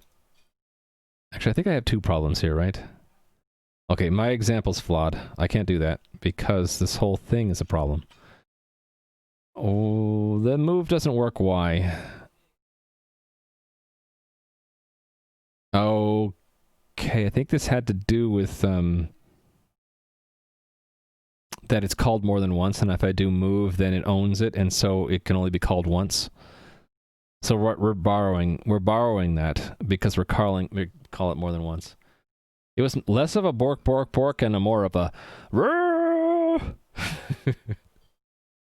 Okay, so I can't come up with a good example, but yeah, I have to use a cell because it allows me to hold on to something, this old path from one call to the next from inside the same closure. You're fighting with closures too? Yeah, if I show you my weaknesses in Rust, one of them is how to properly declare and use closures. I think someone told me this is also the same problems they're having learning Rust. These seem to be the top 4 or 5 things that everyone runs into. How do you know when and how to use lifetimes? How do you declare and use closures? How to avoid multi-borrows? Ran into some of those today, didn't we? And then all the helper functions you just have to memorize, like map and, okay or else, unwrap, all those things. Launder, exactly. That actually is a real thing in C++, by the way. That Nui told me about. It's not a joke. Look it up. C++ standard launder. It exists. It's a real thing. It obtains a pointer to the object located at the address represented by P. I have no idea exactly why, but it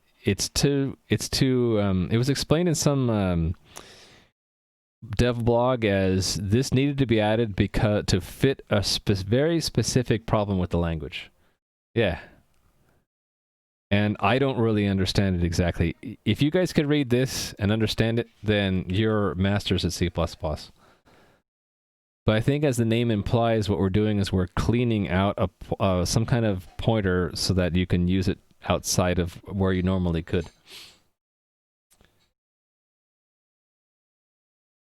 Did I add a note for it? I might have. That would be something that if I was on doing the responsible thing, I would actually write a note for it so I would remember it. Oh yeah, weird C++ to minutia. Right, it was explained in this blog entry. There we go. That's the explanation. Here. It's hard to understand for mere mortals. What he said was, don't ask. If you're not one of the 5 or so people in the world who already know what it is you don't want or need to know. And it goes on to explain it, and yeah, I've already forgotten what it means. But it was some kind of obscure reason why it was needed. And I'm not going to go into the detail. I just thought it was funny. Alright, yeah. Typical uses of Slum. You mean the 5 uses for the 5 people who use it in the world? Let me finish this up. I'm almost done, right? Done. Add, update, and remove. Now I need to do rename. That's the last thing. And my current task is completely wrong. We already did this a while ago. Handle, rename, scripts being renamed locally. All right. Referring to the Python. Renamed.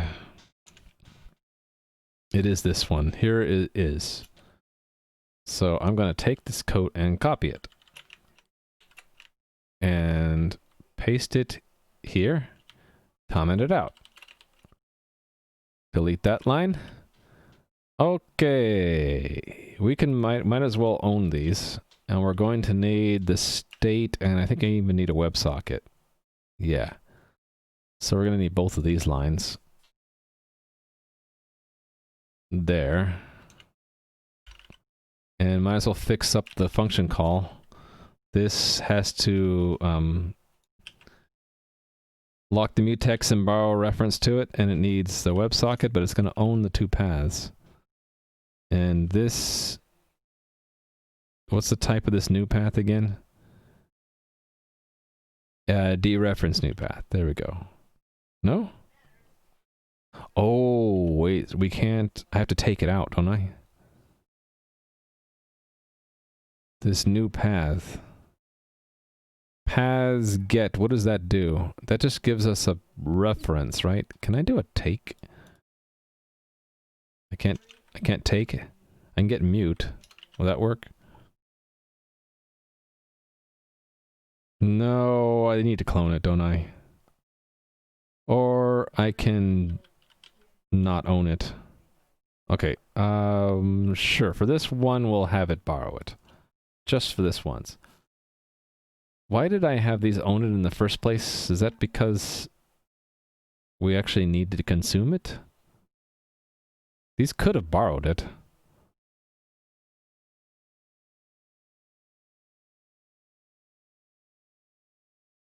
Yeah, as reference. I could have... Yeah, I was just lazy. I'll just keep it the way it is right now. So it compiles now. Did it say it's not used in struct? Sorry, 7152, and I lost the context of that. Oh, I forgot to say hi to Mr. Balrog. You're making a new documentary series on how to fly an aeroplane. We're currently filming the pilot.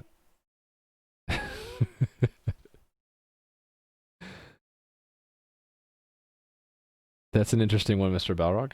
Also, I forgot to say hi to Head UW. That was a while ago. I'm sorry.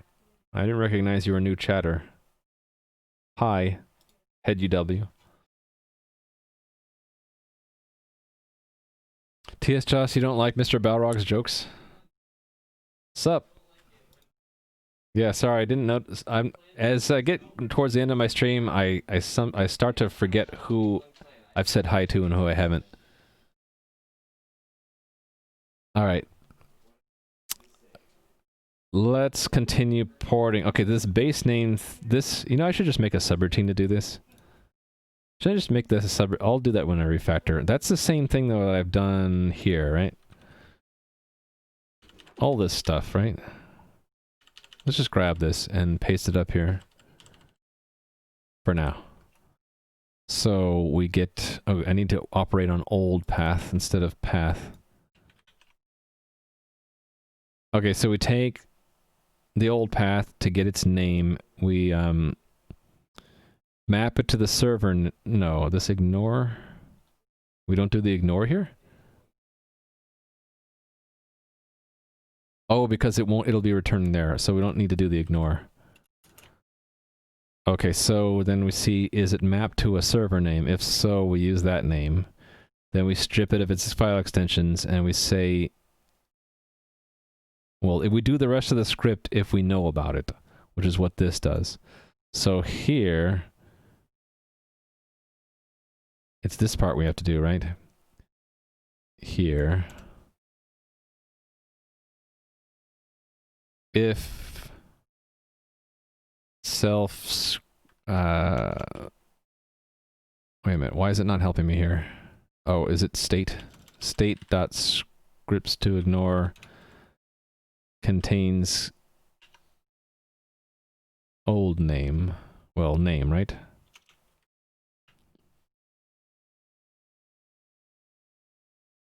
Then script.local is false. Script state report name script and return.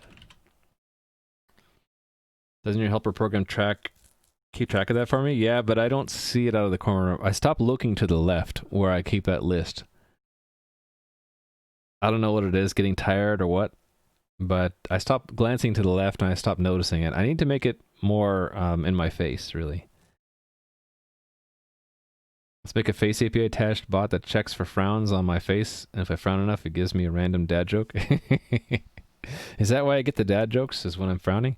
I frown a lot of the time because I'm just concentrating. Like, code.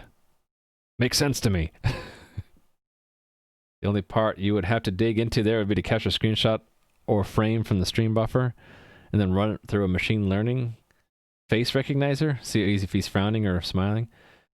What begins with W and ends with a T? Wart. What? I see.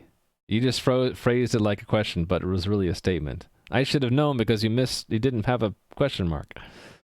Alright, so, that handles down to here, right? Why am I mapping it a sec? Oh, because the new, oh, I need to do new name, not name. So I need to strip it again. I need to do this again with a new name. So really I should be using the words old name. Yeah, old name. All these places. Okay. There. And then I need to get the new name. But I'm not stripping the extension off here, am I? I'm just doing this part there. And this is new name. I really do need to make this into a function. New path. If... Okay, I don't need these lines actually. Do I? No, I need them, but I need to move them. Cut, paste.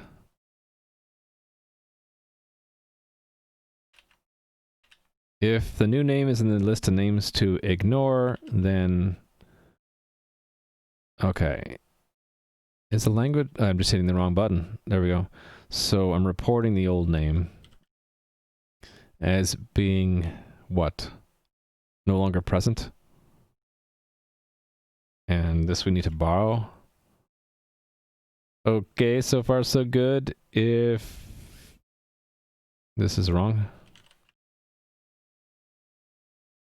Right, we're gonna change new name to be server name.toString. Can I actually do that? Oh, that's why I wasn't borrowing before. Yeah, we're gonna want to change it. Okay, so let's just clone it. Clone. Clone. So solving all our problems with borrows is we clone everything. Hey there, Crocodoctopus. I still have trouble with your name. How are you doing today? I'm finishing up this port of a tool from Python to Rust. Just clone it all. That's right. That's what Chris would say. When in doubt, just clone it. Okay, it's just saying I'm not using it yet. Okay, I need to do that, the chopping part as well there. Only with new name. And then I want to remove the old one, so that is state.script collection.remove old name. And then... Oh, wait, can we do that?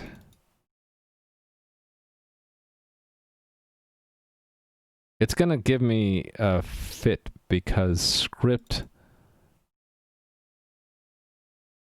is a reference to something we just removed. It's gonna give me a problem with that. I think in Python what this actually does is makes another reference to the object. Yeah, it's gonna give me trouble when I try to do like state.script collection.insert new name script. Right? It's going to say that we can't use that anymore. And this should be clone. Can't do that? Why not?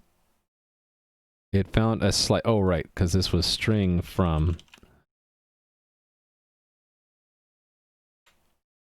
I'm still fighting to learn my new key mappings. That's why I'm a little bit awkward here. Right, it's not going to let me do that because... we're only borrowing a reference. It wants...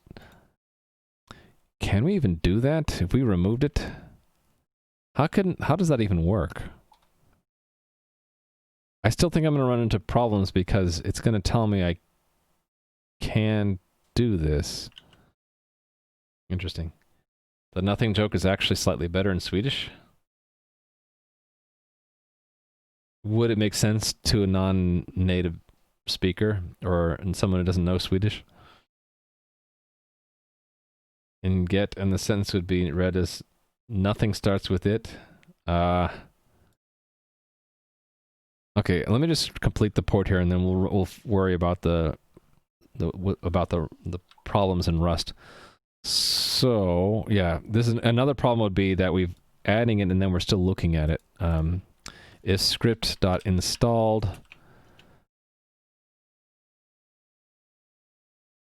Oh, that's another function we don't have. So state.rename script on server. WebSocket, script entity, old name, new name.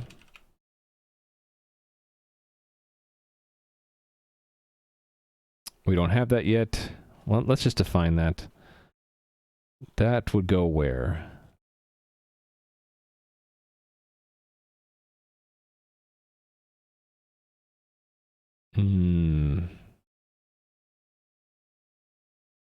Here somewhere, right? Right here. Okay, let's copy it from the Python. Okay, so it looks like this is fairly easy. Paste there and comment it out. Okay, so it's similar to one of these down here. We'll need mute self and a sync. All right, because we're sending back to the server. And then this becomes a print line.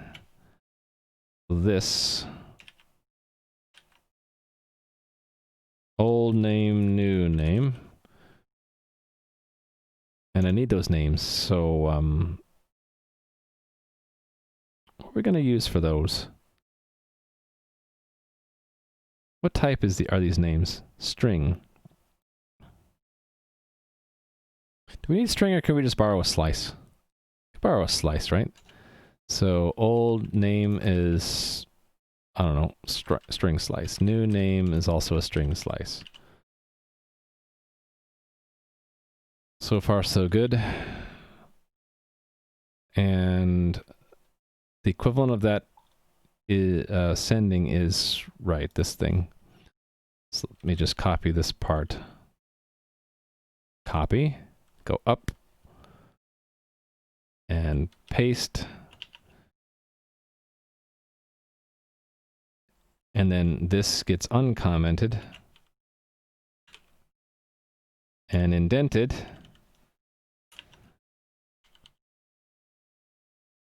And it's that dot unwrap, right? I think. Okay. Actually, no. I'm missing something. What am I missing? Oh, the unwrap goes outside the send message. Okay, and then we just need an entity. So, entity is the U64. Oh, someone opened the window again. Now it's really loud again. Hold on a second. I'll be right back.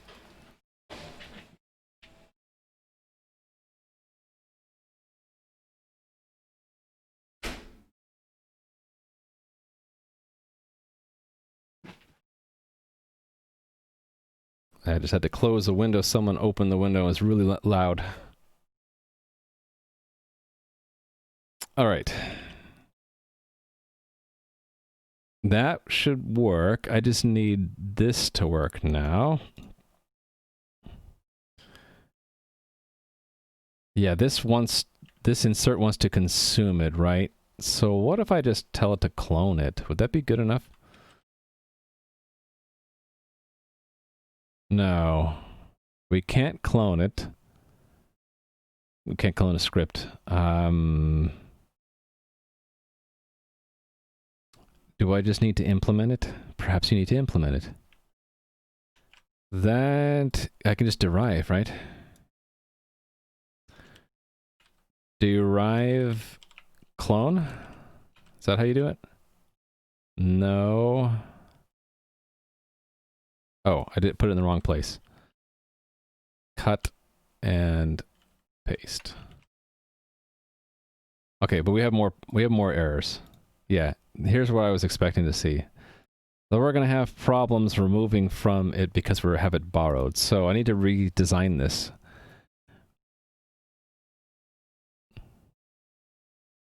Kind of like what we had to do for remove, right? Where did I have to do that? Not here. Where was it? It was here, right? On script removed.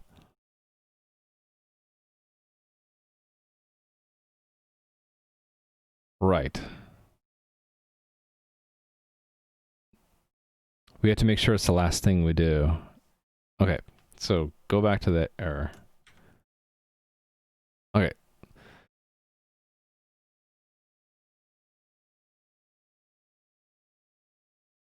So maybe do the insert first. No, hold on. We have to clone the script out, right? Let script equal script clone.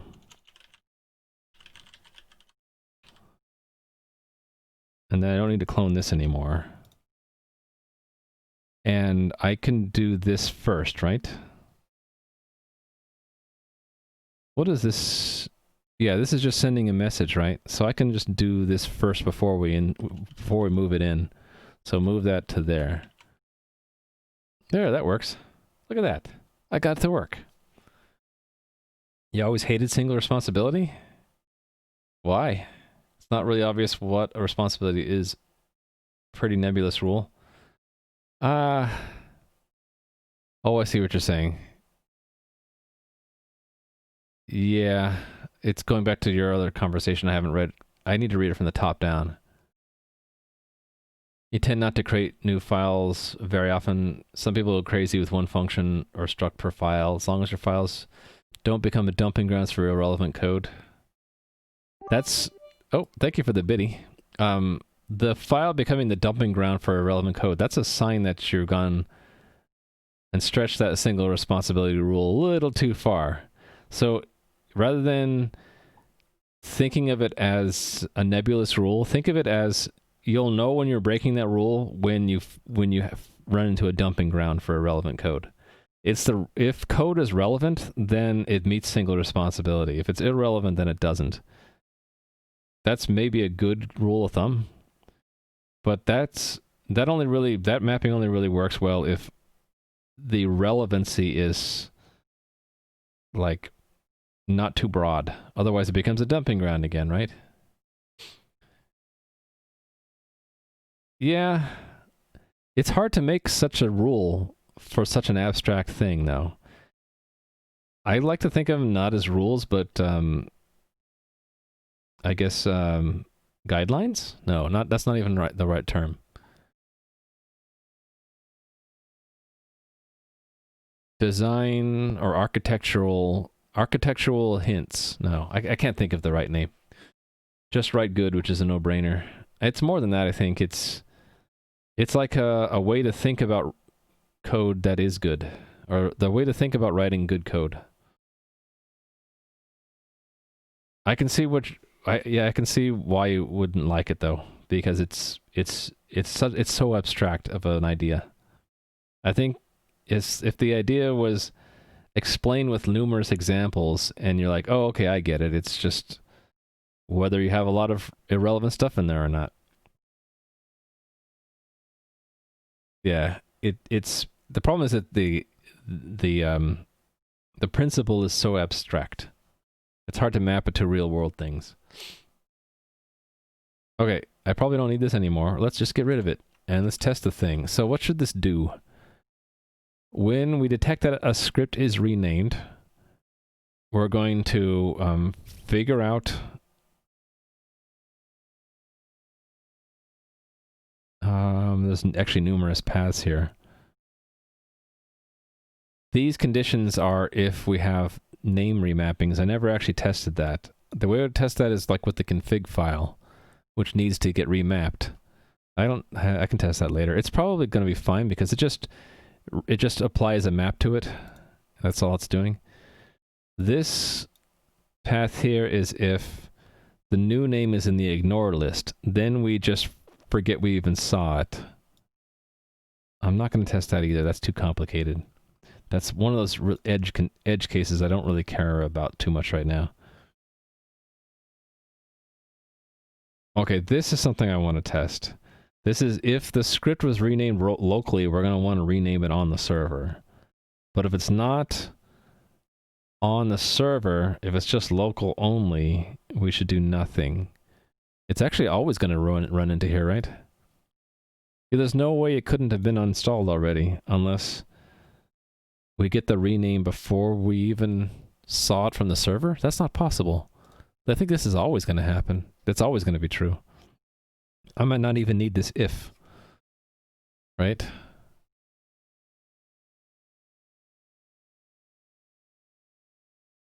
Yeah, I might not even need that if. Anyway, it's probably just... We just need to test that actually happens, right? And then it gets added to our collection. Alright, so I'm going to build it. So stop the program now, build it.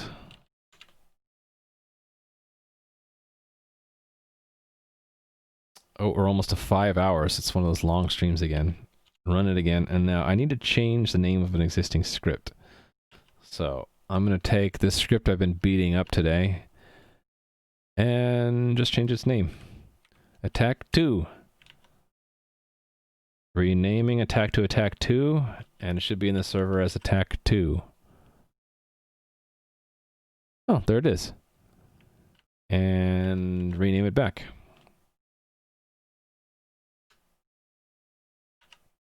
And renamed it back. Perfect. It works. Ship it. Let's actually just check it in.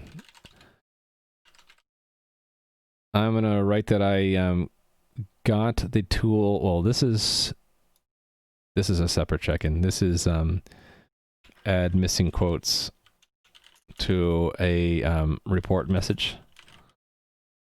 Okay, this is all the work I did today. Got rid of those uses.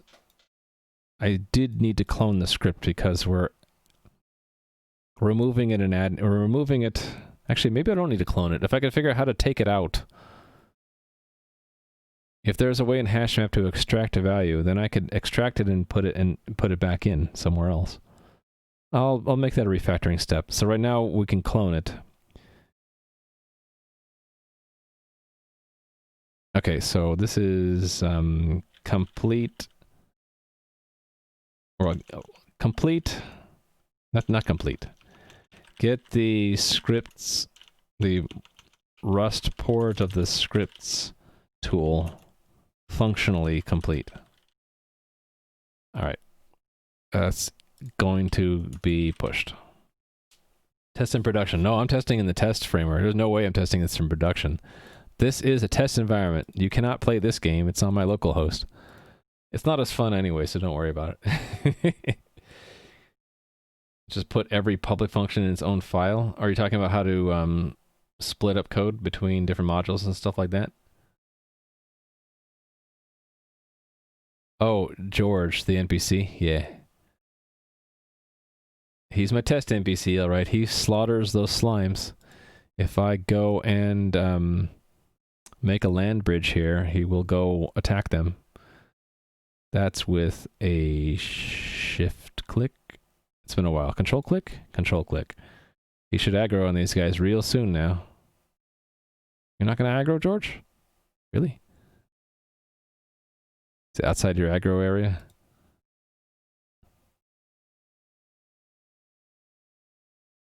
Oh, that's funny.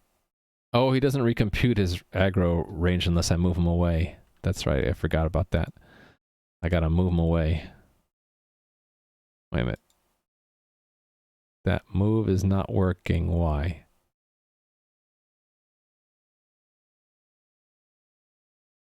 There it goes. And now he's attacking those slimes. Get him. You get those slimes. Kill them all. No prisoners. It's on the hunt. Yeah, I forgot that the NPC's aggro area doesn't recompute unless they move far enough away. And so I just moved him and he recomputed his aggro area. And it's like, oh, now I can cross that river finally. Okay, had enough of defeating slimes. Let's put the water back. Oh, no, I didn't mean to do that. No. No, you stay over there. Yeah, I'm control click. There we go. Forget my own keybinds. Anyway, enough playing around with my game. I think I'm done with the initial port, but I haven't done any refactoring yet. Maybe I'll leave that for Thursday. This is probably a pretty good stopping point because everything is implemented. I don't think I left anything. It just needs to be refactored. It's a big mess now. It's 600. How does it compare in line count from the Python? It's twice as many lines as the Python code. Probably because I haven't done any refactoring yet. Also, this is a lot more expressive than the file system one, which fit really compactly. Where was that? Monitor file system right here. This equivalent of that in Rust is all of this. Because of how expressive the types are from the file system watcher. A lot more compact in Python. This too. These are very expressive versus that.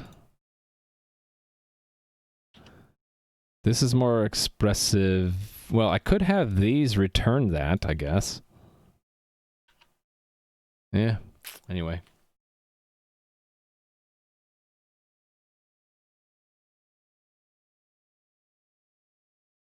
You need to find default. This is essentially make T. Well, I was wondering, could you just... Let's find this. Remove. If rather than just remove not returning anything... Oh, and actually remove does return something. Ooh, there we go.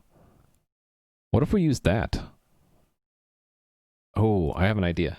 What if we say script equals that dot unwrap? Is it not going to let me do that?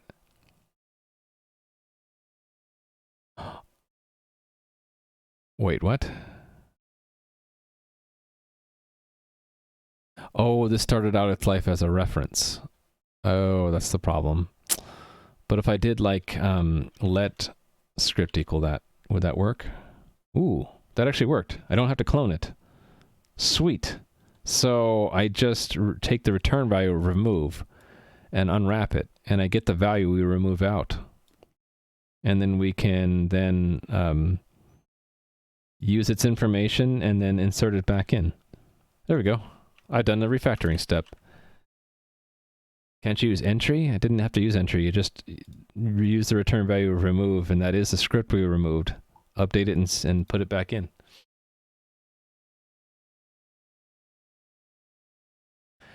It would be nice to remove this, to get rid of the redundant lookup, though. Remove does a lookup. If we've already done a lookup here, so that would require I work with an entry object, which I don't know how to do. So you think I should do the entry? Oh, I see what you meant by entry. I thought you meant entry down here, but you mean entry up here, and then work with the entry to remove and add it back in somewhere else, right?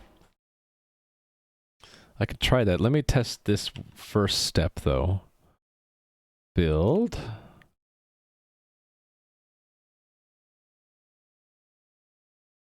And run.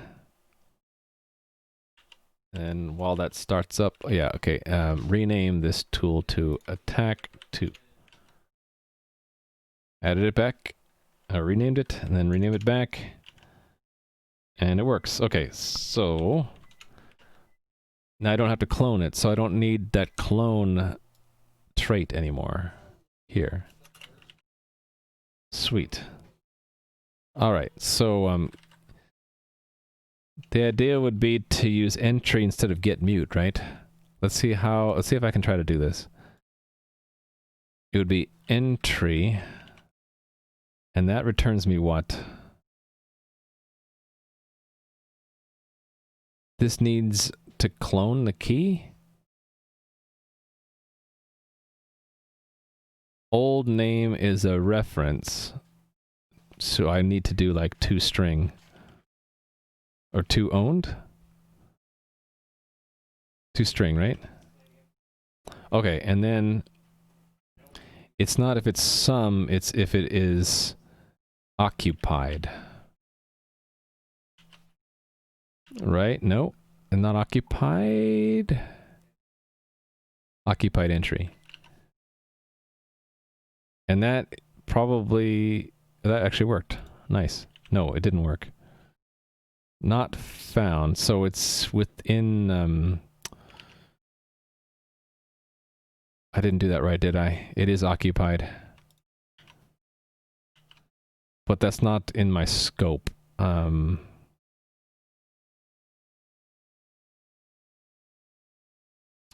I have to say what? Standard collections occupied?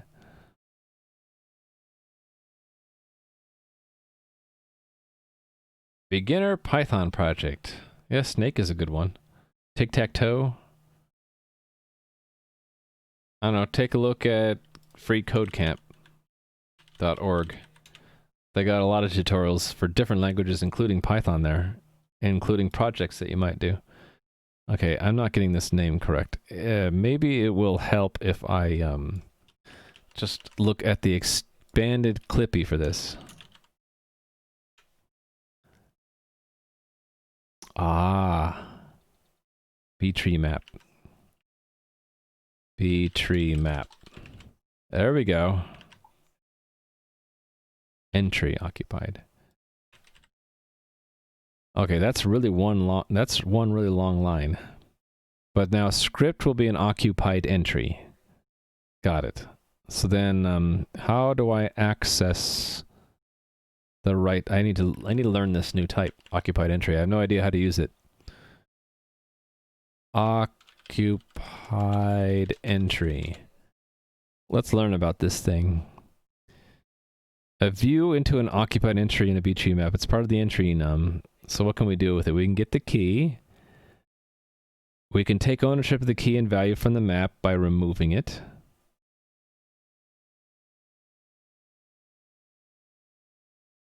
We can get a reference to the value. We can get a mutable reference to the value. We can convert the entry into a mutable reference to its value. So that removes it from the map, right?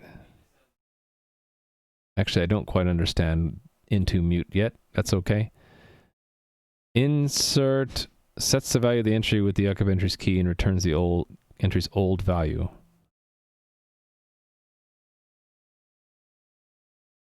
Oh, that would... Okay, so we could change the key and put it back in. I see. All right. Rust is worth getting into for C devs? Yeah, I'd say so. And hello there, Void Rose. I think it's worth getting into if you want the strictness of doing things safely with memory. Now, it would be a challenge if you're used to writing code where you're kind of fast and loose with pointers. What Rust really forces you to do is to write very safe code so that you never leak anything, you never have two pointers to the same object. That would become a race condition. It kind of forces you into a pattern of avoiding that. I see it as a big challenge to do, but it's maybe worthwhile. But only do it if you really want that challenge of being constrained by your language and the compiler to write code safely. If you don't care about writing safe code, like if you're doing small programs where it's not really that much of a benefit to have strictness, then maybe it isn't so worth it. You can't actually, yeah, but you can't leak most things. You can safely leak, yeah. It's leak. What I mean by unsafely leaking is where you typical things like where you have a dangling reference, a pointer to something that you destroyed already. Rust just won't allow it unless you tell it to look the other way first. Okay, so if I'm looking at... Where is it? My eyes lost it. Okay, script, right? If I want to borrow a reference, I would just do get mute, right? And then I could say .local. And then here we would just borrow a reference. Wait, it didn't let me do this. Why not? What's the error here? It is not declared as mutable. Do I have to actually say that here? Interesting. All right, my intuition was correct. I had to put the word mut there. RIIR. That is standing for something I can't quite remember right now. Okay, so far so good. Actually, that worked all the way. That actually works. Hold on. That shouldn't have been it. What am I missing? Oh, from then on. Okay, so it's this code now we can improve, right? So I can say script dot remove entry. And then I have to assign that back to something, right? Remove entry, what does that actually do? It gives us back the key and the value. And it consumes self. So we would have to say let name script equals script remove entry. I'm going to get myself in trouble by shadowing names like that, aren't I? You shouldn't need to be using match let with entry. Well, if it's not in the map, then what do I do, right? If it's not occupied, then I wanted to have it fall out. You know what I'm saying? Crocodoctopus. The name might not be in the collection at all. But I don't want to insert if it's not in there. What I want to do if it's not in there is do nothing. If this on local script renamed is called and we don't have anything in our script collection for that old name, I don't want to do anything. I don't want to insert, I just want it to fall out naturally. What I had in the Python was it would just do an early return. Renamed. It had an early return here. I think that's it. Oh no, it was this. Is that it? Yeah. It's funny how what we could do in only a few lines, it takes so many lines in Rust. But yeah, I had, if it's not in the scripts, then just drop it. Oh, you're saying I could use and modify. Maybe? We'll do it with the if let at first, because this does the same thing, right? This just says if there's a script there in the collection, then we're going to operate on it. Yeah, you're probably right. If every API is designed to be used with a closure, there's probably a way to do this with the closure. But yeah, this is a way to do it without a closure. Okay, so after we've done that, then we've basically removed it from the map, and now we have it out. So then I don't need to do this remove anymore. We can operate on this. Actually, we don't even need to change the script. We're just going to put it back in. So then I can just do name here, right? Oh no, it has to go in with the new name. So we actually don't need the old name at all. There we go. That's it. So there is the version that doesn't need to search again. So we already knew where it was. We just say take it out and then put it back in. So another thing that I really like about Rust, maybe I should add this to the list. That's not the right list. Actually, I do want to save that note though. This note is doc stream notes. Let's save this as Rust uses. I wanted to save this.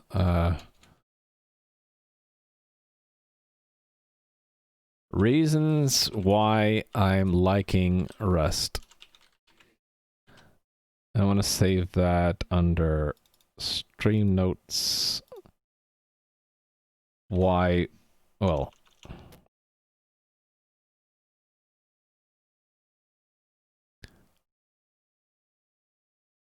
that actual stream note is not in the right place. I need to collapse. I need to flatten my two directories of notes. I'll do it by having Rust in front of all these. Rust. Why I like it. All right, I want to add a number 3 here, which is most of the time once it compiles, it just works. For me with C++, compiling was never enough. I had to actually do a lot of unit testing. Most of the time for these small tools, I haven't needed to test anything because if I get it to compile, it's usually working.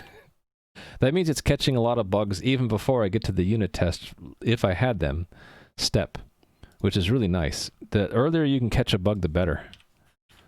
If I can catch a bug at the compile stage, that totally beats even catching bugs at the unit test stage.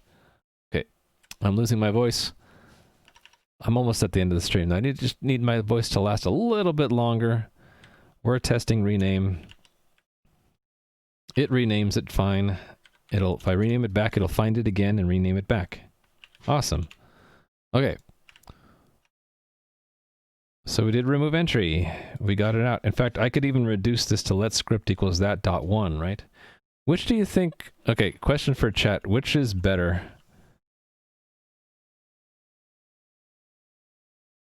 That or that? Because these are equivalent. I kind of like this because I like seeing the shape of what this returns, but this doesn't require that I use parentheses or to explicitly ignore something. You like the first one better? Yeah. It's worth noting that that's another way you could do it though, right? That would also work. Yeah, it also works. It's unanimous though, everybody likes the first. Hey there, initiative. I'm at the end of my stream. I got my tool all ported and I'm doing a little bit of refactoring here and there. In fact, let me check this in as the refactoring step. Now we only needed to do one hash map lookup here, and I don't need to clone anymore. So we don't need to clone the script because we're now just removing it using the entry, which is hard to see because it's way over here. We're using entry instead of get mute. And we're able to, the only consequence is that when we want to actually get to the script, we have to borrow references, but that's okay. We just remove the entry, and now we don't need to clone it anymore. So this is refactoring. Remove unnecessary extra lookup. Hash map lookup. And I'll check these in as add more stream notes. Okay, anything else I feel like doing now, or should I end the stream? Slept from 2 a.m. to 11 p.m.? Wow, so you never saw the light of day? That's not good. But hello, how are you doing? Also, I have not said hi to a few other people. I tend to do this near the end of my stream. Just Cinema 1. I forgot to say hi, but I hope that freecodecamp.org link helped you out. And then data... Hold on, let me find the chat. Data is your drug. It's really hard to understand the advantages that Rust gives without having written and bitten by unsafe code in the past. That's true. Yeah. If you haven't written unsafe code and gotten bitten by it, then you won't appreciate like what all the pain is for in Rust. Where was 208? Oh, there it is. I see the problem. Your name had the same color as Crocodoctopus, and I didn't see it. Worked entire last week with a deadline last night. Oh, so you finished your work then?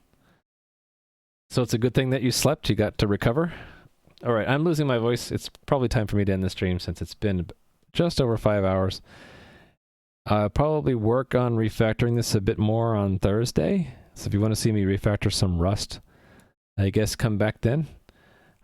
But after this, I have to think of what I'm going to do next. If I'm going to do more Rust, or go back to the game, or do both. Anyway, I have some stuff to think about. I'll be back on Thursday. Let me go find someone to raid. Actually, is Adam still going? Maybe we'll just raid Adam. He raided us a couple times. He's still going. I'd like to repay him with another raid back. Yeah, so we'll do that. So if you don't know Adam... You really should get to know Adam, because he is someone I really look up to as a streamer, and he's very witty, he's very funny, and he's right now trying to get a job, so he's doing technical interview prep, so he's doing leet code exercises in JavaScript. Take a look at this for inline notification. Okay, will do. Thank you, Crocodoctopus. I'll grab that link right now before I go. Hold on. Actually, I haven't used my notebook at all today, right? Log. I don't have any notes today. There. Now your note is the one and only note for today. He got rated by Kit? Okay. Well, we're going to rate him too. So, let me just start that off right now. Start the raid, say hi to Adam. So, I will see you guys on Thursday. And please stay safe and enjoy Adam's stream. I'll talk to you soon and see you later. Bye!